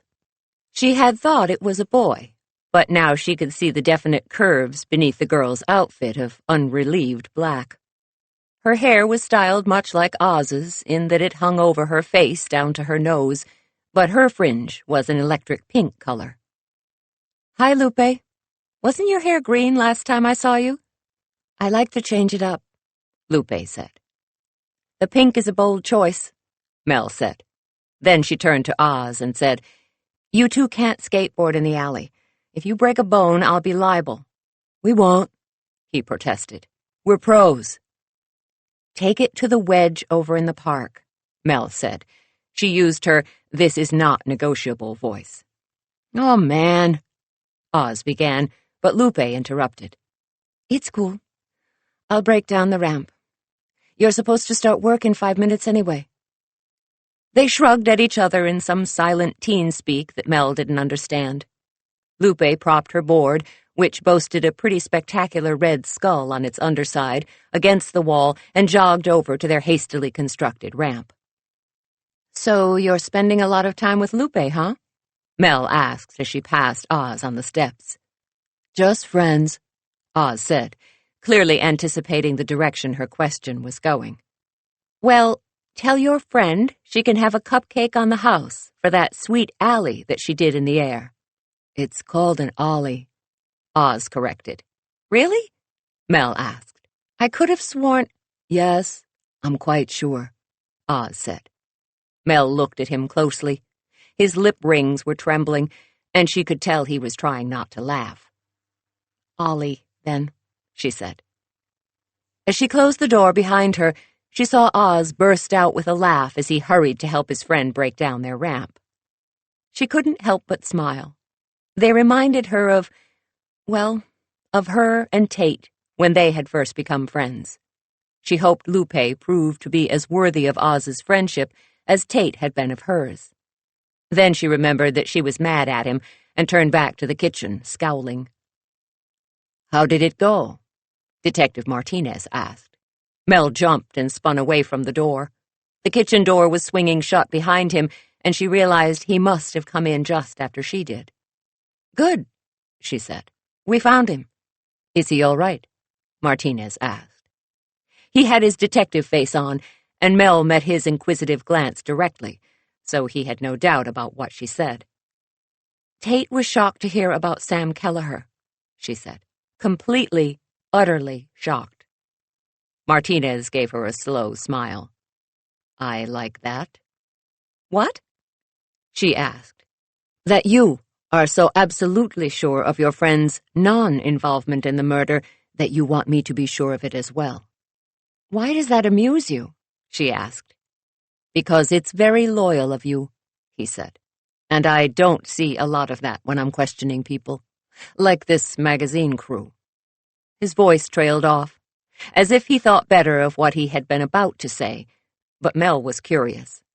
Who at the magazine was willing to throw over the others? "Are they all pointing fingers at one another?" she asked. She went for a sympathetic tone to draw him out, but he grinned, as if he knew exactly what she was doing. "You are so your uncle's niece," he said. That is the exact same tone he would have taken to get more information. "So you're not falling for it?" she asked. "Not even a little," he said. They studied each other across the kitchen. Mel liked him. He had a real sense of right and wrong, good and bad, up and down. "So, given that my kitchen is empty, I have to ask, did you haul all of my boot camp cupcake bakers off to jail?" she asked. "No. But only because I don't have enough evidence to stick on any of them yet," he said. "I have them sitting out front, writing statements about exactly what they knew about Sam Kelleher. Somewhere in there I've got to get a lead." "And while you do that, Uncle Stan is doing what exactly?" she asked. "Trying to track down the murder weapon," he said. The medical examiner had a few ideas of what might have been used to cause the blunt trauma to the back of the skull, and Stan is out canvassing the neighborhood with some uniforms. If they recover the weapon, it could turn the case around for us. "Is it not going well?" Mel asked. "Well, we're past the first 24-hour mark, which is crucial," he said. "The more time that passes, the harder it will be to trace the killer." "What about Amy Pearson?" Mel asked. Martinez lifted his eyebrows and asked, "Care to share something? Other than personal dislike? Sadly, I don't know any more than what I've already told you. But I just can't help thinking that she has the most motive given her twisted relationship with Sam," she said. "And no one likes her. I got the feeling of general dislike for her in the interviews, and as far as her relationship with Kelleher, it's under investigation," he said. "Unfortunately, the DA, as you probably know, likes us to have something a bit more solid than animosity." "Pity," Mel said. "Speaking of the DA, how are things with you and Joe DeLaura?" he asked. Mel knew there was absolutely no reason why she should feel uncomfortable talking to Martinez about Joe, and yet that was exactly how she felt. If she was completely honest with herself, it was because she didn't want Martinez to think of her as being in a relationship, which was so completely wrong. Right? So she met his gaze and forced a smile and did the right thing. "Things are good. Great. Things are great." "You know what I can't believe?" Martinez asked. "What?" "That Joe hasn't gotten a ring on that finger of yours," he said. "I'd have thought he'd have a lock on you by now." Mel felt her face flash as hot as an oven fire. "Oh, no way. You're engaged?" Martinez asked. 20. Mel couldn't answer. She hadn't even told her mother. She certainly wasn't going to tell Martinez. She heard the door to the bakery open and assumed it was Oz. She didn't want him overhearing this either. "So, have you set a date?" Martinez asked. "And where's the rock? If you're engaged, DeLaura better pony up a serious sparkler for that left hand." Mel started to shake her head, but a shout of fury interrupted her. "What?" Mel spun around to see Angie standing in the open door with her hands planted on her hips, looking outraged. "When? And why didn't you tell me?" Angie hollered. Oz came in behind Angie, took one look at her gladiator posture, and turned back around. "I'll just go around the side," he called to Mel. "Angie, Detective Martinez was just teasing me," Mel said. "Really." She whipped around and narrowed her eyes at him in a look that promised impending pain if he didn't go along with her. "Right, Detective?" "Yep," he said immediately. "Just joshing." Angie glanced suspiciously between them. "Because that would be a huge thing to keep from your best friend," Angie said. "Unforgivably huge." Mel felt the sweat bead up on her forehead.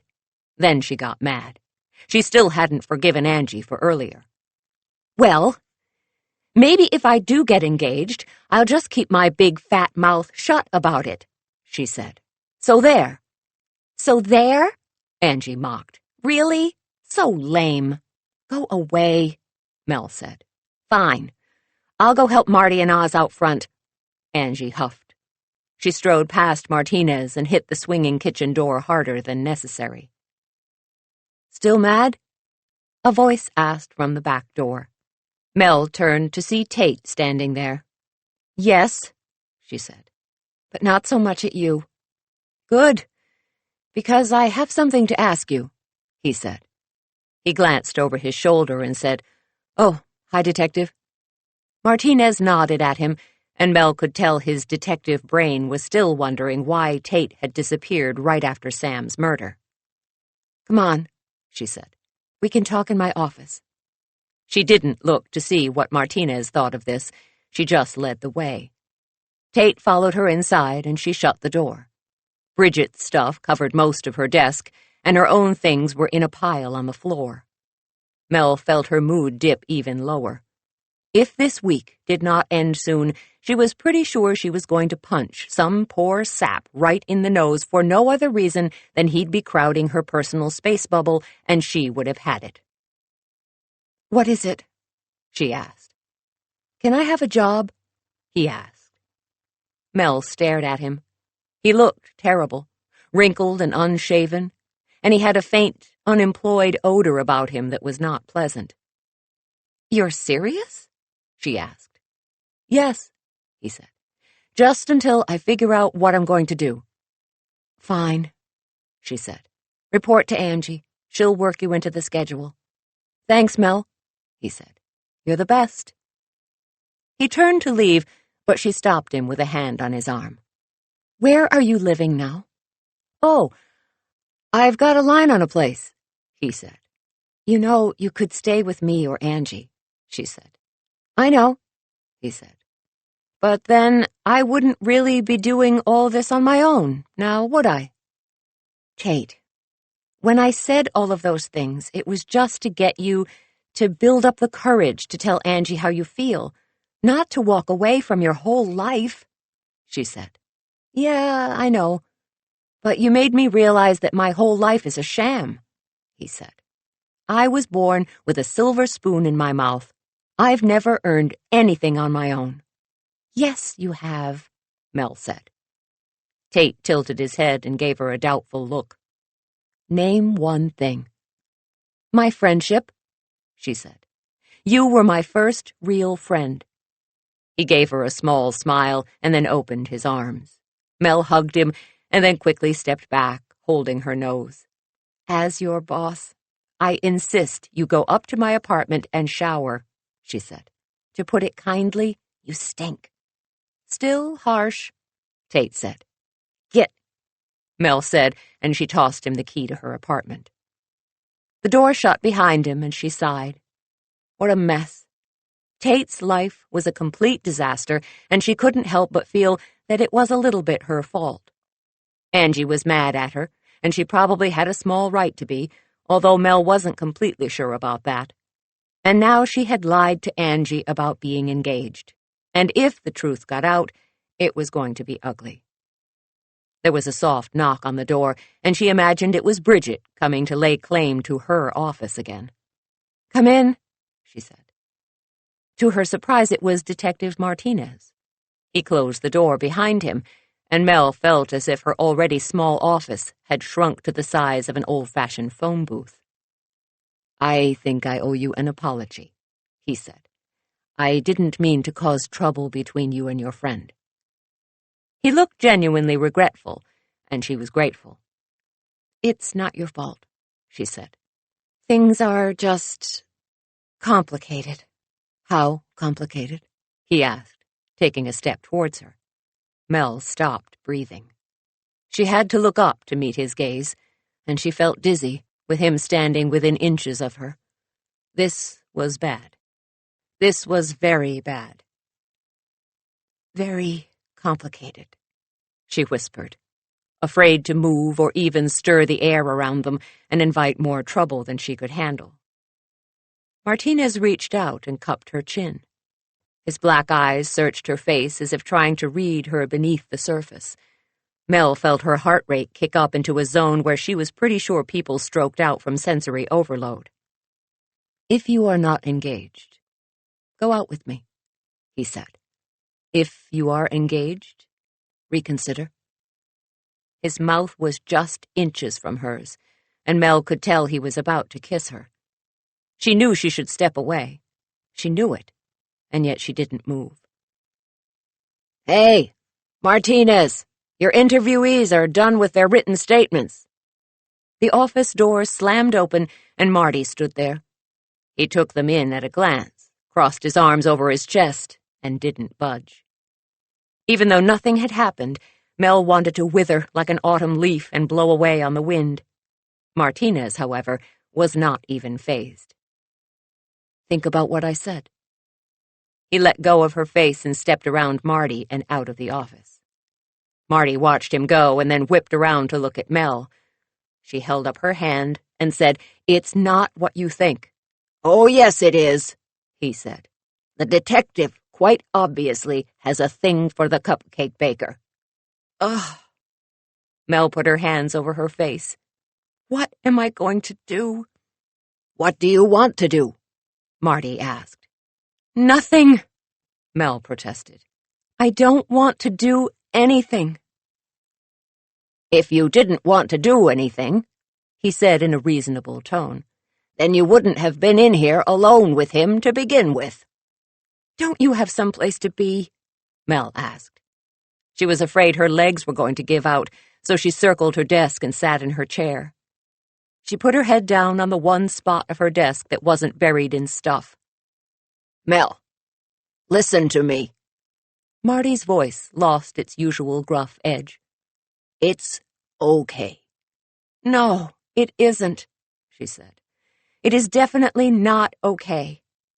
"Look at me," Marty ordered. Mel raised her head, but only because she knew he wouldn't go away if she didn't. Marty ran a hand over his bald dome.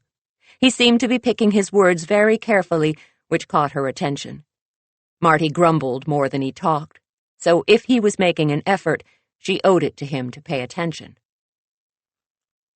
"I had one." He held up his right index finger as he spoke. "One great love, and I married her." Mel gave him a small smile. Despite Marty's Lothario way with the ladies, she knew that he had loved his late wife totally and completely. "I know," she said. "You got lucky." "No," he said.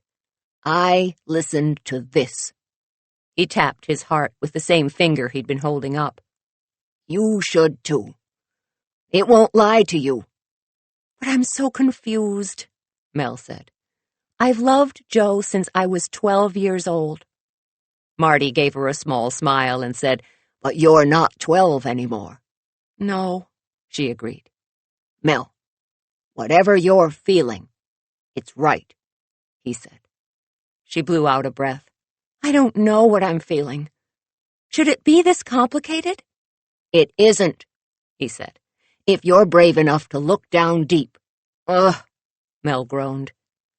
You don't want to be them, Marty said, and he jerked a thumb at the open door. I mean, look at Hannigan. He stayed with a woman he didn't love and lost the love of his life. And Kelleher, he stayed by the woman he loved, but she never loved him. You don't want that.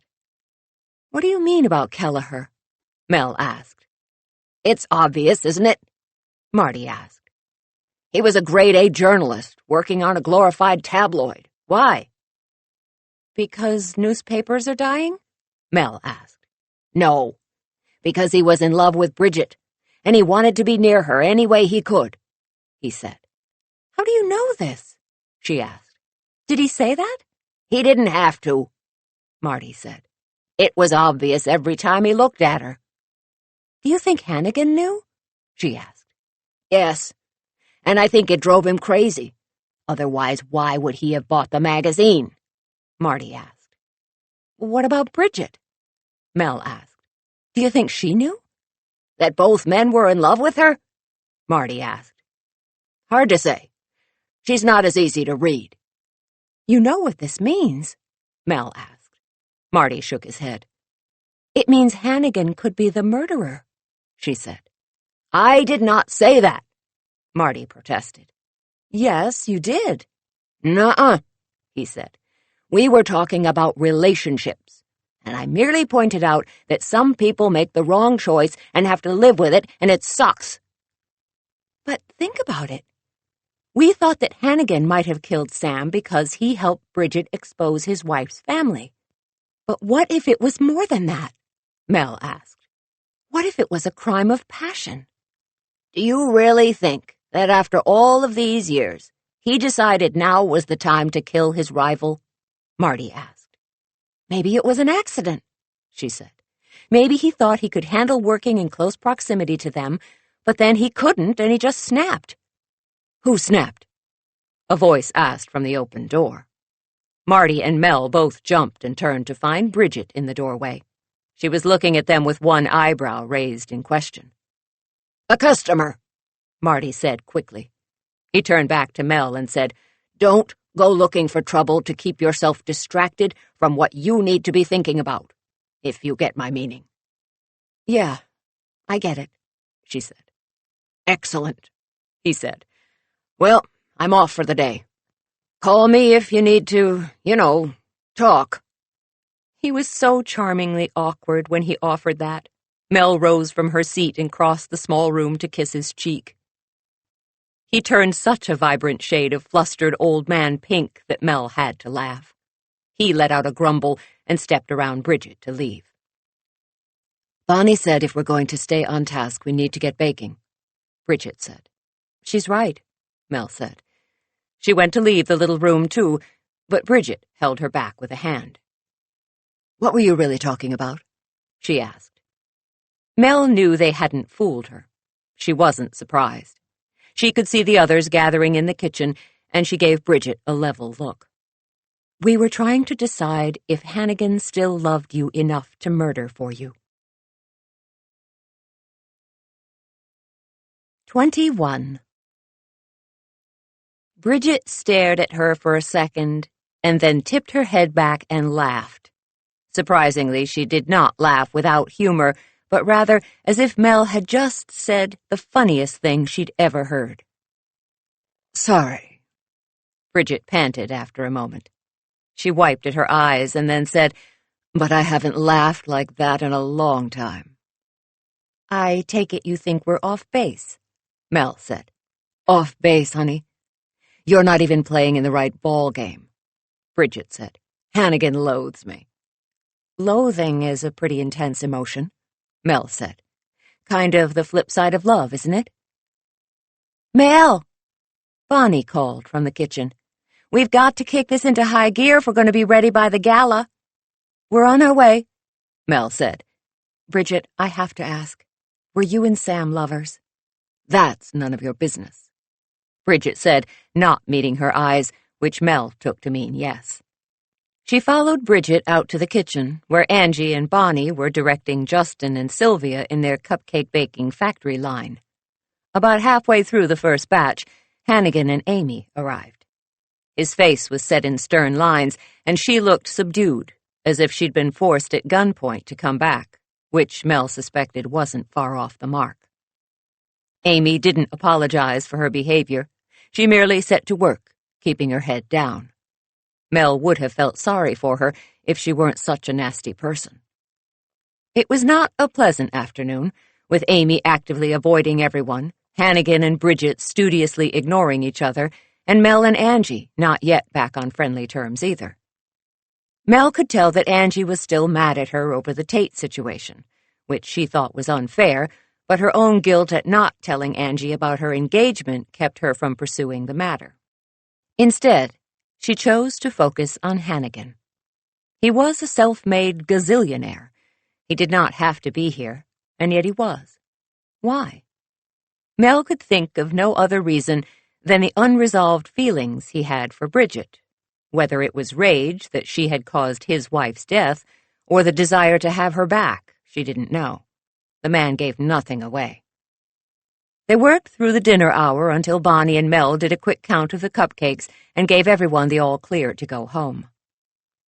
Mel was just swabbing down the kitchen when Uncle Stan and Detective Martinez appeared at the back door. "We're breaking down the crime scene, Mel," Uncle Stan said. "This should clear out the gawkers." "Thanks," she said. Uncle Stan made his way to the coffee pot and poured both himself and Martinez a cup. Mel shook her head when he asked if she wanted one. She was so tired from sleeping poorly at Joe's that she just wanted to climb upstairs to her apartment and sleep for a solid 12. She glanced at the clock on the wall. Given that it was already after 8 and she had to be up at 6, it didn't seem likely. "Any luck finding the murder weapon?" she asked. Uncle Stan and Martinez took seats at the steel table, shifting when Mel moved around them to clean. She noticed that Martinez barely moved when she scoured the tabletop, bringing them into dangerously close proximity. She had tried not to think about him all day, but having him here made it virtually impossible. "No luck yet," Uncle Stan said. "How did boot camp go?" "If by that you mean did someone spill their guts and confess to Sam's murder?" Mel asked. "No." For a nanosecond, both Martinez and Stan had looked hopeful. "Did you find out anything about the staff that is suspicious?" Mel asked them. Martinez exchanged a look with Uncle Stan, and Mel knew they were silently trying to decide what to tell her. "Oh, come on," she said. "I'm with them every day. I see stuff." Uncle Stan gave a small nod. "Fair enough. The most interesting fact so far is that Amy Pearson's the only one without an alibi for the night Sam was murdered. Bonnie was shopping with her husband. Justin was at an art opening with his partner. Sylvia was at a dinner at Bruno Cassio's." "Is that a restaurant?" Mel asked. "No, he's a pompous windbag who throws extravagant dinner parties every week for the fashionista set," he said. Mel could tell by the curl of his lip that he hadn't taken to Bruno.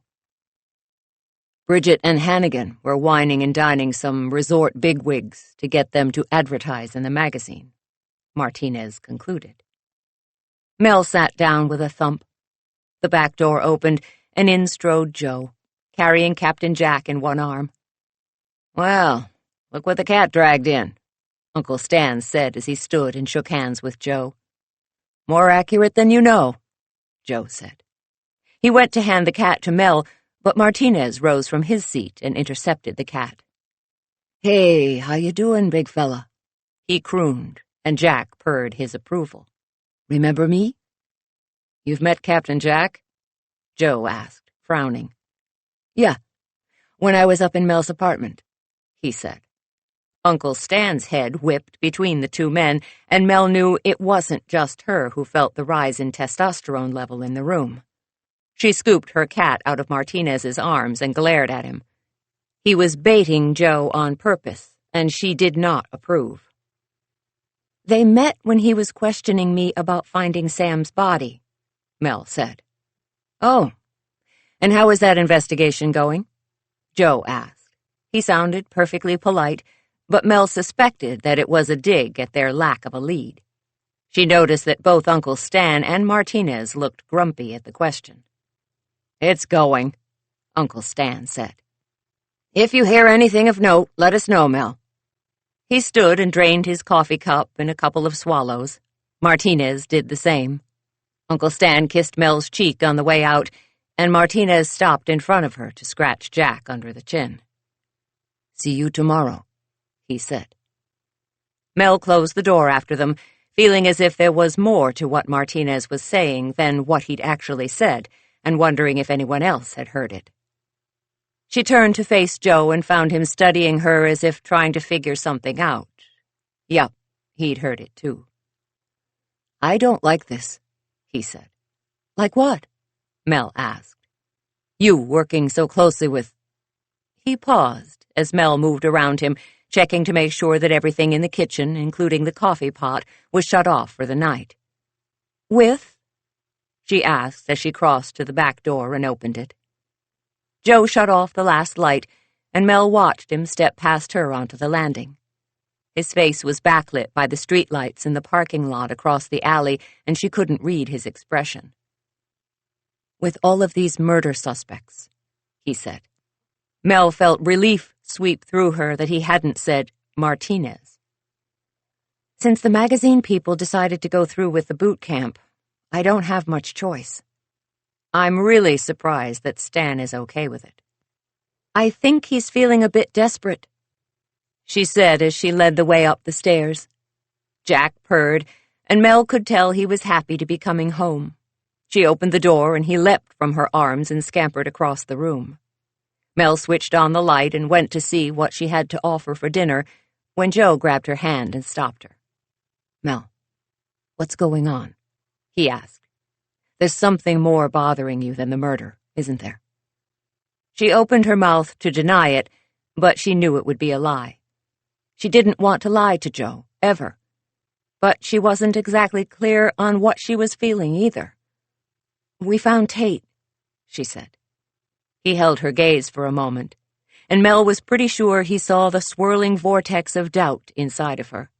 And then he nodded, as if he was telling her he knew there was something else, and that he knew she wasn't ready to talk about it yet. "How is he?" he asked, letting her go. "He quit his job. He's moved out of his apartment. We found him hanging out in the park, and now he's working for me," she said. She opened the freezer and found a frozen pizza. She held it up, and Joe nodded. "Wow. That's a pretty big life downshift," he said as he took a seat at the breakfast bar. "Did he say why he's doing all of this?" Mel took a bottle of wine out of her wine rack and handed it to Joe, who reached for the corkscrew while she got 2 glasses out of the cupboard. "He says it's because I said he had everything handed to him and that he didn't know how to earn anything on his own," she said. "Harsh." "Well, I said it when we were at the rodeo, and I only meant that he wasn't going after Angie because she was a challenge and he was chicken. How was I supposed to know he was going to scrap his entire life?" "No argument here," he said. "Now Angie is mad at me, and we're not exactly on speaking terms," she said. She unboxed the pizza and slid it into the oven as Joe poured the wine. She knew she sounded as if she was feeling sorry for herself, and she knew she was, which only made her feel even more lousy. Because Sam Kelleher had been murdered, and she was pretty sure if someone had given him a choice, he'd have chosen to have his best friend not speaking to him instead of being dead. "Angie will get over it," Joe said. "It's probably misdirected anger, and she's really mad at Tate." "I don't know," Mel said.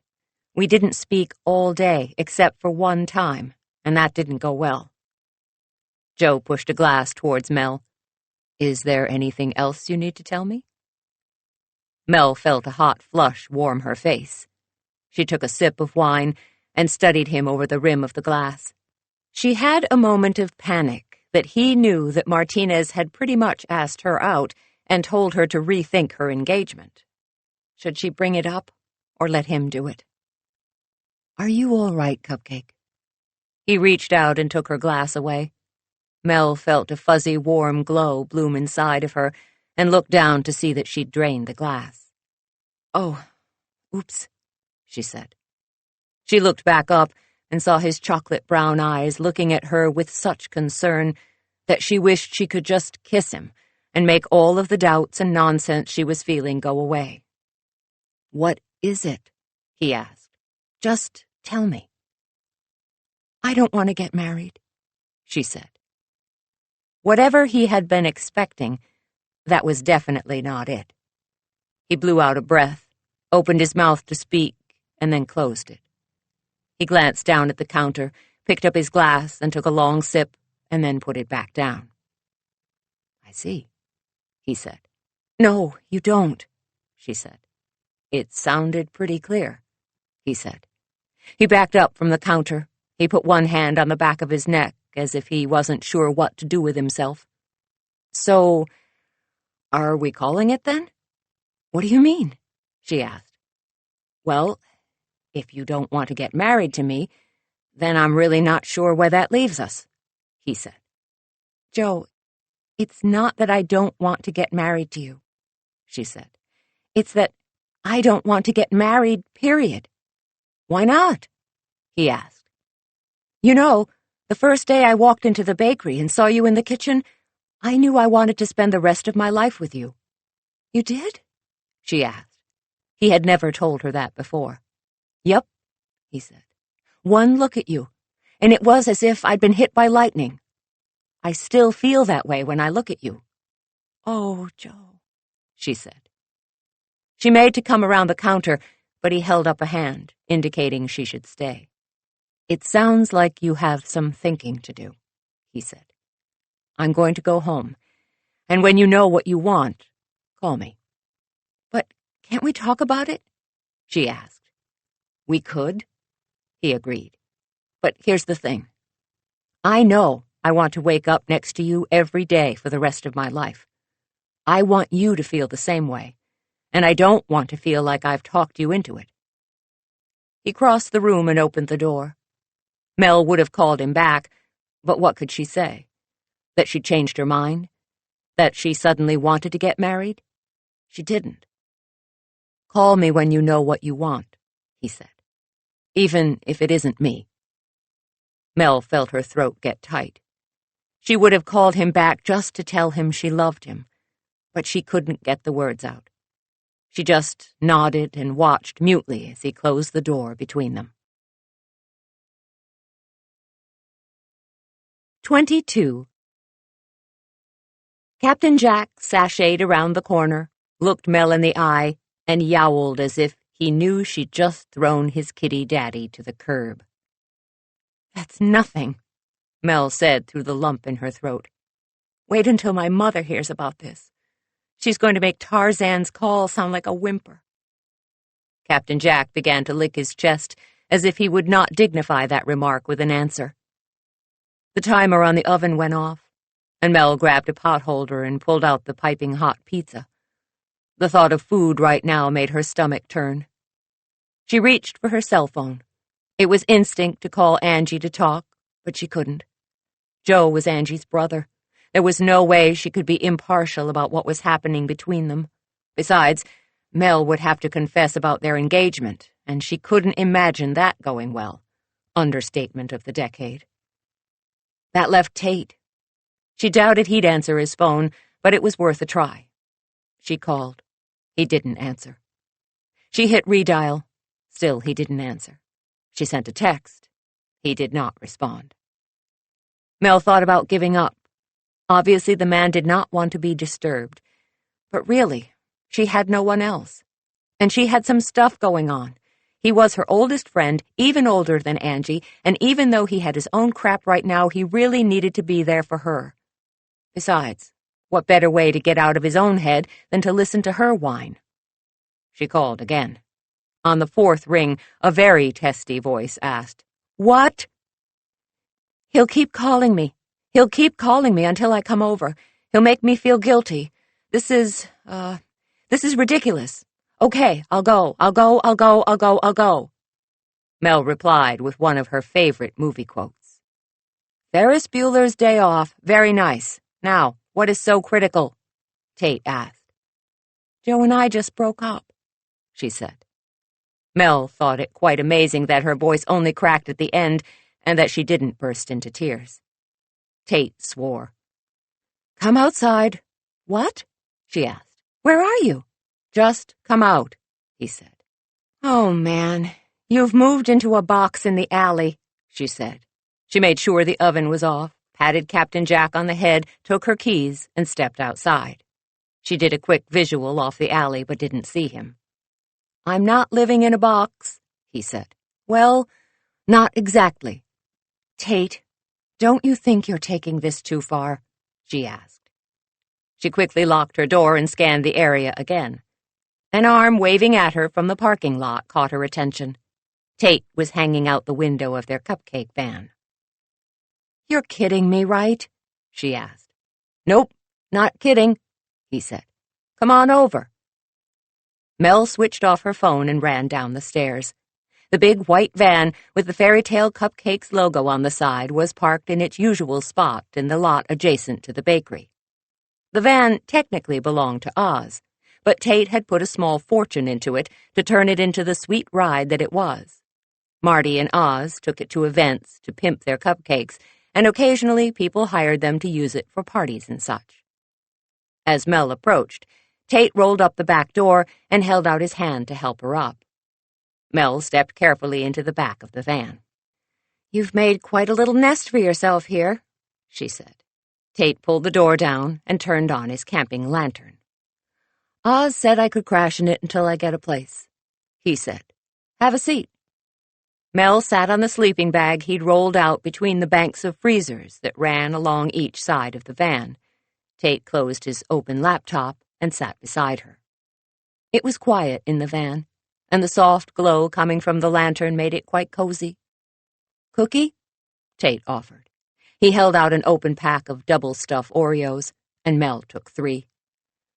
"We'll have to share the milk." He put an open carton between them. It reminded Mel of junior high school, and she smiled.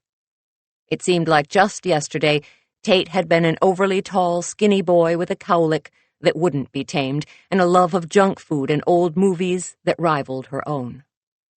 "So, what happened with you and Joe?" he asked. Mel nibbled her cookie. Now that she had someone to talk to, she didn't know what to say. Maybe she should have kept it between her and Captain Jack. "Come on," Tate elbowed her. "You don't drop a bomb on someone and then refuse to give details about what happened. Did he cheat on you? I'll pound him." Mel looked at him, and he bit his cookie and nodded. "Yeah, you're right. This is Joe we're talking about," he said. "He'd never cheat. It's not in his DNA." "He asked me to marry him," Mel said. Tate choked on his cookie, and Mel handed him the carton of milk. When he finished slugging back enough milk to dislodge the Oreo in his throat, he wiped his mouth with the back of his hand and stared at her with wide eyes. "What did you say?" he asked. "I said yes," Mel said. Tate beamed at her. Wow. I'm really happy for you." Mel looked at him again and waited. "Wait a minute," he said. "Proposal, yes. Break up. Something here is not adding up." Mel sighed. "Explain," he said. "Joe asked me to marry him at the end of the rodeo," she said. "I said yes, but I wanted to keep it quiet for a while. You know how my mom is." "True that," Tate agreed.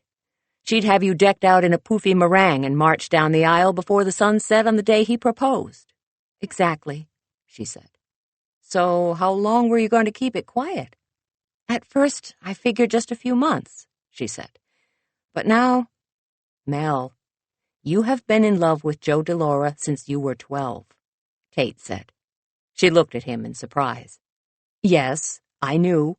Heck, everyone knew," he said. "That boy would walk into the room and you'd get that moony look on your face. And heaven forbid he spoke to you, because then you'd turn bright red and go hide. Truly, even as your best friend, it was so embarrassing." "And now I've lost him," she said. She twisted an Oreo apart and scraped the filling off with her teeth. That's disgusting, he said. I'm heartbroken. It's allowed, she countered. They were silent for a few minutes while they polished off some more cookies. Mel, I have to ask. Is it the detective? What do you mean? She asked. She knew her face was heating up, and she was grateful for the dim lighting in the van. Oh, please. Marty told me he walked in on you and Martinez, he said. Nothing happened, Mel protested. But it could have, he said. Couldn't it? Yeah, Mel said. She felt on the verge of tears, and Tate must have heard it, because he moved the milk carton out from between them, threw an arm around her shoulders, and hugged her close. She glanced up and found his face just inches from hers. Why couldn't she have fallen for him when they were 12? He glanced at her and grinned as they exchanged a look of perfect understanding. Mel knew she didn't have to say it. They both felt it. As much as they loved each other, they had never, ever felt that way, and they never would. Tate, why is this happening? At a guess, he asked. I'd say you're scared. Scared of what? Death. Mel would have questioned him further, but the back door to the van rolled up, startling them both. Tate clutched her closer as if preparing to throw her behind him in case it was Sam's murderer coming to kill again. Instead, it was Angie. She took in the scene in a glance, and with a stricken look, she started to back away. 23. Oh, hell no! Tate snapped, and he climbed over Mel and hopped to the ground, catching Angie about the waist and spinning her about. I'm sorry. I didn't realize. Oz told me. I was worried. Angie's stammer was cut off in the middle when Tate pulled her close and planted a kiss on her that was the single most romantic thing Mel had ever witnessed. She knew she should look away, but when Angie twined her arms around Tate's neck and the kiss deepened, Mel found herself sighing with joy. It was just so right seeing them together. Tate broke the kiss and leaned his forehead against Angie's. It's you I want. No one else. Do you get it, ninny? Obviously incapable of speech, Angie nodded. But I have to prove to myself that I'm good enough for you. Angie looked as if she would protest, but he shook his head at her. You're just going to have to be patient. Clear? He asked. Again, Angie nodded. Tate released her with a grin. I think I kissed her speechless, he said to Mel. Who'da thunk? Mel looked at Angie. She did seem to be in a bit of a stupor, and Tate was walking with a self-confident swagger she'd never seen on him before. He climbed back into the van and gently pushed Mel out. Looking quite pleased with himself, he said, Now go away, both of you. He rolled the door down. Mel turned to look at Angie and wondered if they were on speaking terms yet. He called me a ninny, Angie said. Then she broke out in a smile that was blinding in its brilliance. That should not be as charming as it is. Come on, Mel said as she threw an arm around her shoulders. I'll buy you a cupcake. They crossed the alley to the back door of the bakery. Mel didn't look at the corner where she'd found Sam's body. It still freaked her out that it could have happened while she was sleeping in her apartment, completely unaware. Angie went right to the walk-in and came back with 2 of Mel's Moonlight Madness cupcakes. They were her insomnia special, chocolate cupcakes with vanilla buttercream rolled in coconut and each topped with a Hershey's Kiss. Mel poured them each a glass of milk, and they sat at the steel table in the center of the kitchen. They'd each taken a restorative bite and washed it down with a sip of cold milk when Angie finally spoke, addressing the situation between them. I'm sorry I said you had a big fat mouth, Angie said. It was mean and stupid, and you didn't deserve that. Mel blew out a breath. It's okay. No, it isn't. Angie shook her head. You're my best friend, and I treated you like garbage, Let me make it up to you? Guilt stabbed Mel as sharp as a pinprick. You really don't have to do that, she said. No, I do, Angie said.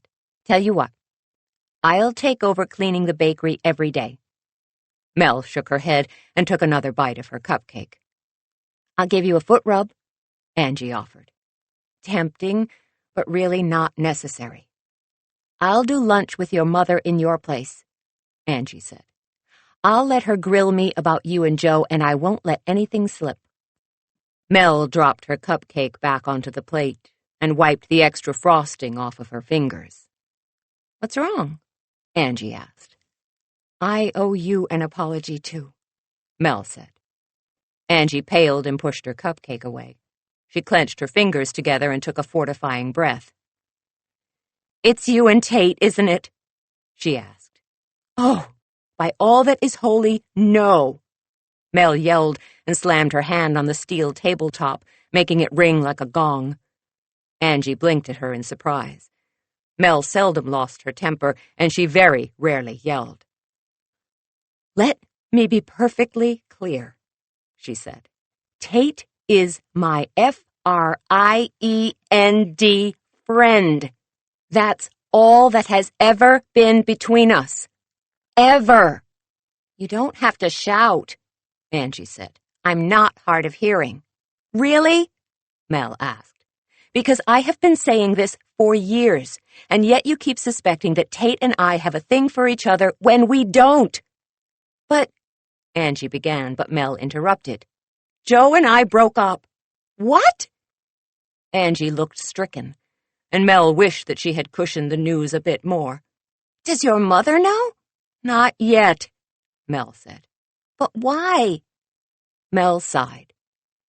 You know how you just apologized for being mean today? Yes. You said you wanted to make it up to me? Mel said. Do you think you could not freak out about what I'm going to tell you? Maybe, Angie said. Mel glanced up. Angie's dark brown gaze was boring holes into hers, so she quickly looked at the tabletop to avoid being blinded by the intensity of her friend's stare. And I'm going to need you to forgive me in advance, Mel added. What? Angie asked. How can I when I don't even know what you've done? Mel shrugged.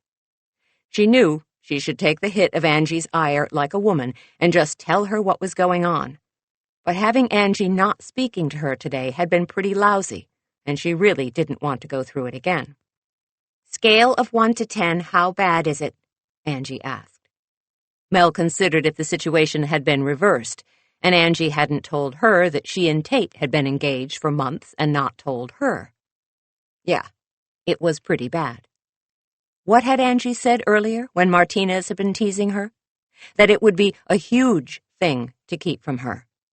Mel knew it was a major oops in best friend protocol. 9.5, Mel said. Oh my God. You killed Sam Kelleher, didn't you? What? No, Mel said. How could you even think that? Well, a 10 on the friend scale means you need help hiding the body, Angie said. Since you don't need that, I figured the next level down would be a confession of murder.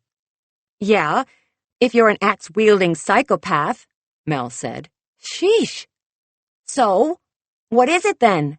Angie asked. Spill it already. The suspense is killing me. I lied to you earlier, Mel said. She glanced up, looking at her friend with regret. Joe and I were engaged. The hurt in Angie's eyes was worse than Mel had anticipated. She reached out across the table and grabbed her friend's hand. I'm really sorry, she said. I should have told you, but I just wanted to keep it to myself for a while. It's cool. I understand, Angie said. But it was clear from the strained quality of her voice that she didn't. So, why did you break up? He wants to get married, and I don't, Mel said. Why not? Angie asked. I don't know, Mel said. I've been trying to figure it out, but I don't know what's holding me back. Fear, Angie said. Of what? Mel asked. I've loved Joe for as long as I can remember. What could I possibly be afraid of? Marriage is a big step, even if you're crazy in love with someone, Angie said. If Tate proposed to you right now and wanted to run away with you, what would you do? Mel asked. Grab his hand and never let go, Angie said. Mel let out a heavy sigh. What if Joe gives up on me? He won't, Angie said. How do you know? Because he's my brother, and I've never seen him this crazy about anyone before. Yeah, until he dumped me, Mel said. What did he say exactly? Angie asked. That he thought I needed time to think, and that he didn't want to feel as if he'd talked me into marrying him, she said. And what about Martinez? Angie asked. What about him? Mel, I'd have to be 6 feet under not to notice that he's interested in you, Angie said. Are you interested in him too? Mel did not want to answer. Angie kept her gaze unwavering, and Mel put her head down on the steel table. My whole life I was the fat chick, she said. I never had one guy like me, never mind 2. So, this is an ego thing? Angie asked. I'm shallow and pathetic, aren't I? Angie laughed. No, you're human. Look, I love my brother, and I love the 2 of you together. But if he's not the right one for you, then I won't be mad at you for finding someone else. Honest? Mel asked as she raised her head. I just want you both to be happy, Angie said. You know, you've been together for a year. The initial magic usually wears off between 6 to 9 months. I mean, look at Roach and me. We barely made it to 6 months. And now he's writing Billboard chart toppers for you, Mel said. Don't remind me, Angie cringed. If you weren't already in love with Tate, would you have stayed with Roach? Mel asked. Angie frowned. I don't know. Why are relationships so complicated? Mel asked. Because men are stupid, Angie said. That's gender bashing, Mel argued. Not all men are stupid. Mine is unemployed and sleeping in a cupcake truck, Angie said. Stupid. Mel had to give her that one. She thought about the dynamics of the relationships they'd been watching for the past few days. Hannigan and Bridget, Sam and Amy. Sam and Bridget, Hannigan and Amy. It was all so messy. Do you think it was stupidity that got Sam Kelleher killed? I don't know, Angie said. If you had to pick any of the magazine people as the murderer, who do you think did it? Amy, they said together. She has no alibi, Mel said. She admitted that she hated him and had slept with him for the job, Angie said. If Sam and Bridget were a couple, don't you think Bridget would be angry that he was sleeping with a woman who was younger than her and obviously gunning for her job? So, you think Bridget killed Sam? Mel asked. I don't know. Her grief seemed pretty genuine when we found the body. What about Hannigan? Angie asked. He obviously still has feelings for Bridget. But he ran out after Amy today, Mel said. She's obviously chasing him. Do you think there's anything there? Hard to say, Angie said. And what of the others? Bonnie, Justin, and Sylvia? Do any of them have a history with Sam? They are all in the industry, Mel said. And they all seem pretty choked up over his murder. Couldn't you squeeze out a few tears if you were a murderer to cover your tracks? Probably. I know Uncle Stan and Martinez are stressed, trying to find the murder weapon and narrow the suspects down, Mel said. She was pleased that she could say Martinez's name without blushing. Really, there was no need. Nothing had happened between them. So he had expressed an interest in her and she was flattered. As Angie said, she was only human. Maybe there will be a break in the case soon, Angie said. It'd be nice if it was cleared up before the gala. Speaking of which, how are we doing with that? We'll be fine, Mel said. Bonnie seems to run a tight ship, and the others have stepped up. I have to admit, I'll be glad when it's over, and our kitchen is ours again, Angie said. She threw out the remains of their cupcakes and stood. Are you sure you want to stay here tonight? I'll be fine, Mel said. I've got Captain Jack, the watch cat, and Tate is just in the truck below. All right. I'm going home then, Angie said. But call me if you need me. I will, Mel said. They hugged at the door, and Mel locked up behind them. She watched while Angie went to her car, which was parked a few spaces from the cupcake truck, before she went into her apartment, locking the door behind her. She took out her cell phone, wanting to call Joe to see if he was as miserable as she felt, but she put it on the counter instead. It wasn't fair to him. He had told her to call him when she knew what she wanted, and she was still unsure. Was Angie right? And they had just hit that time in the relationship where the magic had worn off? She thought about the way he smiled at her, and she felt herself get warm from the inside out. No, the magic wasn't gone.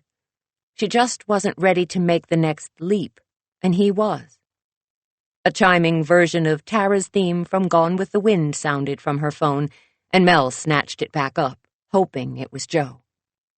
As she read the number, she groaned. It was her mother. 24.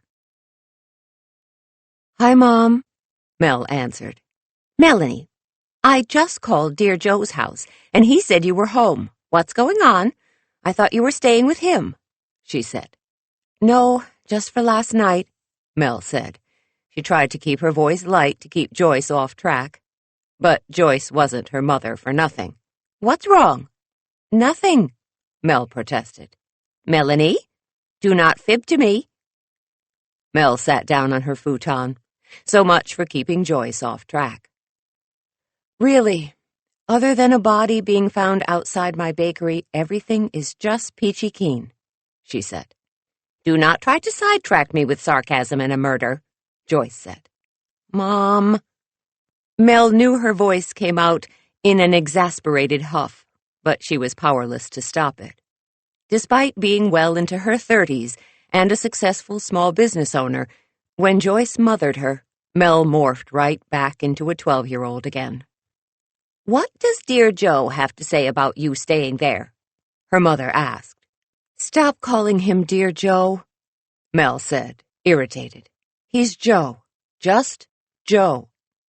Okay, Joyce said, sounding equally irritated. What does Joe, just Joe, have to say about you staying there? He thinks it's fine, Mel said. In fact, she almost said they were no more, but she snapped her mouth shut just in time to stop the words that would break her mother's heart. In fact, what? Joyce asked. Her voice was suspicious, as if she had an inkling of what was to come. In fact, it was his idea, Mel said. Not a total lie, Mel reasoned, since he was the one who had left. He didn't want me to build up a phobia about being here by myself. Dear Joe is so sensible, Joyce said with a burst of obvious relief. Mel's phone beeped, signaling another call was coming in. She didn't bother to check it. No matter who it was, they were saving her bacon. She'd be happy to talk to a car insurance salesman if it would keep her from blabbing the bad news to her mother and opening a can of drama she had no wish to deal with at this moment. I've got a call coming in that is probably him, Mel said. I'd better go. Give him my best, honey, Joyce said. I love you. I love you too, Mom, Mel said. She ended the call and took the other before it vanished. Hello? She answered. So, my partner just got a phone call from a certain assistant DA, the voice said. He wanted Stan to check on you, but he didn't say why. Martinez? Mel asked. Hi, Mel. What's going on? He asked. She took a moment to note that his voice was deep and very pleasant on the phone. Nothing, she said. She knew that the single word weighed as much as an elephant and was about as inconspicuous. Oh, come on, "Talk to me," he said. "Stan was about to call and check on you, but I told him I'd do it, since he's stuck on another line, running down a lead. You can't give me nothing as a report. What kind of detective would that make me?" "Are you trying to charm me?" she asked. "Is it working?" he countered. "Maybe just the tiniest bit," she said. "Then tell me what's happening," he asked. "Are you okay?" "I'm fine. Richard," Mel said. A snort sounded on the line, and she knew she'd gotten him. "Richard Martinez," he said. "Yeah, it has a certain ring to it, but, no, that's not it. Back to you. Is there anything you care to share?" She wasn't going to talk to him about her personal life. She hadn't said no to marrying Joe so that she could date Martinez. Yes, he was attractive. But her personal life was shreddle right now, and she didn't see herself dating anyone until she figured out what was going to happen with her and Joe. "No, nothing to share," she said. "So, about Sam's murder." "What about it?" Martinez asked. His voice was wary, and she was glad she'd caught him off guard. "I was just wondering how the investigation was progressing," she said. "Not as easily as we'd like," he said. "Still no murder weapon, plenty of motives, and a list of suspects as long as my arm." "Is that why you're both working late?" she asked. "Yeah," he said. "Hannigan has connections in City Hall, and he's applying pressure to solve this thing, which is trickling down with all of the finesse of a sledgehammer." "Is Uncle Stan still on his usual diet of antacid tablets and jumbo-sized coffees?" Martinez chuckled. "Yep." They were both quiet for a while, and then Martinez's voice dropped to a low tone, and Mel suspected there was someone standing nearby, and he didn't want to be overheard. "So, are you going to tell me what's going on with you and Joe or not?" "Not," Mel said. "Why not?" he asked. "You're a detective," she said. "Anything you need to know, I'm sure you can figure out on your own." "I do enjoy a challenge," he said. He sounded more than eager, and Mel wondered if maybe she should have given him the "I'm not ready yet" speech. A voice that sounded alarmingly like her Uncle Stan grumbled on Martinez's end of the call. "Duty calls," he said. "Talk to you tomorrow?" "Sure," she said. "Over dinner?" he asked. "Doubt it," she said. "I expect to have no life until after Saturday's gala." "I look forward to next weekend, then," he said. He ended the call, and Mel stared at the phone in her hand as if it were a live snake, and she wasn't sure how it had gotten there. She had not said she would see him next weekend. How had he gotten that idea? Did he think they had a date? She could feel herself start to panic, and then Captain Jack came roaring around the end of the futon, slapping the cap of a milk bottle across the floor while he chased it, and her panic vanished. Martinez was just being funny. There was no date on the books. She just wasn't used to having anyone actually pursue her. When she and Joe had gotten together, they had been thrust together because Mel was the suspect in a murder case. Because she'd had a crush on him forever, all he'd had to do was ask her out, and she was his. With Martinez, it was different. She hadn't liked him when they'd first met, and she was pretty sure he'd felt the same way about her. Oh, the attraction was there, but she'd gotten in the way of his investigation, and he'd let her know how irritating he found that. Now, ironically, they were on the same team. Mel believed that everything in life happened for a reason. She frequently had no idea what the reason was at the time it was happening, but later she always managed to look back and see an aha moment where everything that had happened made sense. Right now, she couldn't imagine that she would ever feel that way. But she had to believe that. Whatever growing pains she and Joe were going through, they were going through them for a purpose. And the same was true of Martinez's appearance in her life. He was here for a reason. She just didn't know what it was. Yet. Mel slept hard that night. She had thought she'd toss and turn and fret, but the day had worn her out. Captain Jack snuggled the top of her head like a furry hat while she slept, and they both snored. When she woke up and staggered to the bathroom, she was pleased to see that Amy's love tap had faded to mottled green and purple bruising. But the lumpkin was clearly no more. She was not sorry to see it go. Sadly, she didn't own any makeup other than eyeliner, mascara, and lip gloss, so she couldn't use anything to cover up the knuckle print under her eye.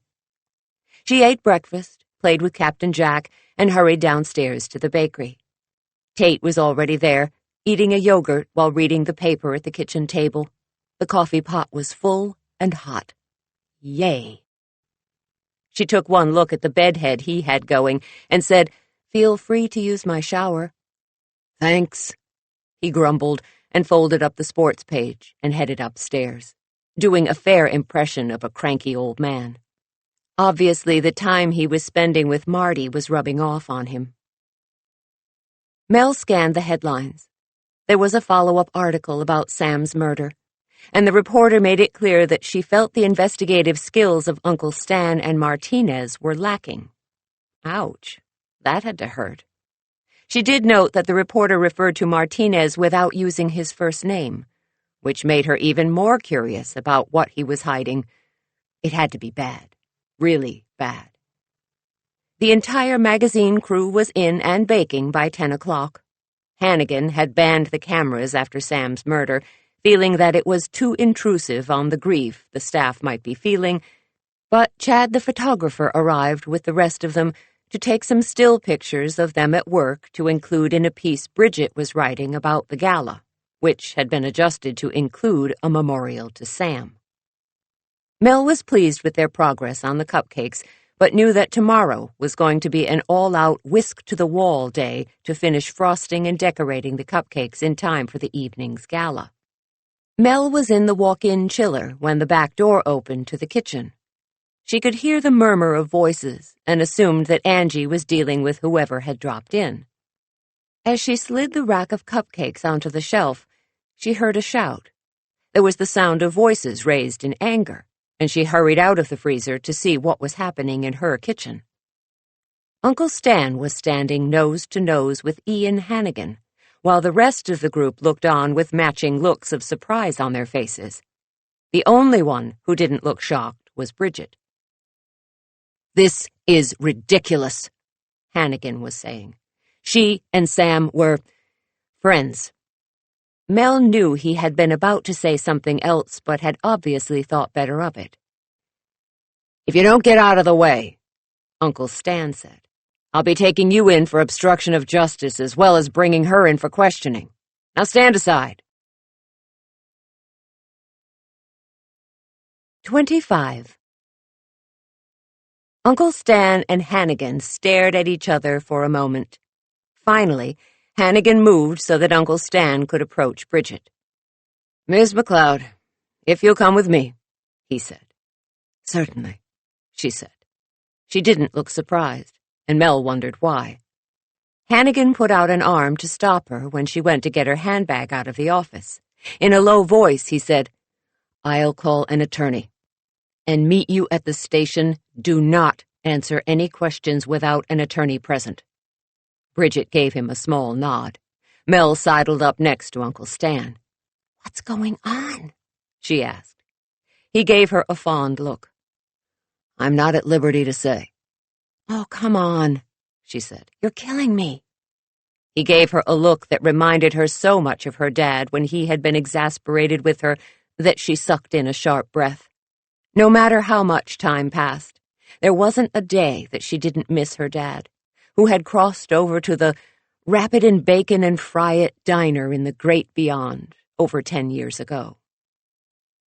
"I'm a homicide detective," Stan said. "Your word choice is unfortunate." "Sorry. What I mean is that I'm in an all-hands-on-deck situation here, and you're taking one pair of my hands and the other is sure to follow," she said. "Can't be helped," Stan said.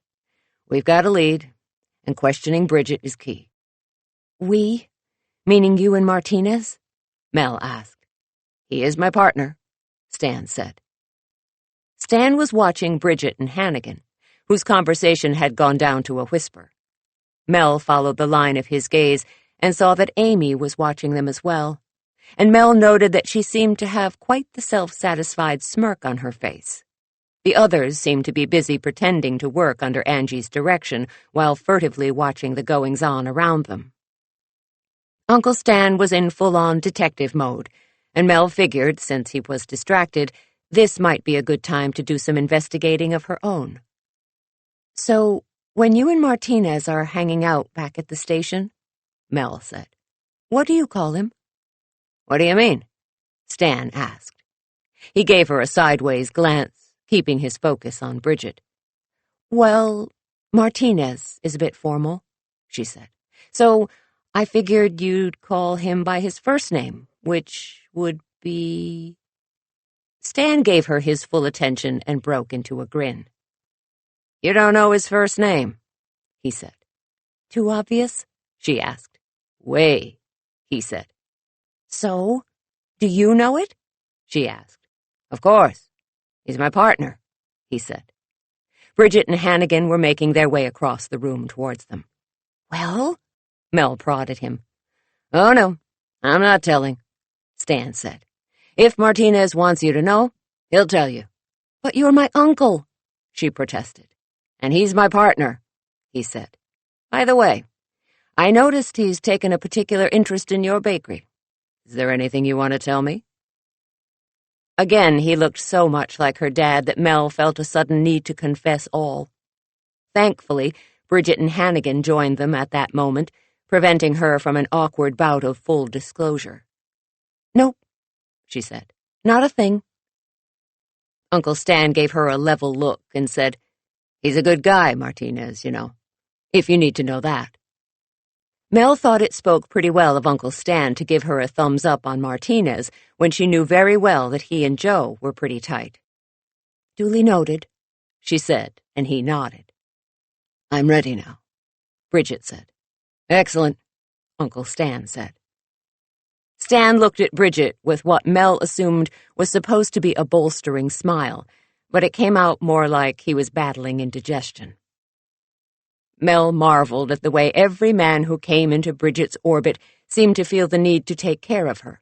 Even Uncle Stan wasn't immune, as he attempted to make taking her in for questioning seem like a routine errand and not the big deal that it was. Bridget was one of the toughest women Mel had ever met. She certainly didn't need to be coddled, but there was something about her, a refined, ladylike grace that brought out some latent sense of chivalry from the men in her life. Mel wondered if that was why Sam had been unable to let her go. He had given up his career as a hard journalist to be with her. Did he regret it? Especially when he realized she would never love him like she loved Hannigan. What could have happened between them that had the police interested? The door shut behind Uncle Stan and Bridget, and the pretense the others had been maintaining of working evaporated like hot steam. "Why do you think they want to talk to her?" Justin was the first to ask the question on all of their minds. "I don't know," Mel said as they all looked at her. "My uncle didn't say." "Well, I'm going to the station," Hannigan said. "I'll make sure she has the best representation money can buy." "What?" Amy asked. "You're going to help her?" "Of course," Hannigan said. He turned to look at the young art director. "I'd do the same for any of you." "But she caused your wife's death," Amy shouted. "How can you run to her side like a whipped dog?" Hannigan's face flushed scarlet, but Amy's eyes glittered with jealous rage. She was well past caring if she offended him or not. "Mind your manners," Hannigan snapped. "I'm your boss, and you'd better not forget it." Amy opened her mouth to argue, but Justin nudged her hard in the side, jarring some sense into her, and she shut her mouth. "And for the record, let me be perfectly clear. Bridget did not cause my wife's death," Hannigan said. They all watched him. Sylvia and Bonnie looked as if they were frozen in place. A small frown creased Angie's forehead, and Mel knew that Angie was as surprised by what Hannigan said as she was. Yes, Bridget wrote an exposé that brought ruin to my wife's family, but frankly it was long overdue. They were a miserable, corrupt bunch, and justice needed to be served. And yes, my wife took her life shortly after the article came out. But the truth is, she had a history of mental instability, and she probably would have done it anyway. Hannigan paled as he spoke, and at the end of his disclosure, he looked like a dishcloth that had been wrung out and left to dry. He turned to Mel and gave her a nod. "I trust you'll get it done," he said. He gestured to the kitchen, and Mel assumed he meant the baking of the cupcakes for the gala. It wasn't stated in the form of a question, and the door banged shut behind him when he left. "Well, you heard him," she said, since no one resumed motion after the door shut. Everyone pitched in immediately. Everyone except Amy, who took off her apron and dropped it onto the table with no regard for the baking materials in front of her. Flour went one way, sugar another, and when a bottle of vanilla extract looked about to pitch over, Angie grabbed it. "Going someplace?" Angie asked her with a scowl. "Home," Amy said. "I'm done." "Oh, what's the matter?" Bonnie asked. "Are you sore? Because the boss chose his longtime love over you?" "Shut it, tons of fun," Amy said. "I can't help it if I suddenly have a sick headache." "You could lose your job over this," Justin said. He didn't sound as though he thought this was a bad thing. "Oh, please. Bridget is going down for Sam's murder," Amy said. Then she clapped a hand over her mouth as if she'd blurted the words out unintentionally. Mel suspected otherwise. "What are you saying?" Sylvia asked. "Nothing," Amy said with a shrug. "But I'll be surprised if any of us have jobs when it's over. In fact, I think my time would be better spent looking for a new job than decorating cupcakes." "What did you do?" Justin asked. His eyes were narrowed in suspicion. "I don't know what you mean," Amy said as she strode to the door. "Amy, if you set Bridget up—" Justin's voice was a low growl. "A murderer doesn't need to be set up," Amy snapped. "She just needs to be caught." She pushed through the swinging door into the bakery, leaving them all staring after her. "She's evil," Bonnie hissed. "She's a woman scorned," Sylvia said, "which makes her very dangerous." "Doesn't that seem a little old school?" Mel asked. "I mean, I would like to think women have evolved beyond that, emotionally. Does she look like the poster child for emotional maturity to you?" Angie asked. "Good point," Mel conceded. "I'm going to make sure she left," Angie said. "Be right back." "All right," Bonnie said. "Let's try to get as much done as we can. I don't want to attempt to decorate 1,000 cupcakes tomorrow right before the gala." Sylvia, Justin, and Bonnie began to buzz around the kitchen. Mel and Bonnie coordinated the use of the oven so that the flow of the kitchen took on the atmosphere of an assembly line. When a half hour had passed and Angie hadn't reappeared, Mel poked her head into the front of the shop to see what was happening. Marty was behind the counter assisting a customer while Angie and Tate were cleaning up the tables and booths. Well, Tate was cleaning while Angie tagged along after him, joking and laughing. Tate paused in his cleaning to lean close to Angie and whisper something low in her ear that made her blush a pretty shade of pink. Mel was hit low and hard with a burst of jealousy that stunned her. "About time, huh?" Marty asked. Mel forced her gaze away from her friends and looked at Marty. He took one look at her face and made a clucking sound with his tongue. "Now, don't be like that," he said. "They're still your friends. They'll always be your friends. They're just finally discovering each other." "But I'm going to be shut out of it," Mel said. She knew she sounded pathetic, but there it was. She was afraid that when Tate and Angie became a couple, they'd forget all about her. They might prefer to be alone instead of getting together for their weekly old movie night. And what if they turned into one of those groping couples who every time they were within a few feet were pawing at each other, oblivious to everyone around them? She'd hate that. "Well, I should hope so," Marty said, sounding alarmed. "I'm not a prude, but there's a reason couples are generally twos and not threes. Besides, you won't lose them. Your friendship runs too deep for that." "How do you know?" Mel asked.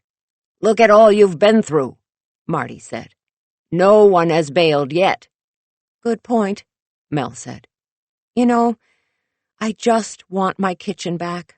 I want my bakery back. I want Sam's murder solved, and I want things to be normal again." Marty looked at her.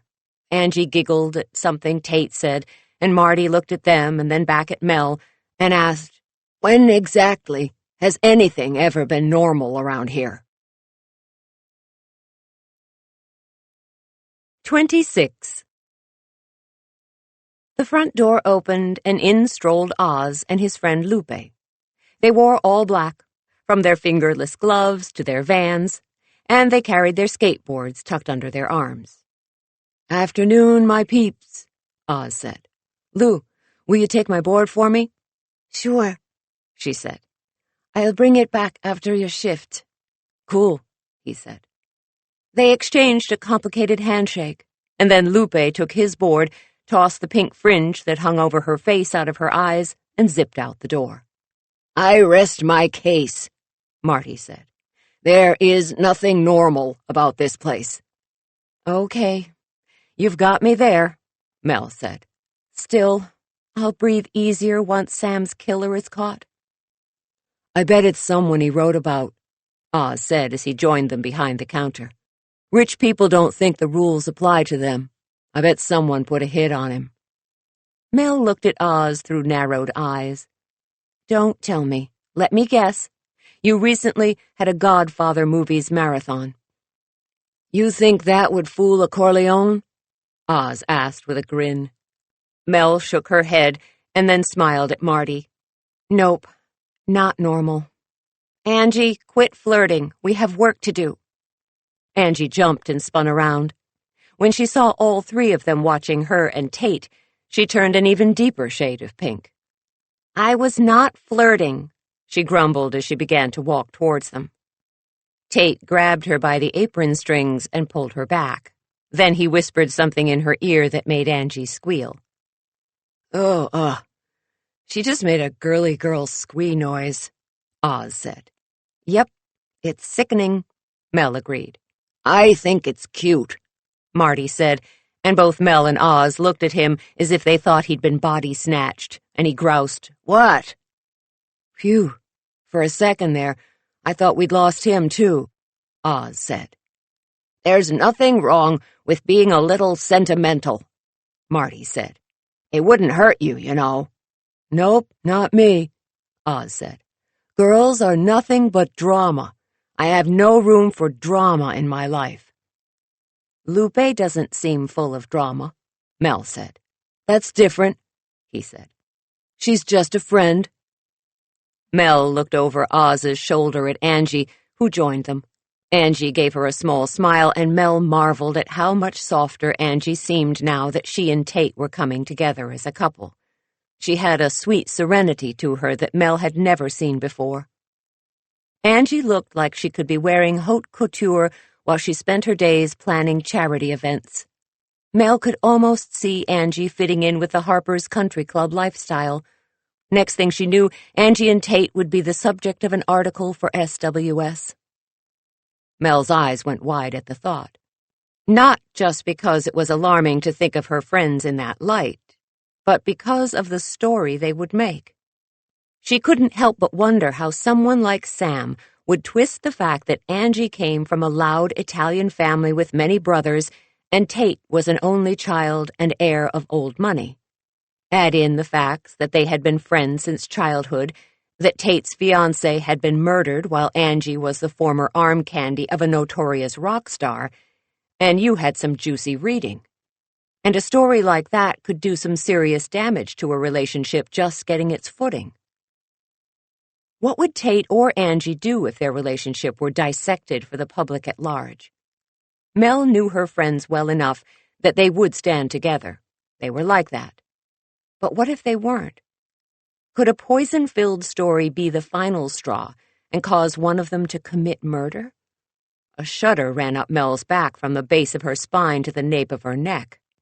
Ever since they'd found Sam's body, she had thought the murderer had to be someone he knew, and the dynamic at the magazine was such that she really thought it was one of his co-workers. Okay, she was convinced it was Amy. She still was, for that matter, but now she had to wonder. Had Sam's murderer been seeking revenge because of one of his stories? Mel's social set did not really run in that circle. Well, with the exception of Tate, who only attended the command performances his mother insisted upon. If there was anyone in the know about SWS and the people they had written about, it was Tate's mother, Mrs. Harper. "Angie, we have to finish these cupcakes today," Mel said. "Would you mind overseeing what's happening in the kitchen for a bit?" "Not at all," Angie said, and she disappeared through the swinging doors with a wide smile. "She's got it bad," Oz said with a shake of his head. "I'm going to wash up, and I'll be right back." "I await your return with bated breath," Marty said. Mel ignored them and approached Tate while he was wiping down the last booth. The bells jangled on the door, and Mel glanced over to see that Marty greeted the customer. She needn't have worried. It was an attractive woman in her mid to late 50s, Marty's specialty. "Tate," Mel said, "I need some help with an errand after work tonight. Are you available?" He glanced at her. "My calendar is clear, boss." "Cool. I'll see you then," she said. Mel went back to the kitchen. It was time to do a serious survey of what was left to do for tomorrow. They had finished most of the cupcakes and were baking the final ones now. Decorating the last of the cupcakes was going to be priority 1 for the evening and morning.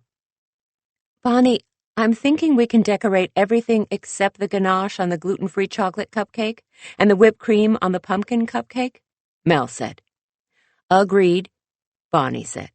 "The buttercream lattice on the apple pie cupcake and the cream cheese on the pistachio fig can be done today. Also, what about the brown butter honey frosting on the corn cupcake?" Mel thought about it for a moment. "I really would like to make it fresh tomorrow, but we'll need to brown the butter and then put it in the fridge to solidify.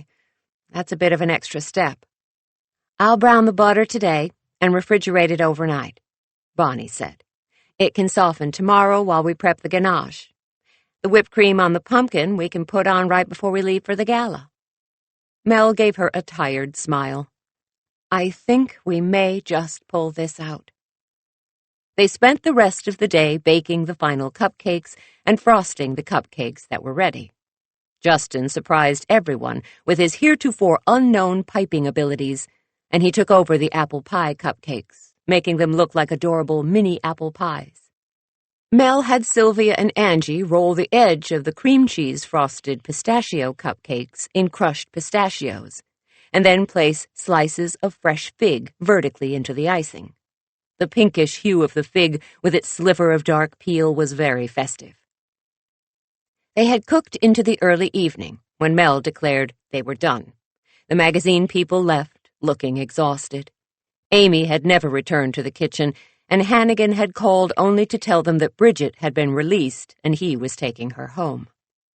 No one had said as much, but Mel thought the relief amongst the others was palpable. She didn't think it was just concern for their jobs or the desire not to be employed by a murderer, but rather, she suspected, they had a great deal of respect for Bridget and didn't want her to go to jail. Mel and Angie cleaned the kitchen while Tate closed up the bakery. When the doors were finally locked and the day was done, Tate popped back into the kitchen. "All right, Mel, I'm all yours. What needs doing?" he asked. Angie looked between Mel and Tate, and Mel included her when she said, "Just a quick errand. Do you want to come with us, Ange?" "Where are we going?" she asked.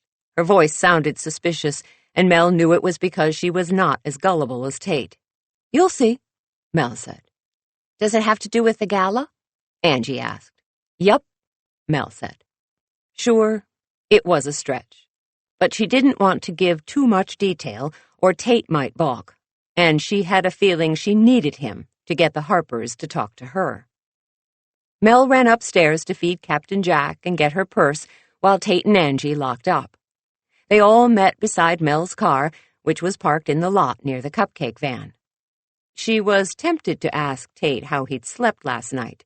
She didn't imagine the transition from a king-size bed with sand-washed 1,200 thread-count silk sheets to a flannel-lined sleeping bag was an easy one. She resisted. He was going to be sore enough at her when he figured out where they were going. 27. Tate didn't go into a full-on hissy fit until Mel turned onto the winding road that led to his parents' house. "Oh, no," he said. "Mel, I can't be here." "You have to," she said.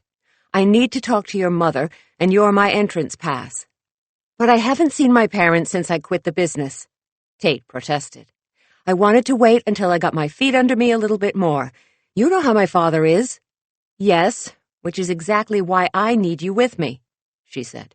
"You distract him, and I'll question your mom." "Question my mom?" he asked. "About what? Mel, have you lost your mind?" "I need to ask her about the people and events covered in SWS," she said. She pulled into the circular drive.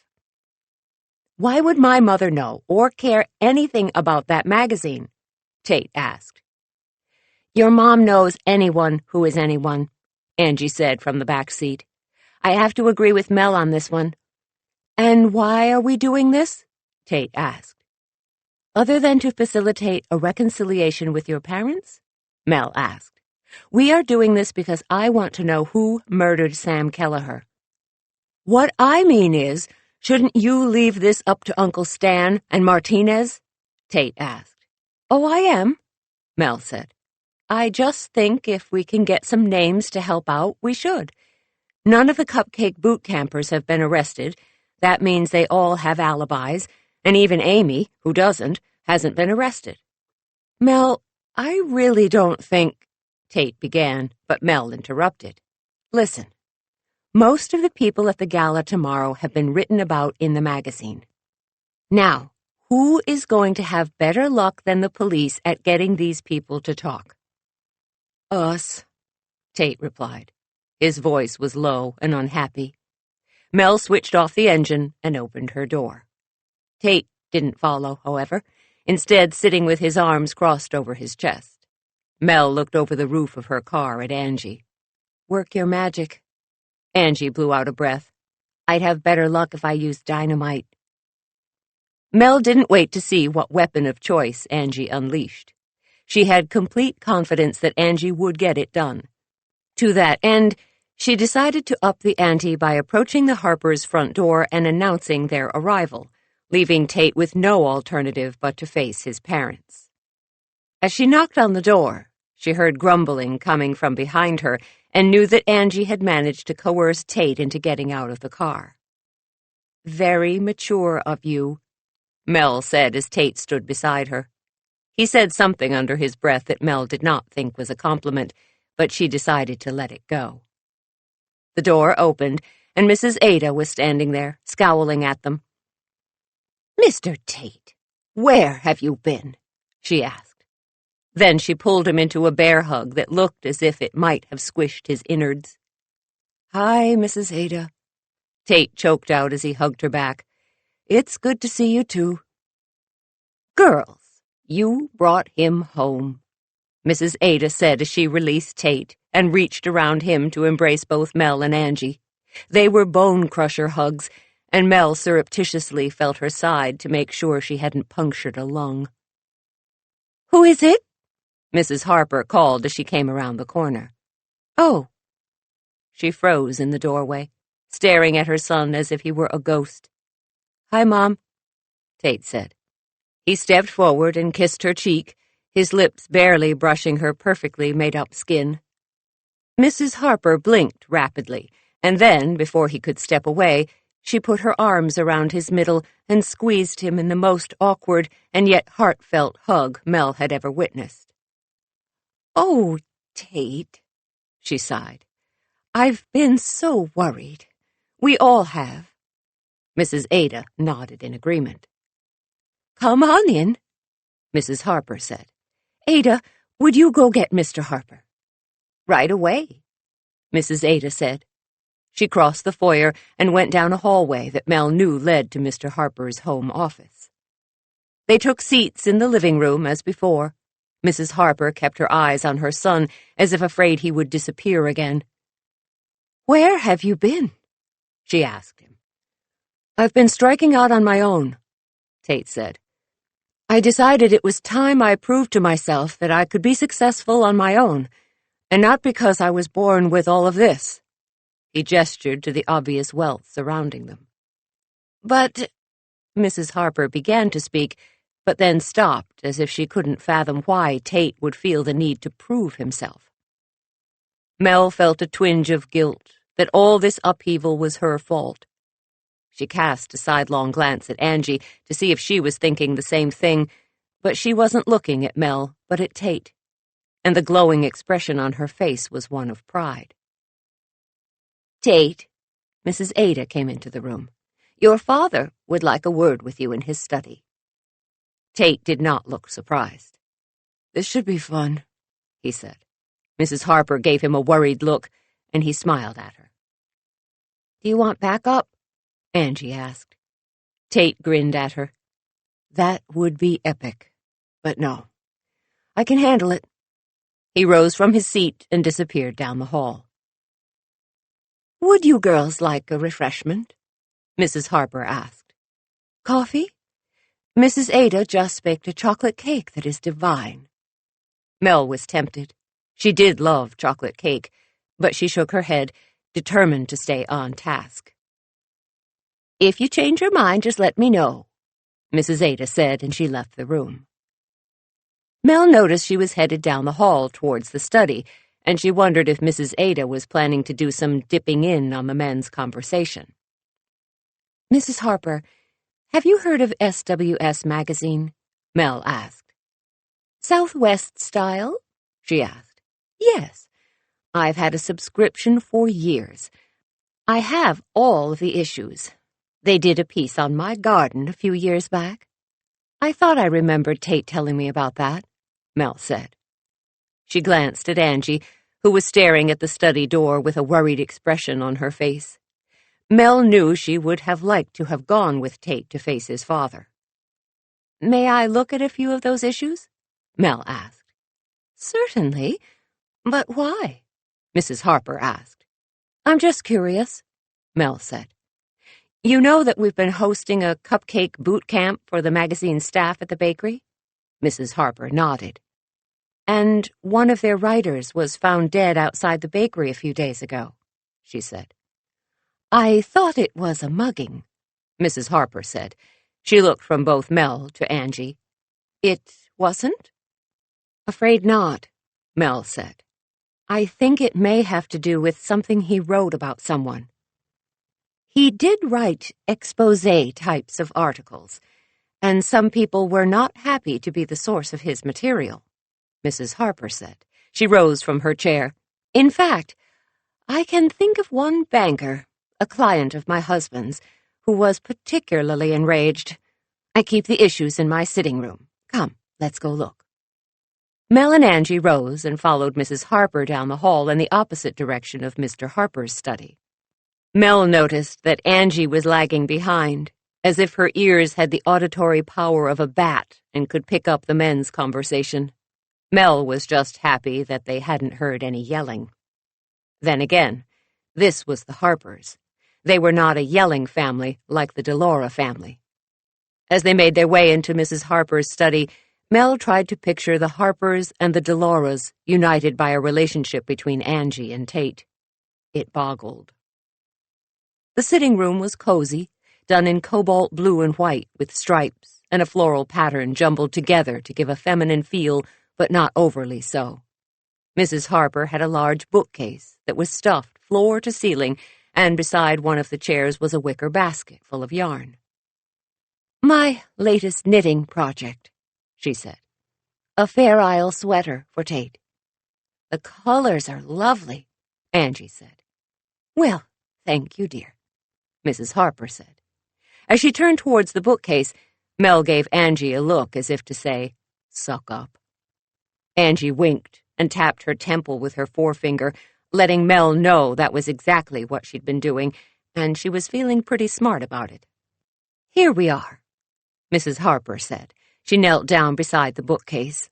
12 years of the magazine. She pulled out the earliest box and took out the first issue.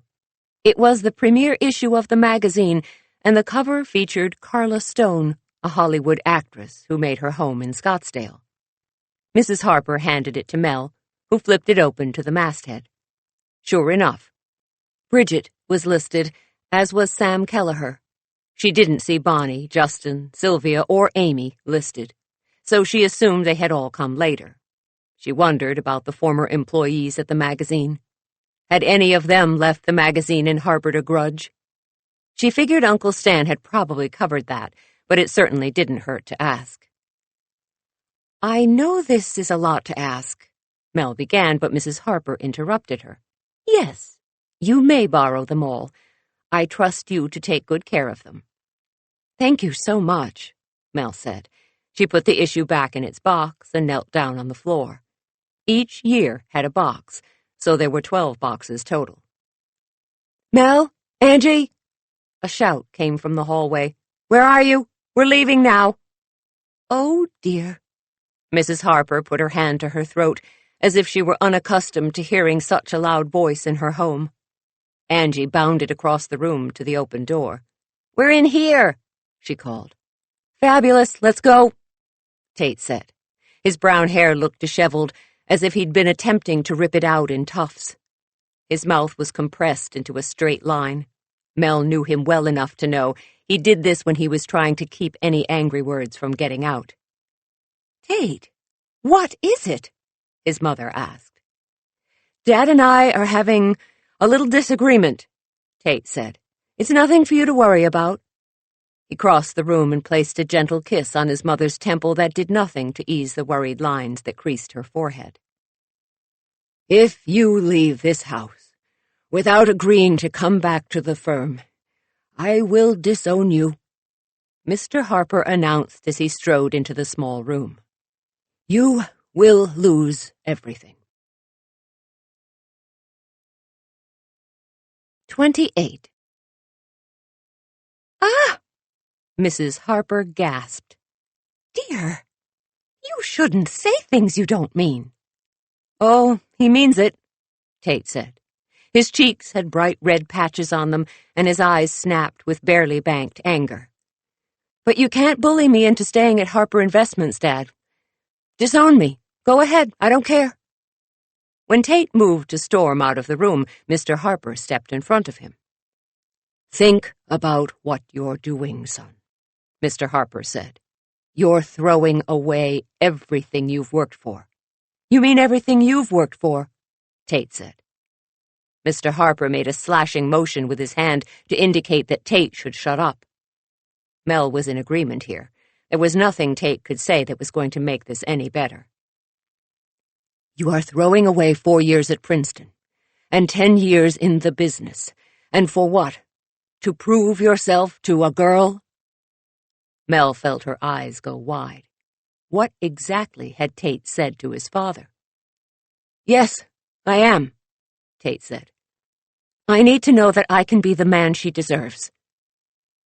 "She's not even your social equal," Mr. Harper raged. He waved a dismissive hand at Angie, and Mel felt a flash of rage light up inside of her that was so hot and fierce she was afraid she might torch the place if she opened her mouth. "You're right," Tate said. Angie hung her head, looking ashamed, and Mel gasped. How could Tate be such a snob? Now she wanted to punch him in the nose. She wrapped an arm around Angie and pulled her close. She started to lead her towards the door, away from this horrible scene. "She's not my social equal," Tate said. "She is far superior to me in every way, and much more than I deserve." Angie stopped in her tracks and turned to look at Tate. He reached out and grabbed her hand. He gently tugged Angie away from Mel and brought her close to his side. Then he gazed at her with a look of such tenderness and devotion that Mel felt her anger evaporate. Her throat got tight, and she glanced at Mrs. Harper to see that her eyes had gotten misty as well. "Well," Mrs. Harper sniffed, "I think you've done enough damage for one evening, husband. You may now go back to your study and brood about it." "But," Mr. Harper protested. Mrs. Harper held up her hand. "No? Don't bother. I am not speaking to you. Go away."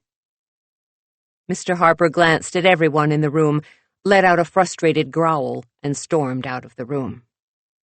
Mrs. Harper stepped forward and put her right hand on Tate's cheek and her left on Angie's. "It's a perfect match, if you ask me, and I couldn't be happier." Angie blushed, and Tate grinned. "Thank you," Angie said, "but I don't want to cause trouble within your family." Mrs. Harper took Angie's hands in hers. "Mr. Harper has obviously forgotten that he is not my social equal. I come from old money, and he comes from no money. Ironic that he is now the bigger snob, isn't it?" "I didn't know that," Tate said. "I always thought the Harpers were wealthy back to the Mayflower." "Oh, please. Dirt farmers at best," Mrs. Harper said. "Early on, your father hired a company to have his image overhauled, and I think he has quite forgotten his roots." "I had no idea. I'm stunned," Tate said, "as most people would be, which is why your father is so private about his background," Mrs. Harper said. "Your father tells everyone that we met at the country club. What he doesn't say is that I was there taking tennis lessons and he was there on the landscaping crew." Tate's jaw did a slow slide open. "When we fell in love, my parents forbid me from seeing him. He had to bust his butt to win my father's approval. I wouldn't have it any other way for my son." She let go of Angie's hands and said, "Make sure he's worthy of you." With that, she left the room, leaving the three of them to stare at one another in amazement. "The entire foundation of my life has just crumbled," Tate said. "This is incredible," Angie said. "Yeah," he nodded. "Well, I'd love to stay here and distill this new information, but we've got to go. Come on," Mel said, realizing Tate was too stunned to move. "Help me with these boxes." "Boxes?" he asked. "Yes, your mom is letting me borrow her magazines," Mel said. "I want to read up on Sam's articles in SWS." "Mel, don't you think the police have already done that?" Tate asked. "Of course they have," she said, "but they're not baking cupcakes all day long with the staff and getting to know them, are they?" "No," Tate agreed. "Still, I get the feeling that Uncle Stan will be so unhappy about this." "I disagree," Mel said as she handed him 4 of the boxes and then turned to do the same to Angie. "If he really didn't want my input, he never would have allowed us to continue the cupcake boot camp." "You have to give her that one," Angie said. Very reluctantly, Tate agreed. Mel scooped up the last of the boxes, and Tate led the way out of his mom's sitting room and through the house. Mrs. Ada met them at the door. "I am so proud of you, Mr. Tate," she said. Tate looked pleased and leaned down to kiss her cheek. "Thanks, Mrs. Ada," he said. She then put a brown paper sack on top of his armful of boxes. "I packed you each a piece of my chocolate cake," she said. "You earned it." She patted both Angie and Mel on the arm as they trooped out the door and shut it behind them. "Good old Mrs. Ada," Angie said. "I knew she wouldn't let us leave without cake." Mel and Captain Jack sprawled out on her futon. Captain Jack was attacking his catnip mouse while Mel read through the back copies of SWS. She didn't know what she was looking for exactly, but after several issues, she was beginning to understand Sam Kelleher, the journalist, very well, with just glimpses of Sam Kelleher, the man, mixed in. His writing chops were exemplary. He pulled the reader into his stories with short, smart bursts of description that engaged her as a reader and made her want to know more. His profiles were carefully constructed deconstructions of the person of whom he was writing. Occasionally, he wrote pleasant pieces about genuinely nice people doing nice things. But mostly, his work was about not nice people doing very bad things, and Mel could tell he delighted in being the one to bring them down. What amazed Mel was that, although Sam had done the occasional nice interview, it was very apparent that he liked to expose people's dirty, dark secrets, like the banker who was having an affair with his wife's sister and was so obvious about it that everyone interviewed already knew, including the wife. Other stunners included the world-famous environmentalist who traveled by private jet and lived in a McMansion on the side of Camelback Mountain, where he'd installed $40,000 worth of rare teakwood flooring. Sam had eviscerated him in the interview and then had included a picture of the man posing in his opulent home. As Mel read the articles, she couldn't help but be stymied that the people agreed to have Sam write about them. Had they not read the magazine? Or was their vanity such that having an article written about them overrode their common sense? She was a third of the way through the magazines when her cell phone chimed Tara's theme. She wondered if it was time to change it. She needed a different classic movie theme, maybe Rocky or the Pink Panther. She looked at the display and saw Joe's name. Her breath hitched, and she hurriedly answered. "Hello?" she said. "Hi, Cupcake," he said. "How goes boot camp?" "Good," she said. "I think we're going to slide in sideways on our buttercream, but we'll make it to the gala." He chuckled, and Mel felt the warm, gravelly sound all the way down to her toes. She missed him. She hadn't really taken the time to think about it since their tiff, but she missed him a lot. "I'm sure you and your cupcakes will be as amazing as usual," he said. "Thanks," she said. There was a beat of awkward silence, as if neither of them were willing to break their tenuous connection by bringing up the unresolved issue between them. "I miss you," Mel said. Joe sighed. "I miss you, too."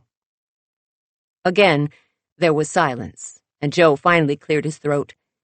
"Promise me you'll be careful until the killer is caught." "I promise," she said. "Besides, I have Captain Jack with me, and Tate is now living in Oz's truck in the parking lot, so I feel pretty well covered." "I heard about Tate," he said. "The brothers have heard about him, too." "Uh-oh," Mel said. "Do tell." She relaxed back into the cushions. Talking about the brothers with Joe was familiar ground, and she smiled as she pictured Joe sprawled on his couch, debating what to do with his pack of crazy siblings. Joe was the middle of Angie's 7 older brothers, and for all intents and purposes, he was the voice of reason amongst them. "Well, Dom and Sal think he's certifiable," Joe said. "Tony and Ray don't say it out loud, but I think they admire him for walking away from his fortune to prove himself." "What about Al and Paulie?" she asked. "Haven't heard from them yet," Joe said, "but I expect there will be a split decision." "And what about you?" she asked. "What do you think of what Tate's doing?" "I think he's doing it right," Joe said. "I think he's smart to do what he needs to do to make sure he's ready to be with Angie." There was a pause, and then he asked, "Is that why you want to wait on getting married? You want to be sure?" Mel stifled a groan. They had been doing so well. Why did he have to go and mention the marriage thing? "Joe," she began. "No," he interrupted her. "Forget I said anything. I'm just trying to understand." "I know," she said. "And I know my not wanting to get married makes no sense to you, but I can't explain it any other way. I really and truly do not want to get married." It came out a little harsher than Mel had intended, and she knew from the weighted silence pulsing between them that she had offended him, again. "It's late," she said. "I better let you go." "Yeah, okay," Joe agreed. "Call me if you need me." "I will," she said, "and the same goes for you." Their goodnights were stilted, and Mel had a feeling that they were never going to get past this. It made her feel miserable, but she didn't know what else to do. She didn't want to lose Joe, but she didn't want to marry him either. What a mess. To distract herself, she pulled another pile of magazines out of the box and began to read. She had a piece of scratch paper and a pen beside her, and every time she came across an article where Sam filleted someone, she wrote the name down. She knew that both Martinez and Uncle Sam had probably already been down this list. But still, she was working with the staff of the magazine. Maybe she could learn more from them than the police could. At the very least, it kept her from brooding about the disaster that was now her personal life. Captain Jack stretched his full length and let out a big yawn.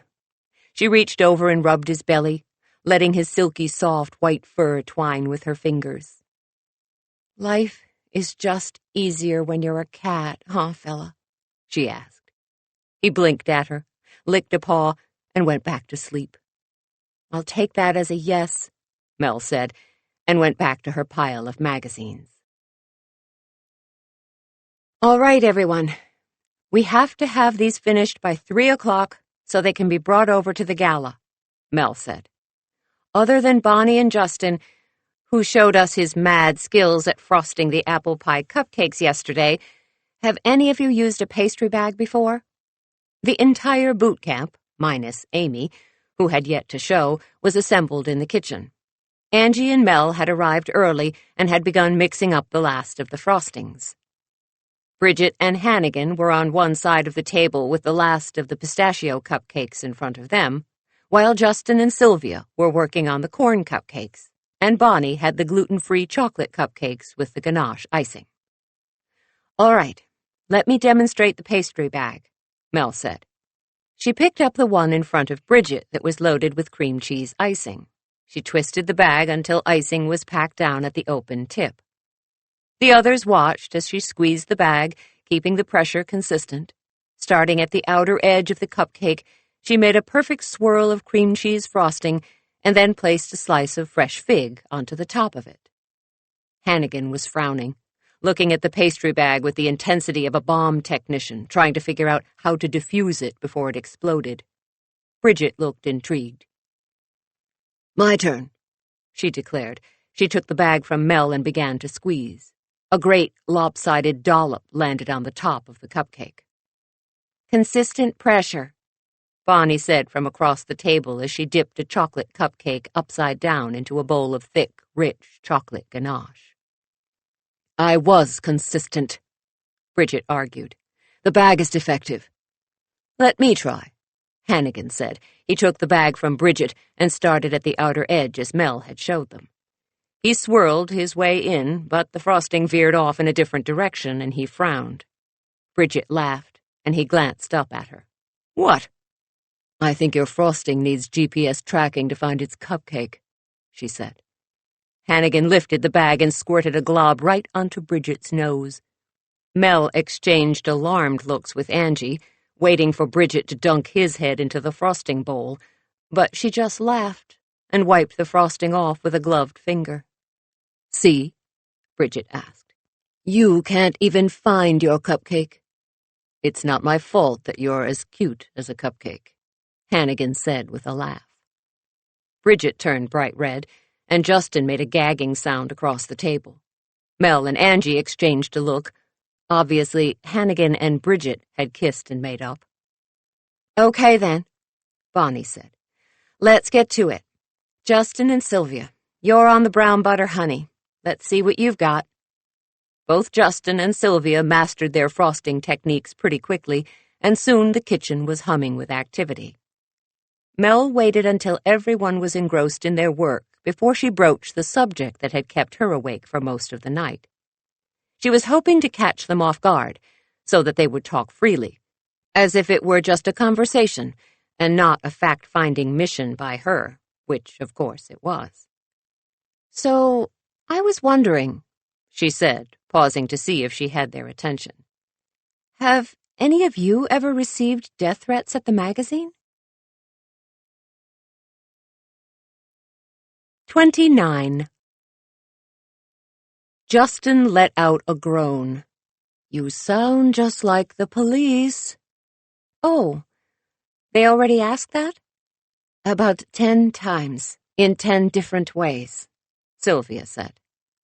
"Well, did you?" Angie asked, looking curious. "I have gotten a few," Bridget said. "I always keep a record of them. And I turned them over to the police when they came into the offices and took Sam's computer." "Do you know if he'd gotten any threats?" Mel asked. "Oh, yes," Bonnie said. "Sam took those as compliments to his journalistic prowess." "Stupid," Sylvia said with a shake of her head. "If he wasn't so vicious, he'd probably be alive now." "That's harsh," Hannigan said. "Sam was a journalist. He was doing his job." Everyone turned to look at Sylvia, and she shrugged. "Do you think it was someone he wrote about who murdered him?" Mel asked. "Maybe someone who wanted revenge?" "It seems like suing the magazine for libel would be more effective," Justin said. "Unless what he wrote was true," Bridget said. "Sam didn't slander anyone. Ever. He was a journalist to the core. He only printed verifiable facts." "Maybe he should have been more careful about what facts he printed," Angie said. Mel fished a piece of paper out of her apron pocket. "I have a list of names," she said. "Can you tell me if you think the people on this list were capable of murder?" Everyone stopped what they were doing to stare at her. "Where did you get that list?" Justin asked. "I stayed up late reading 12 Years of SWS and noting the name of anyone who might have had a grudge with Sam," Mel said. "So, how about Blaze Stevens?" "Oh, the environmentalist," Bridget said with a small nod. "The nonprofit booted him, but he became a pitchman for the shopping network. Apparently, he has consumption issues. He was mad, but I think he actually landed in a better spot after the article." Mel scratched his name off the list. "Okay, then. How about Patrick Cleary?" she asked. "The banker?" Justin asked. "Oh, yeah. He lost everything, including his bank in the divorce." "He did leave a few tasty voicemails and emails for Sam," Bonnie said. "But then he moved to Costa Rica and became an expat. I heard he has a thriving investment business down there now." Mel scratched that name off her list as well. "All right," she began, but Sylvia cut her off. "Are we really going to discuss every person who might have had an issue with Sam? I mean, don't we have a bigger issue to deal with right now?" "A bigger issue than murder?" Mel asked. Everyone was silent, and Mel got the feeling that her lack of sleep was causing her to fixate on finding Sam's killer with an intensity that the others found off-putting. She glanced at Angie, who was looking at her in concern. "I have to agree with Sylvia," Bridget said. "But," Mel protested. "No. We need to focus on the gala and the memorial to Sam we're including," Bridget said. She gave Mel a kindly look. "I know you want to help, but solving his murder is really up to the police, and today I want to focus on celebrating his life." "She's right," Hannigan agreed. "They've got his computer. I'm sure they have a much better record of the stories he wrote, the impact they had, and who wanted him dead because of them. And they have the manpower to find those people and arrest them," Justin said. "I know it must be creepy for you to have had a killer right outside your bakery, but the police will find them." Mel wanted to argue that together they could whittle down the list of names to give to the police, but she could see that no one wanted to have this conversation.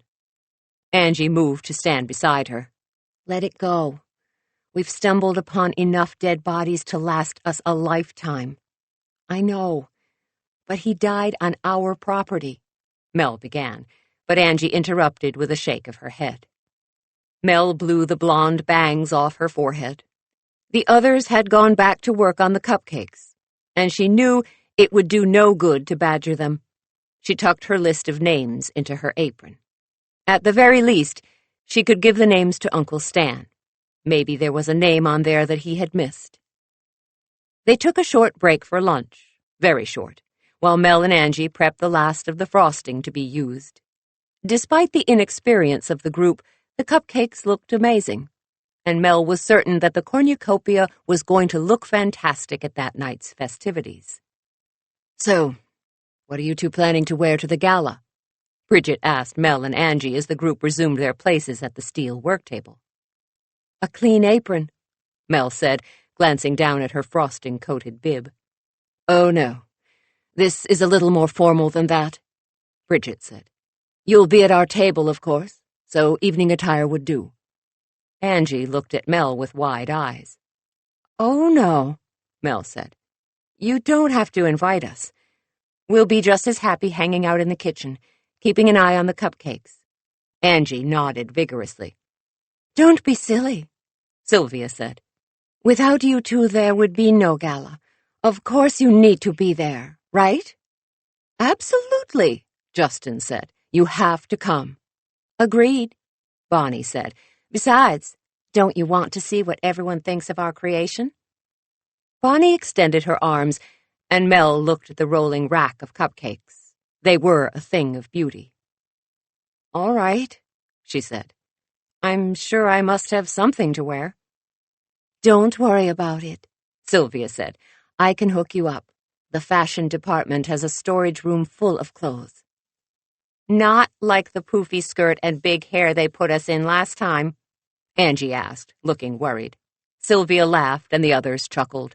No, I promise. Mel and Angie stood patiently while Sylvia quickly took their measurements with the tape measure she always carried in her purse. Then she shut herself in Mel's office while she talked to her assistant on the phone, instructing her on which dresses to bring by the bakery for Mel and Angie.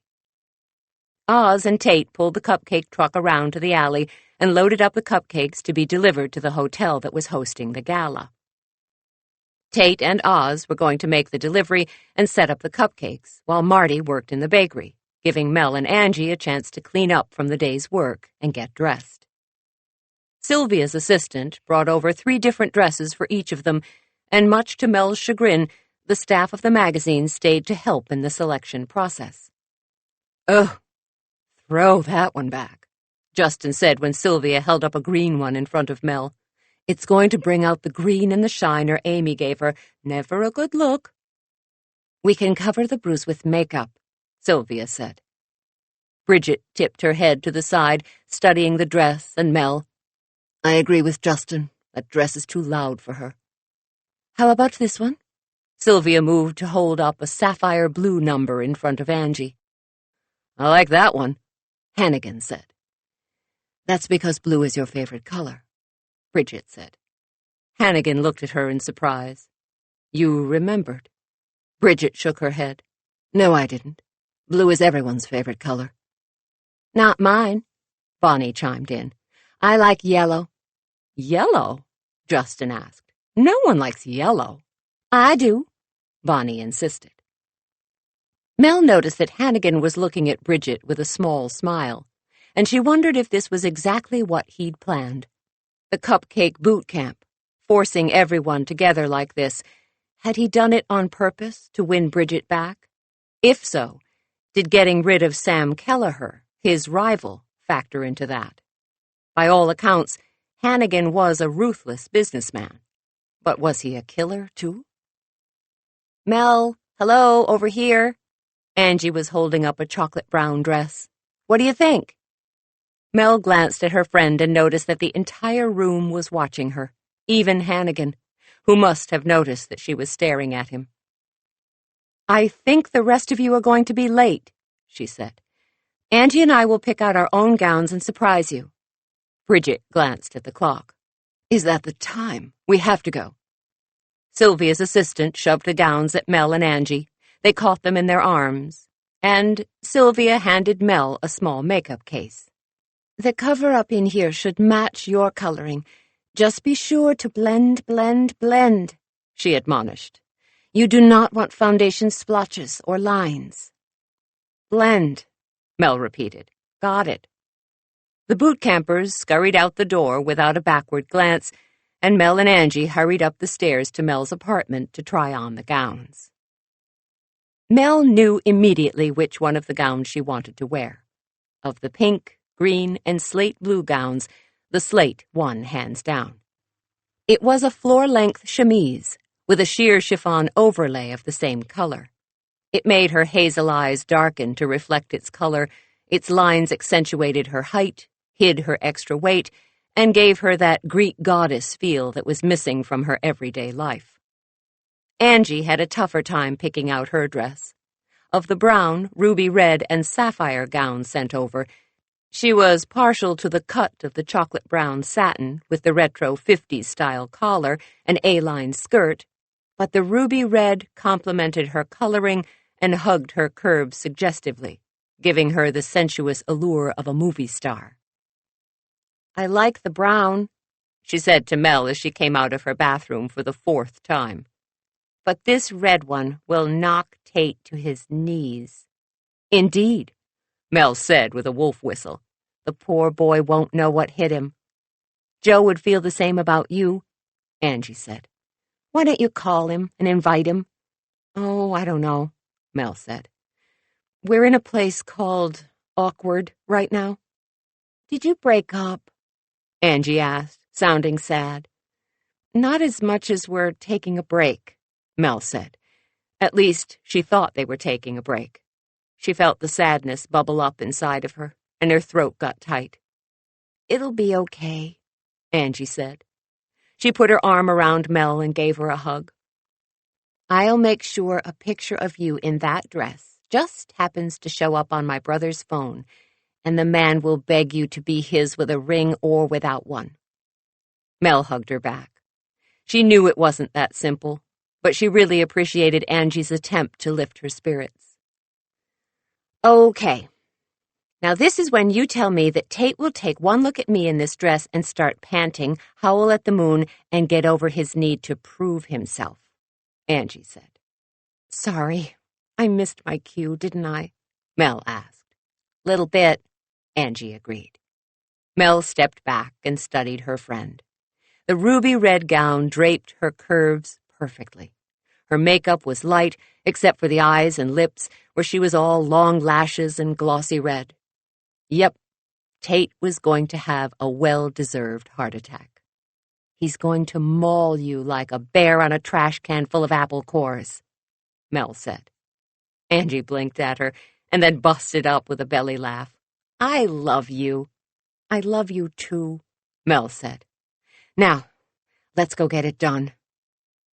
On the way down the stairs, Mel stopped in the bakery's kitchen to retrieve the list of names she'd created from the magazine. She'd left it in her apron, which rested on its hook by the door.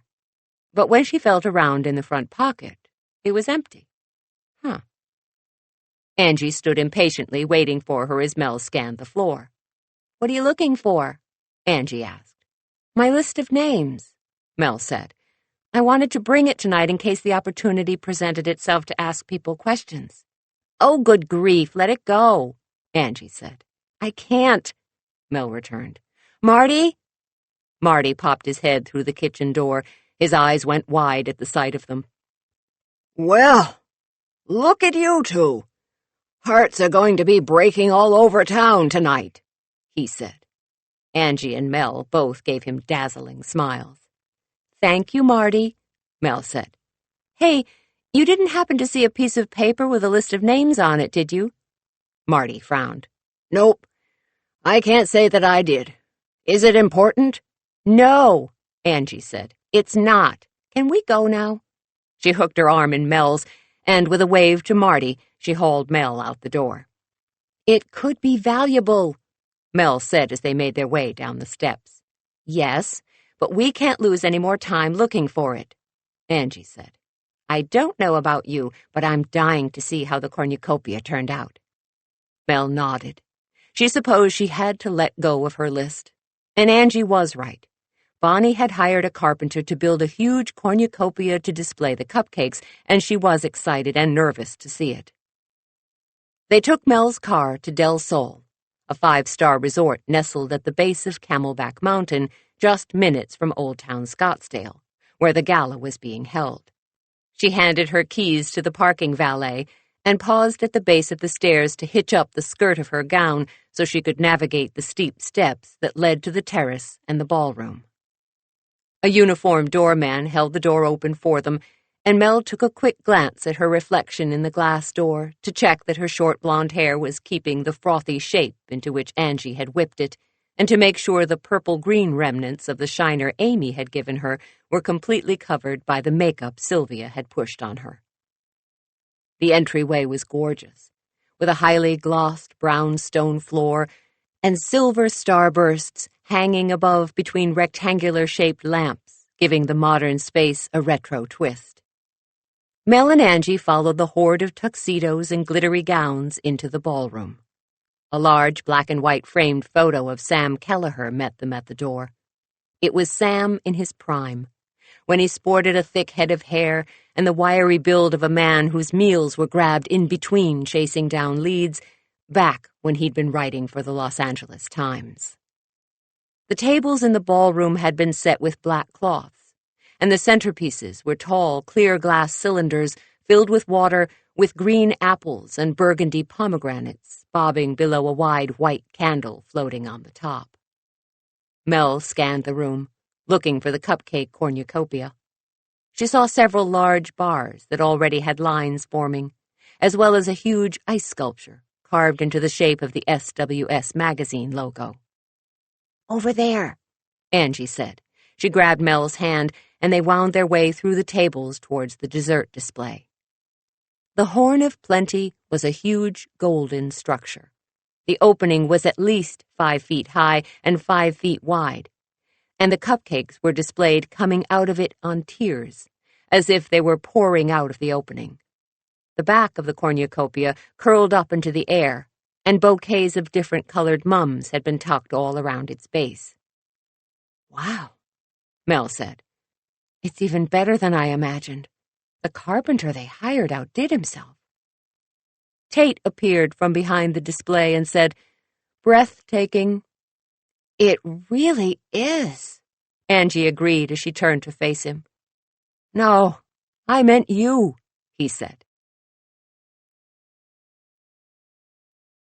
30. Angie flushed the same color as her dress, and Tate, who was still in a t-shirt and jeans with his bakery apron over them, held out his arm to her. "Walk with me?" he said. Without a word to Mel, Angie took his arm, and they walked off with their heads pressed together. A sharp pang of envy stabbed Mel, not because she didn't want Angie and Tate together, but because she wished things were as simple between her and Joe right now. She wished he were here. But she had run him off by not wanting to get married, and now she had to live with it. "Mel!" A voice called her name, and she turned to see Uncle Stan making his way across the room towards her. He gave her a once-over and grinned. "Wow.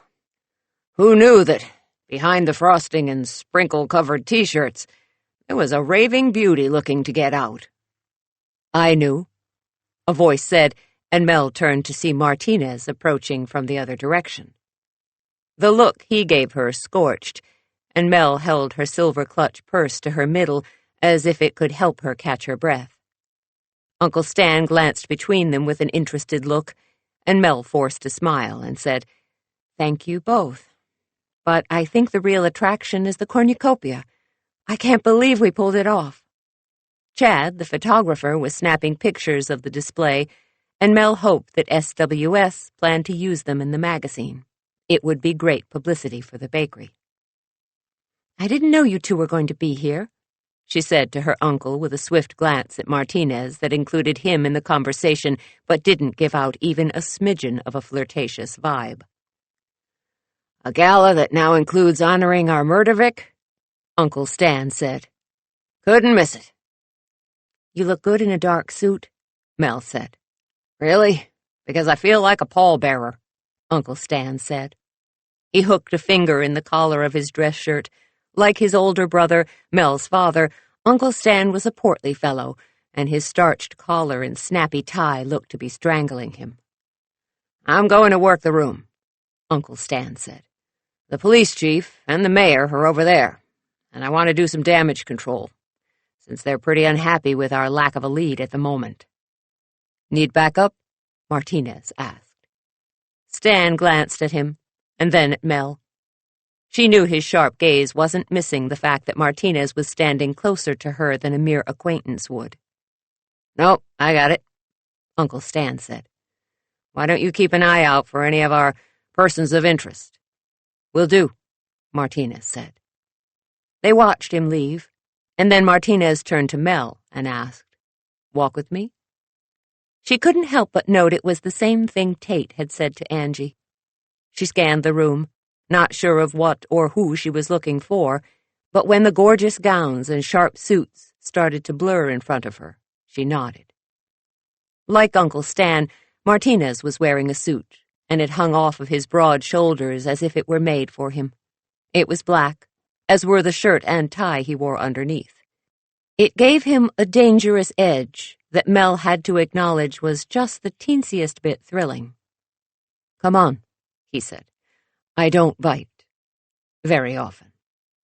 Mel let out a nervous laugh and walked beside him as he led her out the door to the patio outside.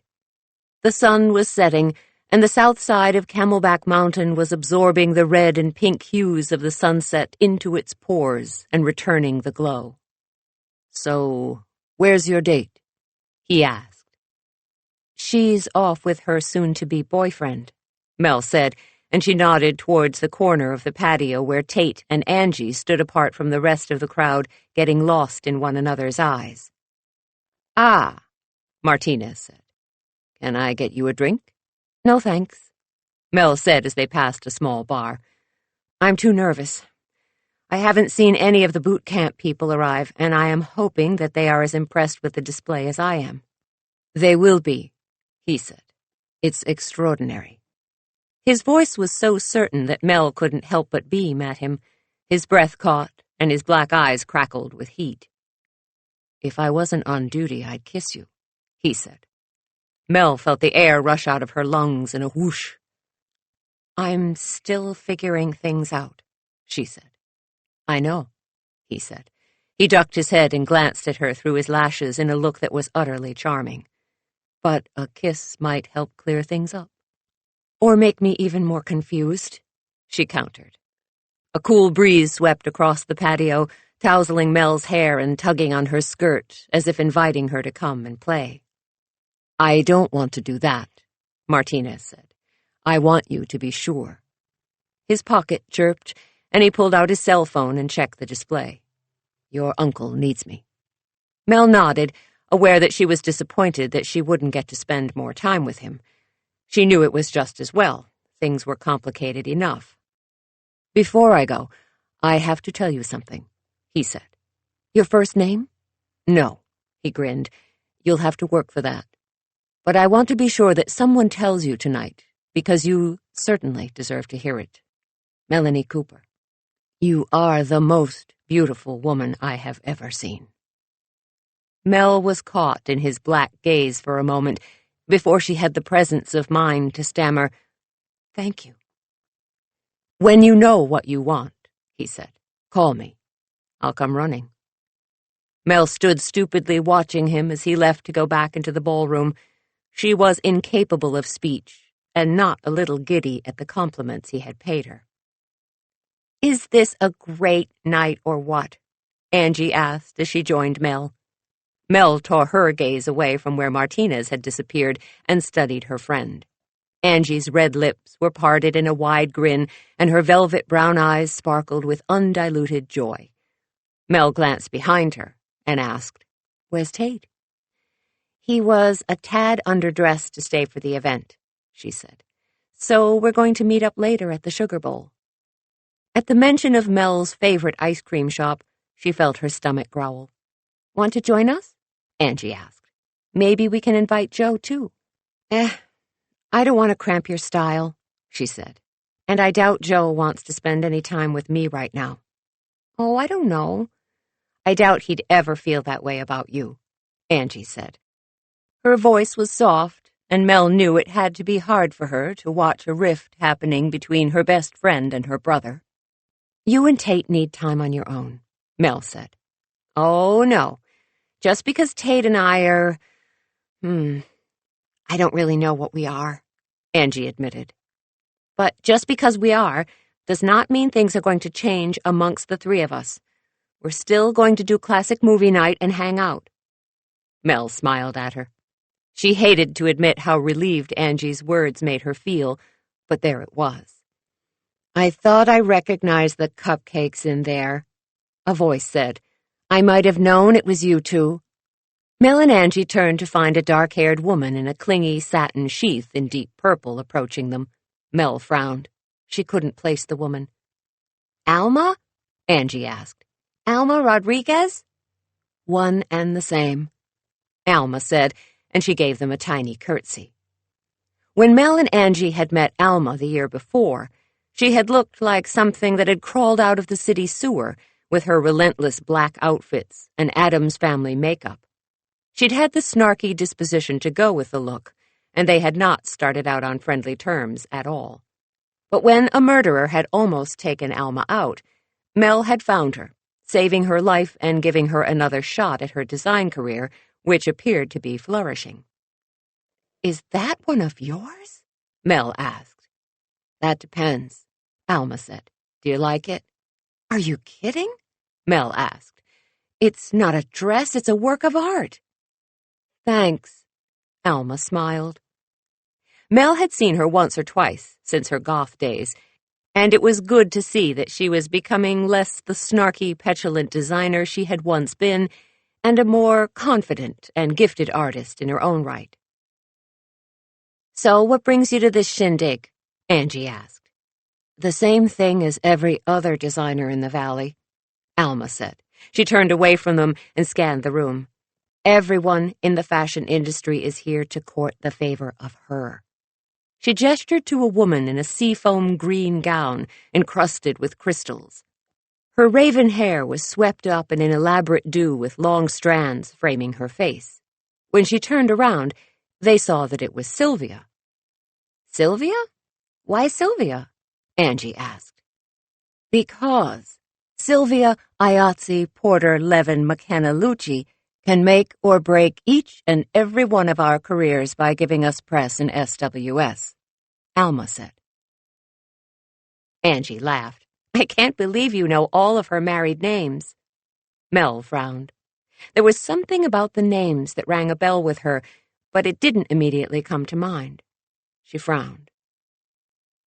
I heard she was at Bruno Cassio's the other night being wined and dined, Mel said. Probably you need to do something like that to get in her good graces. Now Alma frowned. I was at Bruno's the other night. I didn't see her. It may have been a different night, Mel said.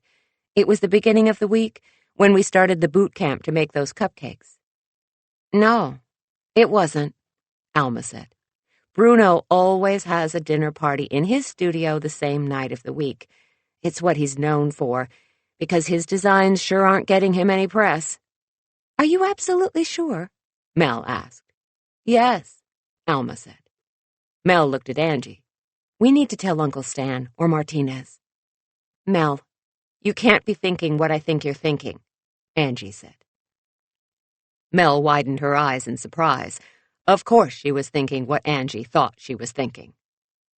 Oh, excuse me, Alma said, obviously not listening to them. I see an opportunity to schmooze. Mel and Angie watched Alma strut away with her purple gown trailing behind her. She approached Sylvia, who greeted her with a smile and an air kiss. There could be a million reasons why Sylvia said she was at Bruno's when she wasn't, Angie continued. I really don't think it is as big a deal as you're thinking it is. Angie, she lied about her whereabouts on the night of a murder, Mel said. That is a big deal. We don't know that she lied, Angie argued. Maybe she and Alma just missed each other. Mel glanced around the room and noticed that there was a bit of a hullabaloo at the entrance. Bridget and Hannigan had arrived together. There was a swarm of VIP-type people around them, and Mel looked for Martinez or Uncle Stan to be among them. No such luck. "Is that the mayor?" Angie asked. Mel squinted. It did look like him. Oh, boy. "Come on," she said. "We need to talk to Bridget." "Now?" Angie asked. "Can't it wait?" At that moment, Bridget saw Mel through the throng on the patio, and she smiled. She turned and said something to Hannigan, and he nodded while she extricated herself from the group and approached Mel and Angie. "Uh-oh. Do you think she hates the display?" Angie asked. "No," Mel said. "It's fabulous. If anything, she's coming to praise us to the skies." Angie turned her head to look at her. "Do you really believe that?" "No, but reality is highly overrated," Mel said. "Agreed," Angie said. They braced themselves for Bridget's opinion of the display. Much to their shock, Bridget grabbed their hands in hers and gushed. Yes, gushed. "It is fantastic," Bridget said. "Our cupcakes look amazing in the cornucopia. It's brilliant, positively brilliant." "Thank you," Mel said, her voice weak with relief. Bridget laughed. "Were you worried I was going to trash it?" "No," Mel and Angie said together, and they both added, "Yes." Bridget let go of their hands and heaved a sigh. "I'm sorry if I've come across as an ogre."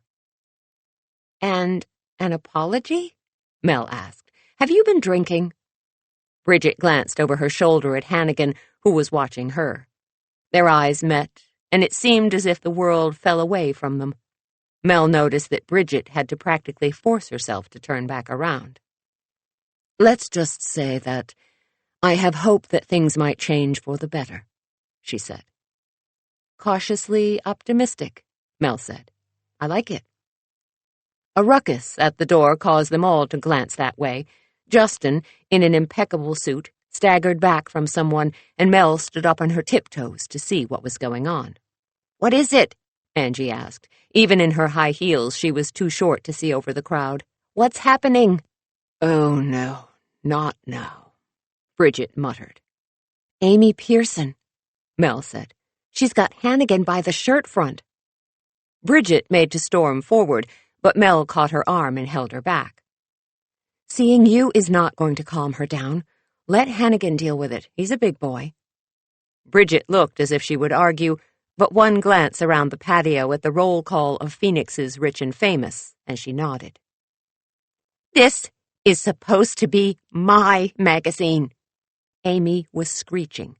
"You promised." Hannigan barked something that sounded like a threat, but Amy was obviously beyond caring. Mel noticed that both Martinez and Uncle Stan had moved to the edge of the gathered crowd, as if prepping themselves to move in. Amy's long brown hair was in a tangle, and the frothy peach-colored gown she wore was sheer and low-cut. Mel assumed it was supposed to be a mix of demure and slutty, but given that she looked 3 sheets to the wind, it really just looked slutty and sad. Justin had hooked her about the waist and was trying to remove her forcibly from the patio. "You said that if I got rid of Sam, you'd give me the magazine." Amy continued to shriek. "I want it now. We had a deal. I took care of Sam. Now give me my damn magazine and fire that old cow." 31. As Justin hefted her into the air to haul her away, Amy pointed a sparkly polished finger at Bridget, who cast a stony glance in return. The crowd parted, and Justin took the still shrieking and kicking Amy from the patio. Mel sort of hoped he would dump her in the pool to cool off, but given the expression on Uncle Stan's face, she was going right into a police car for questioning. Martinez followed Justin and his armload of furious female, while Uncle Stan spoke quietly but firmly to Hannigan, who cast a worried look, at Bridget before he nodded and followed Uncle Stan through the doors. Mel studied Bridget. Despite her emotionless appearance, Mel could see by the pallor of her face that Amy's accusation had rocked her. Had Hannigan made a deal with Amy that if she got rid of Sam, he would give her the magazine? Had his jealousy of his rival for Bridget been that great? It appeared so. Come on. Sylvia hurried over to join them on the patio. Let's get you out of here. The dinner should be starting in 15 minutes. Bridget protested. I need to keep up appearances. Mel and Angie can hold down the fort while you take a few minutes to get yourself together, Sylvia assured her. Follow me. Bridget glanced at Mel and Angie. Do you mind? Her usually strong voice sounded breathless, and Mel had no doubt that the scene with Amy had knocked the wind out of her. Of course we don't, Bonnie said as she joined their little group. Go. Sylvia led away Bridget, who, to her credit, managed to smile and wave at people as if nothing were amiss. Wow, Angie said. You said all along you had a funky feeling about Amy. She's pathologically ambitious, Mel said. But murder? That brings it to all new levels. Come on, Bonnie said. Let's start leading folks into the dining room. Bridget's a pro. She'll rally and get back here. The three of them split up, and together with the waitstaff, they managed to encourage the crowd, which had gossip moving through it with the heat and power of a wildfire, into the ballroom. Mel caught snippets of the rumors, most of which were that Amy had confessed to murdering Sam Kelleher at the behest of Ian Hannigan. Mel was shaken. She had to admit it. She'd had a bad feeling about Amy, but the fact that she'd committed murder? It was a stunner. To take another person's life was the worst crime a person could commit, and to do it for a career. It made Mel queasy to think that someone could be that much of a sociopath, and it was especially disturbing since Amy had done it just outside of Mel's place of business. The crowd took their seats as dinner was served. Mel kept glancing at the door to see if Bridget was on her way. 10 minutes passed, then 15. Mel wondered if Bridget had decided to abandon the party. She could hardly blame her. The crowd seemed to be buzzing with the same speculation. We need to do something, Bonnie whispered. Justin, can you give the opening speech? Me? Justin glanced up from where he was pushing salad around his plate like it was a race between the lettuce and the croutons to lap the dish. You're higher up on the magazine than me, Bonnie said. It would be a good move, Angie said. Just give them a short welcome address. Justin glanced around the room and straightened his tie. Fine, but could someone please go and see what is taking Bridget so long? I'll go, Mel said. Hurry, Justin whispered, and Mel rose and hurried out the side door and back out to the patio.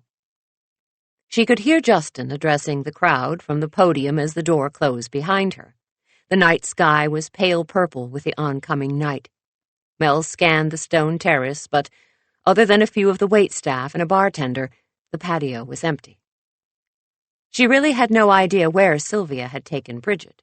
She'd been hoping to find them on their way back, but no. She hurried over to the bartender. "What can I get for you, miss?" he asked. He was older, with thick gray hair and a neatly trimmed gray mustache. Is there a small meeting room around here where people could go to compose themselves? His eyes narrowed in concern, and Mel said, "Oh, not for me, I'm fine. I'm looking for someone else." He raised one eyebrow in a skeptical look, and Mel felt her stomach plunge into her feet. If his hair and mustache were black, he would be a ringer for Christopher Iozzi, one of the subjects of Sam's articles in SWS. Iozzi? Mel felt her breath stall in her lungs. That was why Sylvia's name rang a bell. She had to be related to the Iozzi family. What had happened to Iozzi? Mel banged on the top of the bar. She had read so many articles of Sam's that they had begun to blur in her head. The doors to the ballroom opened, and Ian Hannigan strode out. He crossed over to Mel and asked, "Where's Bridget?" "What happened? I thought you were arrested," Mel said. "No." I never told Amy to kill Sam. He rubbed a hand over his eyes. I just encouraged her to get him to fall in love with her, he said. She finally admitted as much, but the detectives are still questioning her over in some meeting room about his death. Ayazi, Mel said. who was he? What? What are you talking about? Hannigan asked. I have to find Bridget. I have to explain. No. Mel grabbed his arm. I can't remember the story Sam wrote, but it's critical. What happened to Christopher Ayazi? Hannigan must have seen how serious she was, because he blew out a breath and said, Ayazi fancied himself an entrepreneur, but he was really a mobster. He got snagged in a drug bust, and Sam exposed his long association with the mob. It ruined him. Oh, no, Mel said. She remembered now. She closed her eyes and pictured the grainy snapshot of Ayazi coming out of the courtroom, glaring at the photographer with his left eyebrow up in a contemptuous glance. He went to prison, where he was murdered in his cell by another mobster, she said. That's right, Hannigan said. But what does that have to do with Sylvia Ayazi, Porter, Levin, McKenna, Lucci, Mel said.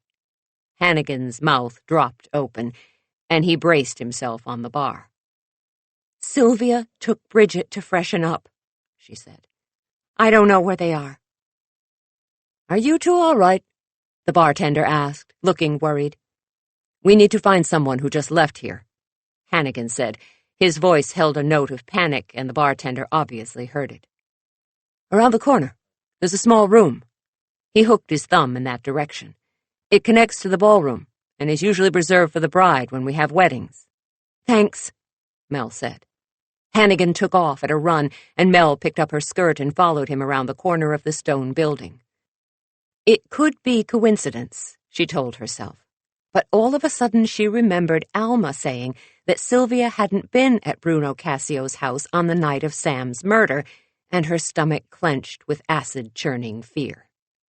A metal door, painted to match the stone around it, was set into the wall. Hannigan grabbed the handle and tried to wrench it open, but it was locked. Mel banged on the door with her fist. Sylvia, open the door, she ordered. I know what you're doing. You have to stop. She could hear voices inside, but they were muted into indistinct mumbles. She exchanged a glance with Hannigan. He pushed her back and began to shove into the door with his shoulder. I'll get help, Mel said. Suddenly the door swung in, and Hannigan stumbled forward, unable to stop his momentum.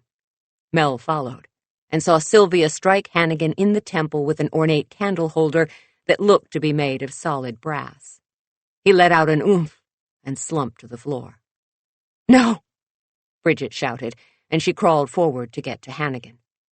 Mel stepped back, planning to run for help, but Sylvia was too fast for her. She grabbed Mel's arm and yanked her into the room, then turned and slammed the door shut, trapping them. 32. Sylvia, Mel panted. You need to think about what you're doing. Oh, I can assure you I've thought about it, Sylvia said. She pointed the candle holder at her and paced around them like a lioness sizing up a herd of antelope. I've thought, and I've planned. Really, you have no idea. Mel, we need help, Bridget said. Ian's bleeding.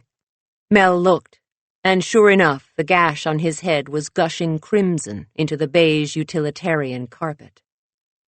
There is no one to help you, Sylvia said. She glanced at Mel. Sorry, but you're unfortunately what they call collateral damage. Mel studied Sylvia's face. She could see the resemblance now in the nose and chin. Sylvia had to be Christopher's little sister. Your brother wouldn't want this, she said. Christopher didn't join the mob and earn a fortune so that you would end up with blood on your hands. He wanted better than that for you. Shut up, Sylvia screeched and pointed the candle holder at her like it was a gun.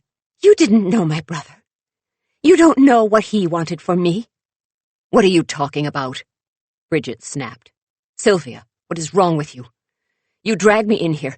You curse at me and tell me I've ruined your life, and then you strike Ian. What the hell is going on?" "Sylvia is an Ayazi," Mel said. "Related to Christopher Ayazi." "Christopher Ayazi?" Bridget asked. "The drug runner hiding under the veneer of a young entrepreneur.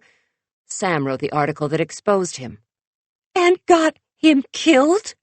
Sylvia screeched. "You and your magazine cost me my brother." Bridget rose, standing over Ian like a guardian angel. "Let Ian and Melanie go. They did nothing to you or your brother."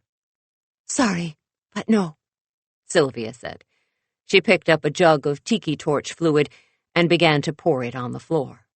She looked at Mel and shook her head. "Wrong place. Wrong time." "You will not do this," Bridget said, and she lunged for Sylvia. Knowing that they were about to be barbecued, Mel jumped with her. Surely, two of them could overpower Sylvia. Sylvia dropped the jug and swung her candle holder. It glanced off of Bridget's shoulder, and before Mel could move, it slammed into her temple. The floor rose up to meet her, and everything went black. It was the burn in her lungs that roused her. Mel felt as if her chest were on fire from the inside. She coughed and sucked in a breath, but it made it worse. She convulsed, feeling as if she were suffocating. Her eyes were filled with tears, and the smoke around her was as thick as fog, making it impossible to see. She tried to remember where the door was, but she had no idea which way she'd been facing when she'd fallen. When she tried to crawl forward, she noticed through her tears that the room was surrounded by a ring of fire. A sob constricted her throat, but she choked it down. She had no time to cry. She had to get out of here. She pulled her gown up past her knees so that she could crawl without getting stuck in her skirt. She inched forward until her hands touched the smooth fabric of a man's tuxedo jacket. She jumped back, and then realized it had to be Hannigan. She reached out and patted her way up the arm until she found his face. Through the tears that streamed from her eyes, she saw that he was still unconscious. "Hannigan," she croaked. "We have to get out of here." She shook his body. He didn't respond. She tried to drag him, but he was too heavy, and she couldn't get enough air into her lungs to give her the power to try. She couldn't leave him here to die. Adjusting her skirt to free her legs, she hunkered down on her knees and began to roll Hannigan in the direction that she hoped was the door. It was like trying to move a sack of cement. Grief welled up from the center of her being. She was going to die. She would never see Joe again. She would never look into his chocolate-brown eyes or feel his arms around her again. The pain this thought caused burnt hotter than the flames that licked and lapped at her skin, taunting her with her imminent demise. No. Mel refused to give in. She refused to let go of her life so easily. She wanted to laugh with Angie and Tate again, and cuddle Captain Jack. She wanted her mother to pester her with her silly worries, and she wanted to bake her cupcakes. She wasn't going to let go of all she held dear that easily. Mel crouched beside Hannigan. She lowered her shoulder and used her body as leverage. She managed to move him once, then twice. She had rolled him about 4 times when there was a crash behind her. Terrified that the ceiling was coming down, she spun to see 4 burly firemen and another man coming towards her. "Mel!" It was Martinez. He snatched her up into his arms, leaving Hannigan to the firemen, and raced out of the room with her. As soon as they reached the patio, he set her down and put the oxygen mask he'd been wearing over her face.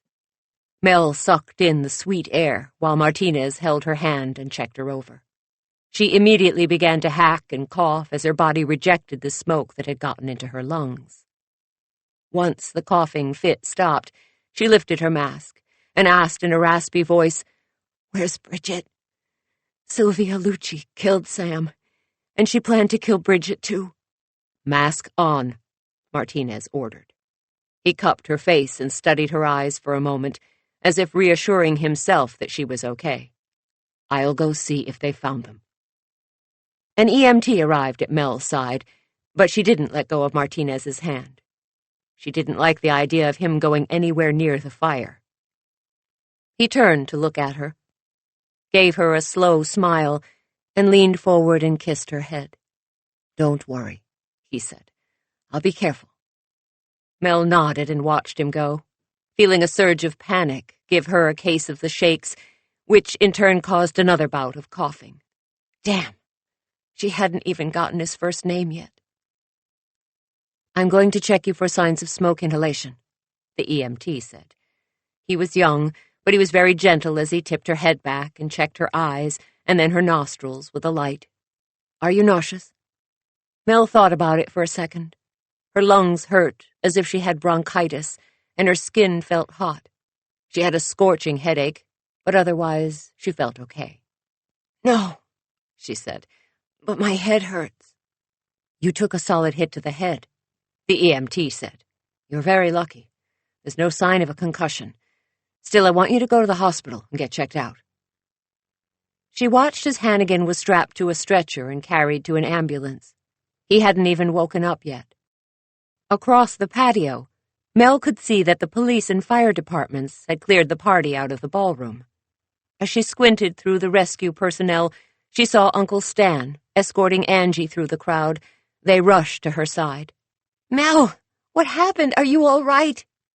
Angie looked frantic, and Mel had no doubt she was a sight. Both Uncle Stan and Angie knelt down to hug her, and the feel of their arms about her made Mel's throat get tight with unshed tears. There was a shout and a crashing noise. Several firemen backed away from the building, and Mel felt her chest compress, and it had nothing to do with the smoke. Where was Martinez? Had he gone back into the building after Bridget? Mel tried to stand, but Angie held her down. "No, there's nothing you can do," she said. They watched in horror as the firemen worked the hoses, trying to douse the flames before they spread to the bigger rooms. There was a shout, and then Martinez came out of the building, carrying Bridget McLeod. He collapsed onto his knees, a fireman catching Bridget before he dropped her. Moving faster than his bulky frame seemed capable of, Uncle Stan caught his partner before he hit the patio floor. The EMT who'd been checking Mel raced over to the two men, helping Uncle Stan with Martinez. Mel watched with her heart in her throat. Finally, Uncle Stan looked up and caught her eye. He gave her a nod, signaling that Martinez was okay, and Mel slumped back against Angie. "Can I take you to the hospital now?" Angie asked. Mel fell into a coughing fit that left her weak and with a pounding head when it was over. "Yes, please," she said. Angie helped her up, putting Mel's arm over her shoulder to brace her. As the EMTs worked on Martinez, putting an oxygen mask on him and tending to his burns, he glanced up and met Mel's gaze. She gave him a small smile, and he winked at her in return. "Take him to the hospital," Uncle Stan ordered, and the paramedics began to load Martinez onto a stretcher. Uncle Stan took Mel's other arm and helped Angie get her to a waiting squad car. "I'm going to have a squad car drive you over to the hospital, and I'm calling your mother." "No," Mel began to argue, but she started coughing. Angie stuffed her gown into the car after her and then climbed in herself. A uniformed officer was at the wheel, and Uncle Stan gave him a nod. Before Mel could offer up any other protest, they were on their way. Although Mel showed no signs of smoke inhalation, the doctors were worried about the knot on her head and admitted her for observation. Angie and Tate and her mother all hovered until the doctor noticed that Mel wasn't resting, and he shooed them all away. Mel hated that she didn't know what had happened to Bridget and Hannigan. She wondered if they'd caught Sylvia and how Martinez was doing. She tried to find her cell phone, but she suspected her mother had taken it. When her doctor came to check on her again, he was unhappy to find her awake and had the nurse give her a sedative. Before Mel could protest, she was zonked out in dreamland. Mel awoke hours later. Her skin felt tight and her chest was still sore, but her head had stopped pounding and was now a tolerable ache. She wondered if that was the pain meds or if she was just feeling better. She glanced around her room, surprised to find it was still dark outside. A snore brought her attention around to the chair by the window. Joe was asleep in a hunched-up position, being too tall for the chair. The sight of him made her heart flutter, just like always. She should have known he'd be here. That was so Joe. The curtain that closed off her half of the room was pulled aside, and to her surprise, Martinez hobbled in on a pair of crutches. He looked as bad as she felt, and she gave him a wan smile. "Are you okay?" she asked. "I'm better now that I know you're all right," he said. "You saved my life." Mel paused and then smiled as she added, "Manolo?" Martinez gave her a full-on grin. "You figured it out. How?" "I badgered the nurse until she found out how Detective Martinez was doing," she said. "And she reported back that Detective Manolo Martinez was going to be just fine." "Nice detective work," he said. "Just lucky," she said with a shrug. "Everyone calls me Manny," he said. "Manny," she repeated. "The name suits you." "I like hearing you say it," he said. They stared at each other for a long moment. Mel got the feeling they had a lot to talk about, but Manny glanced at Joe asleep in his chair.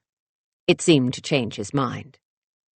"So, do your lungs feel like they've been scraped with a cheese grater?"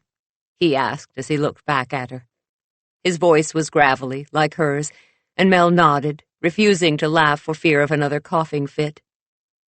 The doc could say it was good for her to cough it up, but it hurt like hell, and she was reluctant to feel that searing pain again. "Yes." "How about burns?" she asked. "I got a nice one on my leg that almost looks like a cupcake." It was Manny's turn to squash a laugh. "I have a few," he said. "Not nearly as artsy as that. More like Rorschach splotches of pain. And I got a nice sprain trying to outrun the flames. Thus the crutches." A grunt from the chair made them both turn to look at Joe. He was sitting up, blinking. When he saw them looking at him, he shook his head as if to clear it and stood up. He crossed the room to the side of the bed and studied Mel with a worried look. "Are you all right?" She nodded. "I'm fine, thanks to Detective Martinez." If Manny noticed she'd reverted back to his professional name, he didn't show it. "Stan told me what you did," Joe addressed Manny. "About how you went into the fire and got Mel out. I can't ever thank you enough." He held out his hand, and Manny leaned on his crutch and shook it. "No problem. It's all in a day's work." He looked back at Mel. "I'll let you get some rest." "Thanks," she said, and then quickly added, "I really appreciate what you did, Manny." Their eyes met for a moment, and he nodded and then turned and left. Mel couldn't help but feel there was much left unsaid between them. Joe sighed and sat on the edge of Mel's bed very carefully, as if afraid any movement might cause her pain. "How are you feeling really?" he asked. "Fine," she said, which of course was a lie. "Do you know what happened to the others?" "Ian Hannigan and Bridget McLeod are both in critical," Joe said. "Sylvia Lucci did not fare as well. She died on the way to the hospital from smoke inhalation." "She killed Sam," Mel said. Joe nodded. "She wanted to kill Bridget, too, for ruining her brother." Mel's voice was shaky, and Joe scooted up next to her and put an arm around her. Mel turned into him and let the tears fall down her face onto his chest. "When I think that I could have lost you," he said. His voice was a low whisper. "I can't bear it." "You didn't lose me," Mel said, leaning away from him and wiping the tears off of her cheeks. "I'm still here." But she knew what he meant. The terror that had filled her in those few moments when she'd thought she and Hannigan were going to die. She never wanted to feel that desolate again. It had been the same feeling she'd felt when she lost her father. It was then that Mel understood why she didn't want to marry Joe. Tate had been right. The reason she didn't want to get married was because she feared death. Not hers, but the death of the person she loved. If she married Joe, then one day she might lose him, like her mother had lost her father, and Mel didn't think she would survive it. No, she didn't want to go through that ever again. She realized Joe was talking, and she turned to face him. "As soon as you get out of here," Joe said. "We're going to get you a ring and sit down with a calendar and pick a date. I don't ever want to feel like I did when Stan called to tell me you were missing in a fire. I want you to be my wife, Mel. I want to keep you safe." "I'm sorry, Joe," she said. "I just can't. I can't marry you." 33. Mel sat in her office, happy to have her space back.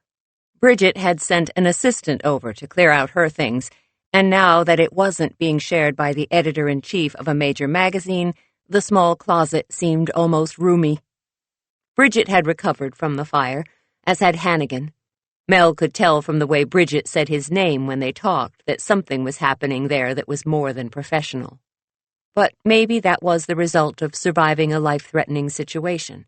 It either brought people together or shoved them apart. Mel hadn't spoken to Joe since her overnight in the hospital a week ago.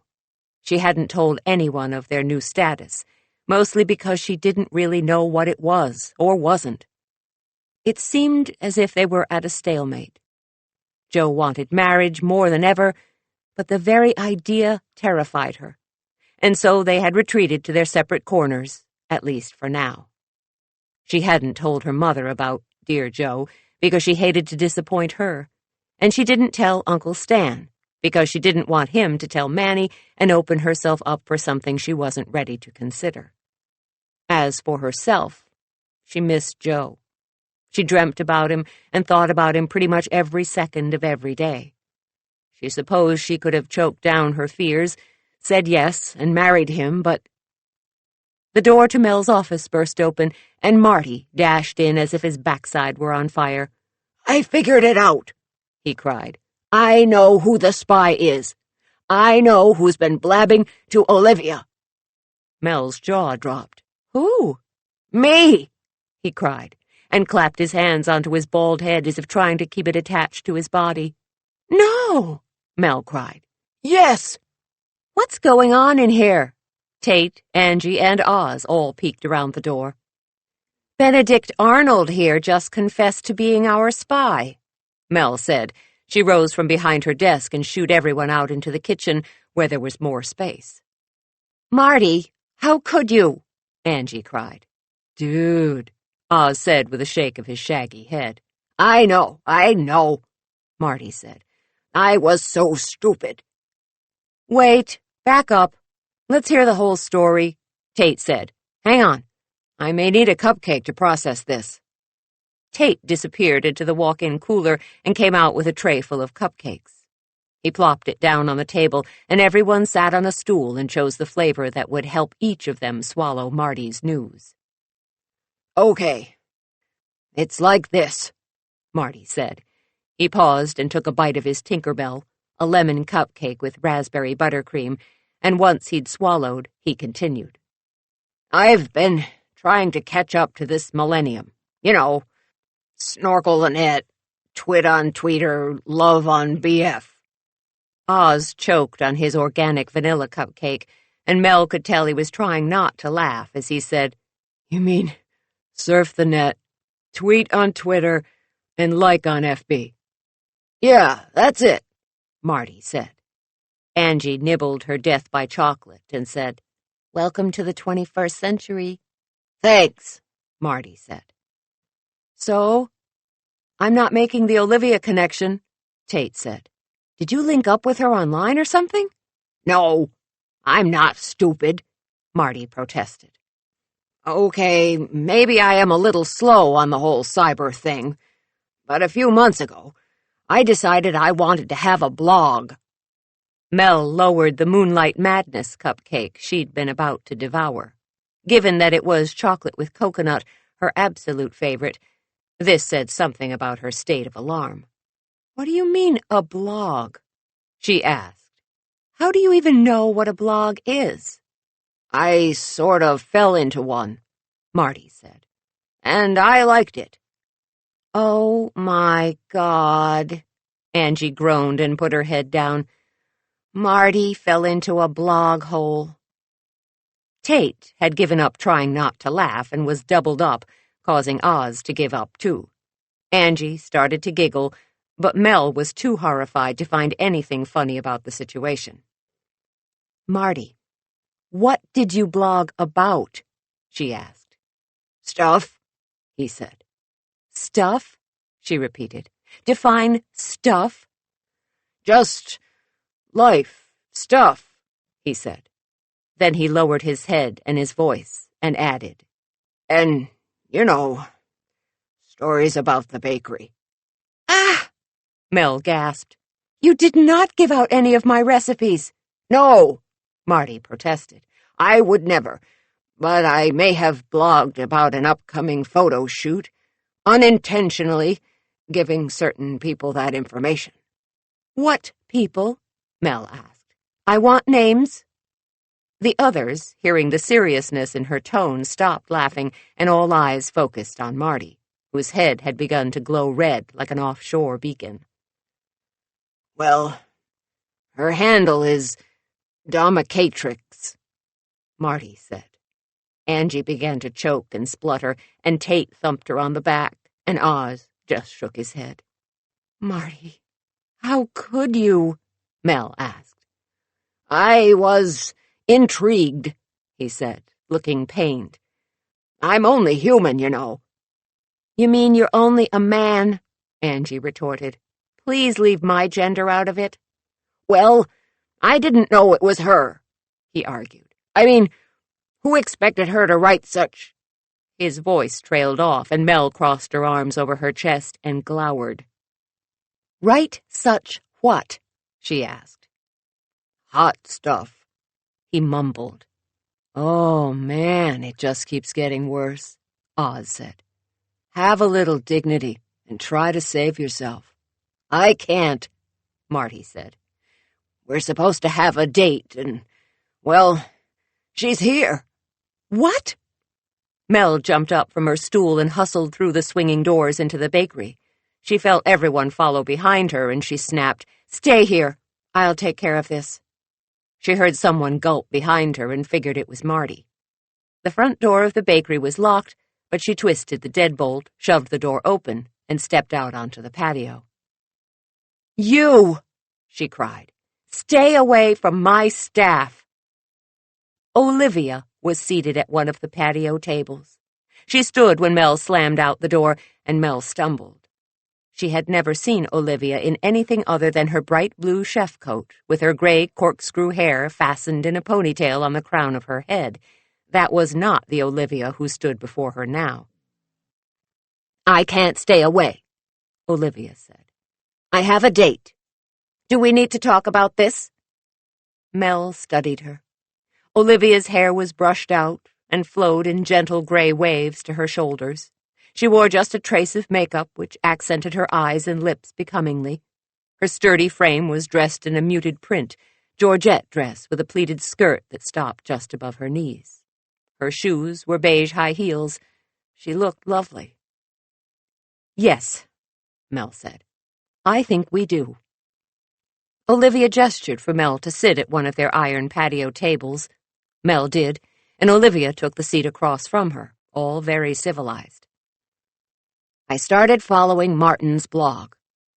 Olivia paused and glanced at the bakery window, where Tate, Angie, Oz, and Marty all had their faces pressed to the glass to see if Mel had put a smackdown on Olivia, no doubt. Olivia smiled and gave Marty a finger wave with her pretty pink nails. He grinned and waved back, causing Angie to cuff him upside the head. "You were saying?" Mel said. "Oh, yes," Olivia said as she glanced back. "I started following Martin's blog to spy on you. I admit it." "Uh-huh," Mel said. "But who knew Butter Me Up would turn out to be such a hottie?" Olivia sighed. Mel frowned. Butter Me Up is Martin's online name, Olivia said. I got that, Mel said. I'm trying not to gag. Look, I know you're struggling in the romantic sense right now, Olivia said. He told you that?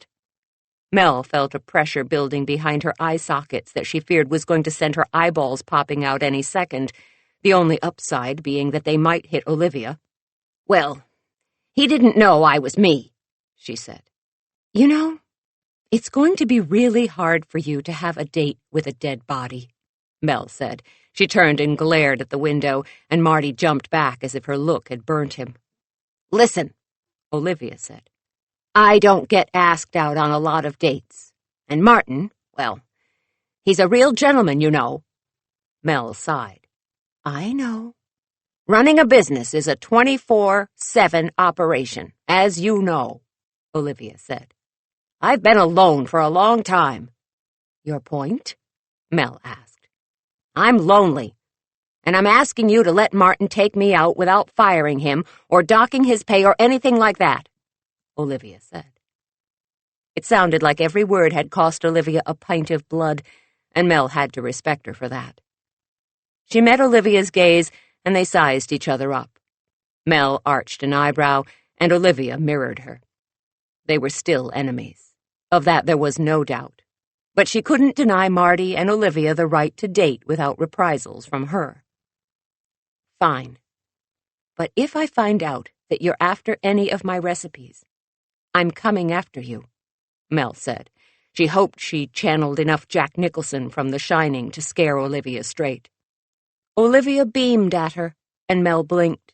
She would never have expected that Olivia could look so pretty. Marty, your date is waiting, Mel called. She glanced at the window and saw them all looking at her in something akin to shock. Mel, can I offer you a bit of advice? Olivia asked. Really? Mel asked. You're going to advise me now? We're a lot alike, Olivia said. No, we're not, Mel argued. You're crazy, for one thing. Don't you have to be a baker? Olivia asked. Listen, it's easy to be afraid of getting involved. I'm not. Mel began to protest, but Olivia cut her off. Yes, you are. Marty told me that you used to be heavy, and that your self-esteem isn't what it should be, considering what a lovely woman you've become. That's it, Mel yelled, jumping up from her seat. He's dead man walking. Mel was horrified that Olivia, of all people, knew of the most humiliating period of her life. Hey, I'm trying to help you out here, Olivia snapped, also rising to her feet. Don't be threatening my date. I don't need your help. Yes, you do, Olivia said. Now shut up and listen. People don't love you back like your business does. They're unpredictable and demanding. Owning your own business is a beautiful thing, but it's not a life. Try to figure out how to have both before you're too old, like me. Mel and Olivia stood a foot apart, both breathing heavy and looking like they wanted to take a swing at each other. The door to the bakery opened, and Marty stepped out. Olivia stepped back from Mel and began to smooth her hair. Mel glanced between them. There was no denying it. When Marty and Olivia looked at each other, the air positively zapped with electricity. Wow. Do not talk about me, Mel said to Marty through gritted teeth. Or the business, or anyone else from the bakery. Clear? Marty nodded, but he only had eyes for Olivia. Come here, you saucy minx, he said. Butter Me Up held out his arm, and Dama Cake Tricks giggled when she took it. Mel watched them walk away, bemused by this sudden turn of events. Oz, Tate, and Angie all came out of the bakery and stood on the front patio with her. I so did not see that coming, Oz said. Me neither, Tate agreed. Are you sure this is a good idea? Angie asked. No, Mel said. But what could I say? It looks like they're smitten. As they walked away, Marty put his arm around Olivia's waist and pulled her close. Their heads were pressed together as they shared a whispered conversation. Mel felt a sharp stab of envy pierce her heart. Was Olivia right? Was Mel doomed to wind up old and alone because she was too afraid of losing a man to let herself love him? "I'm going to go do some paperwork," she said. She closed the office door behind her and took a deep, steadying breath. Then she pulled out her phone and dialed. "Hello?" He answered on the second ring. "So, I was wondering," Mel said. "Are you busy tonight?" This recording of Going Ganache was presented by Dreamscape Media, LLC. Text copyright 2013 by Jennifer McKinlay Orff. Sound recording copyright 2016 Dreamscape Media, LLC. This recording was produced by arrangement with Penguin Random House, LLC. Thank you for listening. Please check www.dreamscapeab.com for Dreamscape's latest releases.